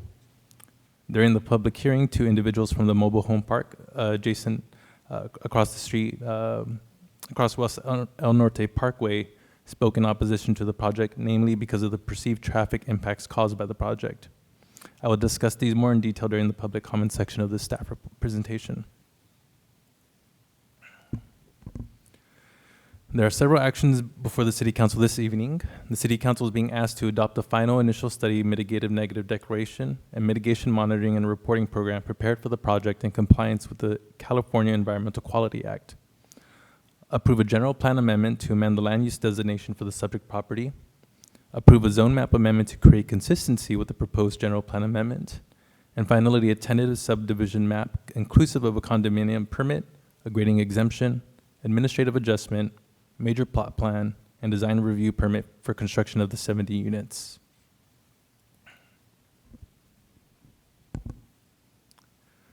As discussed in the City Council staff report, the existing land use designation for the subject parcel is Imperial Oaks Corporate Center, which is denoted as SPA 13 on the general plan land use map shown here on the left. The city adopted this land use designation when the city updated its general plan in 2012. At the time, this area was envisioned as a planned business park that could accommodate office and industrial uses. And at full build-out, which is year 2035, would be approximately 4 million square feet.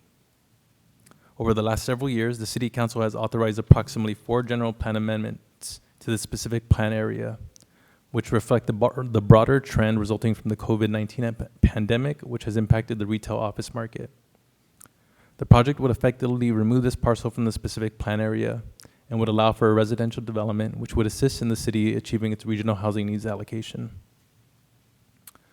The general plan amendment was evaluated for conformance with the city's quality of life standards and several general plan policies, and was found to be consistent with those policies as detailed in the Planning Commission staff report, which is attachment 3 to the City Council staff report.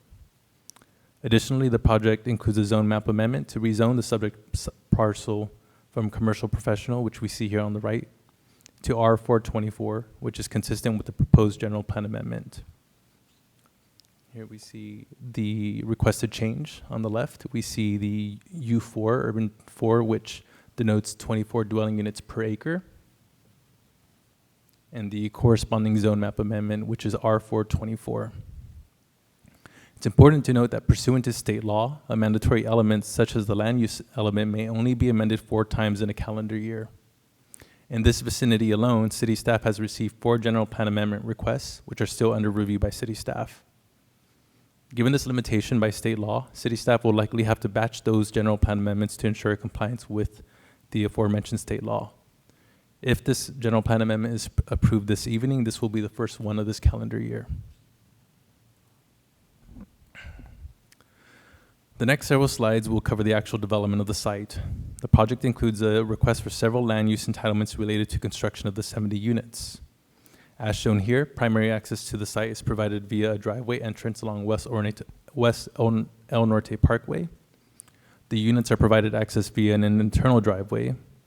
The project includes construction of 165 off-street parking spaces and is consistent with the requirements of the Escondido zoning code as it pertains to setbacks, building height, and landscaping requirements. However, the applicant does request an administrative adjustment to reduce the required rear yard setback by 25%, and that is shown here at the bottom right of the photo. The Escondido zoning code requires a 15-foot rear yard setback for any story above 2 stories, and as shown here, the 3rd story would be approximately 11 feet and 2 inches and does not exceed that 25 permitted through this adamant adjustment process. On this slide, we see building elevations, specifically those adjacent to the common area shown on the left, and those fronting along West El Norte Parkway shown on the right. The architecture consists primarily of stucco and includes varying decorative shutters, railings, grills, and gable accents. The building's approximately 36 feet in height and 3 stories. On this slide, we see another component of the development request, which includes a grading exemption. Article 55 of the Escondido zoning code, which governs grading and clearing of property, includes specific design criteria when a site is graded to ensure impacts aren't caused to adjacent properties, which include the height of fill slopes, which are shown here in the green, and the cut slopes, which are shown in the red, in addition to limitations on the slope ratio, which is shown here. The allowed is 2 to 1, and the applicant will be proposing a 1.5 to 1 slope design. City staff reviewed these requested exemptions and believe that the grading design complies with the design criteria due to the inclusion of significant landscape screening and through the placement of the buildings. On the next slide, City Council will be able to see the amount of trees and landscaping provided on site. As detailed on page 18 of the City Council agenda, the applicant requests that they would like flexibility with the proposed outdoor amenity due to feedback they've collected from builders and homeowners in other communities that they have developed. It is not unusual for plans to change during the post-entitlement review, and the city's standard conditions of approval authorize those said changes. Given these standard conditions, city staff would consider changes to the pool amenity area as long as those changes entail an amenity that is equal to or better than the conceptual pool shown here on the landscape plans. However, City Council may direct staff differently on what constitutes a minor revision or condition the project to explicitly provide an active recreation open space, subject to approval by the director. Alternatively, City Council can simply adopt the existing conditions of approval without specific parameters on what type of amenity should be replaced.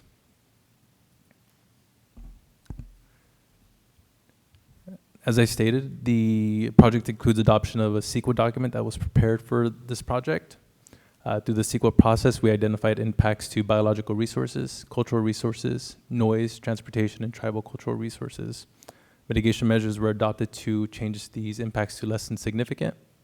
We issued the document for public review from October 9th to November 10th of last year. Through that public review process, only 3 comments were submitted.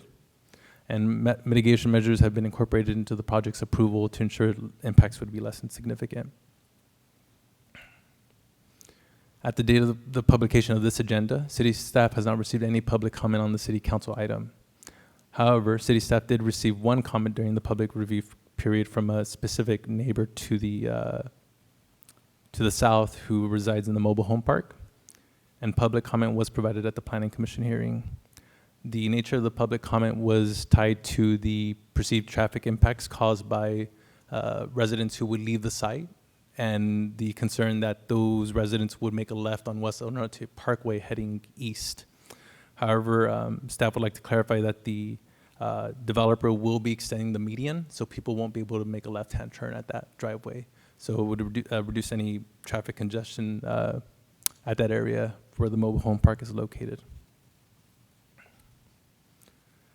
Based on staff's analysis of the project, City staff would recommend that the City Council adopt Resolution 2026-2023, adopting the environmental document for the project, along with introducing ordinance number 2026-03 and resolutions 2026-28 and 29, approving the project subject as conditioned.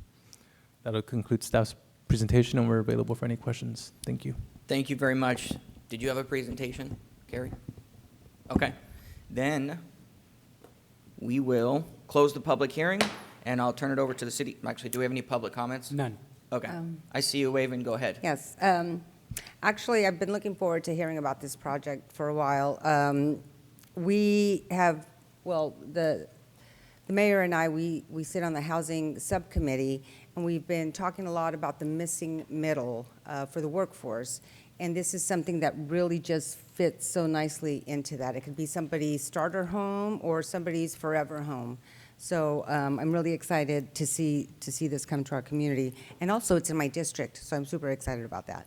But I think that I like the number of homes that you've built on there, even though I think more could have been squeezed in. I like that it wasn't, that there weren't more squeezed in because you want that space. I do have a question though. If we could go to, I think it was slide 8. Wait a minute. The one with the pool? Oh, 10, slide 10.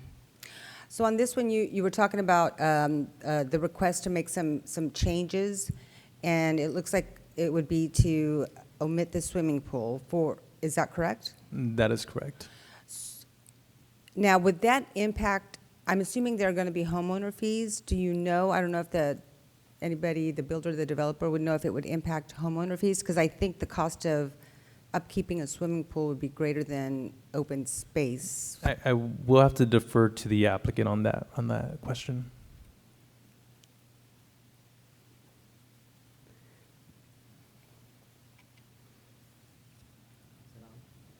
Yes. Good evening, Mayor White, Deputy Mayor Garcia, council members, Carrie Garza, Touchstone Communities. Yes, we're getting a lot of pushback from the home builders that we kind of over-amenitize communities, and it's driving up HOA costs for insurance and all the maintenance and long-term stuff. And they're pushing back, saying they want more greenbelt, more play spaces like that, free play spaces, dog park areas, and to keep their costs down, because everybody's super price conscious right now in the marketplace. So that's why we requested for Ivan to make a presentation to say, like, let's make this an optional pool. Let's let the home builder decide at the end of the day based upon the cost. But the builders we've been talking to generally want a turf area there for playing ball and stuff like that. And I would think that there would be more use of, to have an open space, turf area, even a playground, than a swimming pool, especially if there's a lot of kids out there that can't go to the pool unsupervised. And there is a tot lot on the west side of the project with the equipment, and so there is a place for little kids to play, so, we'll see what the home builder actually decides at the end of the day. Okay. I like the requested change. Thank you. Thank you. I also like the off-street parking. That was included in that. Let's see. Yeah, I think it's just a really good fit. I also like the fact that even the design goes well with that area as you're coming off the freeway. It just has that feel. So I noticed that the architecture and the design of it fits well in that community. And because I'm also thinking of families, and the missing middle. It's close to a school, close to a grocery store, close to the freeways, and it's not going to be one that's going to be so much congestion. I mean, from being so close to the freeway, they'll be able to drive off in different directions. But I like everything about this project, and thank you. Thank you, Ivan. Good presentation. Sir? Thank you for the presentation. Just a question on the 3 comments submitted. What were those about? Because I know you referenced the other one about parking. What about the other 3? Yeah, thank you for asking. So the other 2 comments I referenced that we received during the public review process for the CEQA document were from state agencies. Okay. One was from Caltrans, and the other one was from the Department of Toxic Substance Control. Okay, and what was their comment?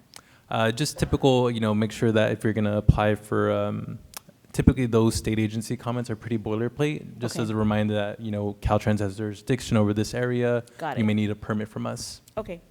Thank you so much. And then regarding the pool, as far as, not requiring it, I think that's fine. How do we ensure that it says that you have to still provide something of equal recreational value? How do we ensure that occurs? What's the kind of accountability of making sure that they follow through on that? And so, as I stated during the presentation, there are standard conditions that give the director the discretion to approve those changes as long as they're in substantial conformance with the original approval.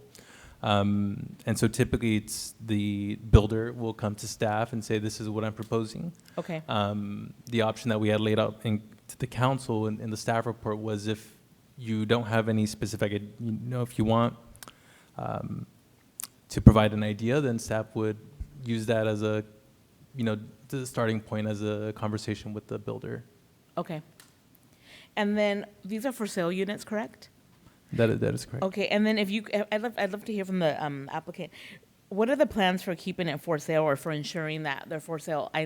Are you just entitling the project and then having someone else build it? Like, how do we ensure that these remain for sale units? Because I know that that's an inventory that we need in our city. Yes, Council Member Martinez, we worked closely with staff over the last couple of years to create a fairly ideal for sale product that, like Councilmember Fitzgerald said, is more for the middle market. These homes are going to sell in the high 6s or 700s, Okay. and so it's totally geared up to not be a rental. It's definitely for sale. Okay. Great. All right. Thank you. That's all my questions. Thank you. I just want to say I'm glad we're here. Finally. And I like the project. I love the fact you're bringing us starter homes. I wish starter homes were a little bigger nowadays, but I totally understand what the issue is. And if there is something I'm fine with the pool or playground or grass. Whatever you decide to put in there is fine with me. Councilwoman Fitzgerald, did you make a motion? No, but I will. A motion to approve this project. Motion and second. Any other questions or comments from the council? All right, please vote. Voting is open. Motion approved, 5-0.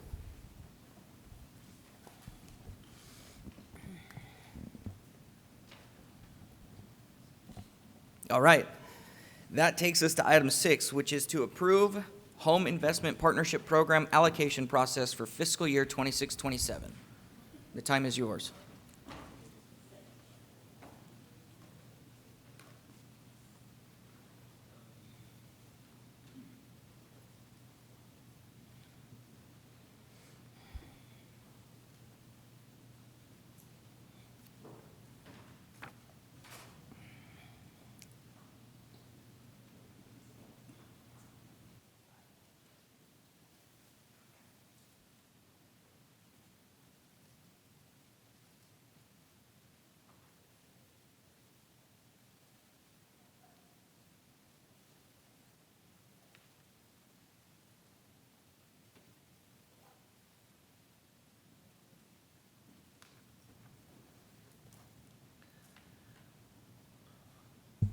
Good evening, Mayor and City Council. My name's Danielle Lopez. I'm your Housing and Neighborhood Services Manager, and with me this evening is Norma O'Keen, Management Analyst over the Home Program.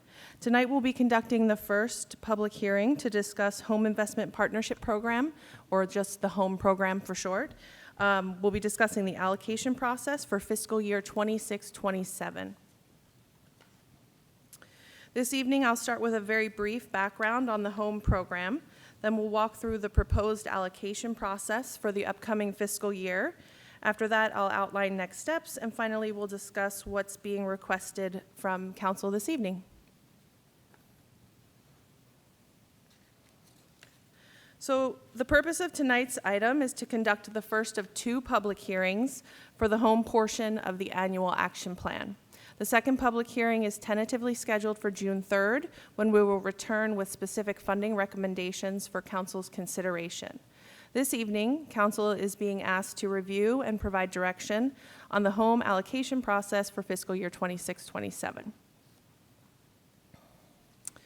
I will keep this brief because we've recently presented on this. So just a little bit of background on the Home Program for anyone that's not familiar with it. Home is a federal block grant program provided by the Department of Housing and Urban Development, or HUD, and it can only be used, exclusively be used for affordable housing activities that benefit low-income households. There are four categories that qualify for these funding uses, and that is rental housing, which could be acquisition, new construction, or rehabilitation, homeowner rehab, tenant-based rental assistance, and home buyer activities such as direct loans for down payments or closing costs. As a requirement of receiving these funds, as with our other federal block grant, CDBG, we must prepare an action plan each year explaining how the funds will be used and how it addresses the needs and priorities identified in the consolidated plan. As a reminder, the consolidated plan priorities were recently reaffirmed by Council at the February 18th meeting. This slide shows how the city's home funding is typically structured based on federal program limits. The $590,000 that I have listed here is our current year's allocation. We expect to receive our grant amounts for 26-27 in May or June. So when we come back, we'll have the actual numbers for you. Per HUD regulation, we can use up to 10% of our allocation for program administration. So that would pay for staff time and other operational costs specific to the home program. It is HUD mandated that at least 15% be reserved for community housing development organizations, also known as CHODOs. And the remaining 75% of funds are used on eligible housing activities such as rental housing, rental assistance, homebuyer assistance, the things that we described in the previous slide. So on this slide, we're just showing the budget in a slightly different way and providing a bit of a preview of what's to come, breaking it down a little bit further. As you recall, we have been working through the process to substantially amend our 25-26 action plan to allocate additional funding to the rental subsidy program. So that substantial amendment will be coming back to you at a public hearing on March 3rd for final approval. And if approved, this is essentially what the 2026 budget will look like, give or take a few dollars depending on what our actual allocation comes in at. So tonight, we will just be asking you to approve an allocation process, or these percentages that you see here. So 10% allocation to administration, 15 to Choto, which is mandated, and then the remainder 75 to eligible home activities.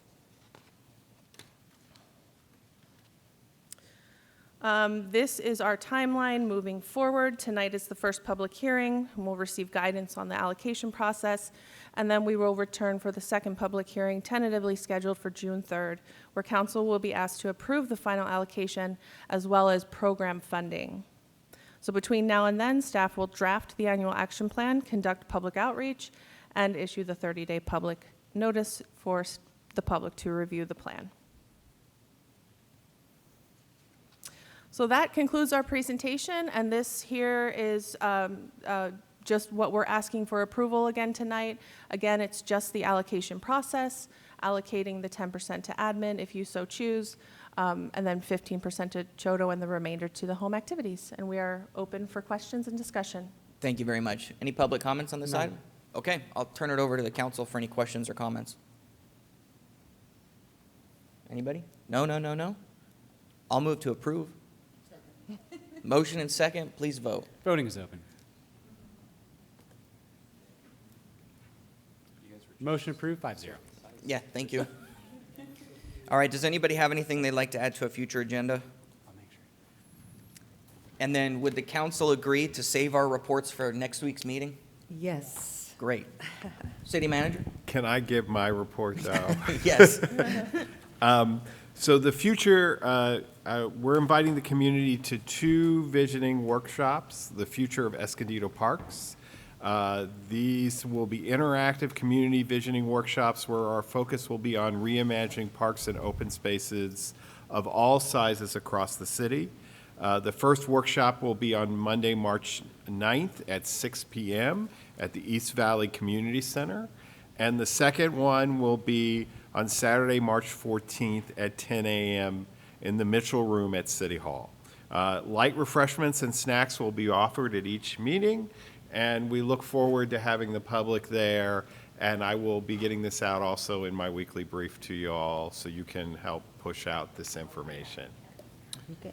Thank you very much. Do we have any other public comments? None, but We do have a report out of closed session that I skipped. I'm going to try your patience just for one more moment. The City Council heard one matter in closed session this evening. All council members were present. In the matter of Pedro Alamo versus City of Escondido, the City Council approved by a vote of 5-0 the full and final settlement of the lawsuit for $20,000. Nothing further to report. All right. If there's nothing else, this meeting is adjourned.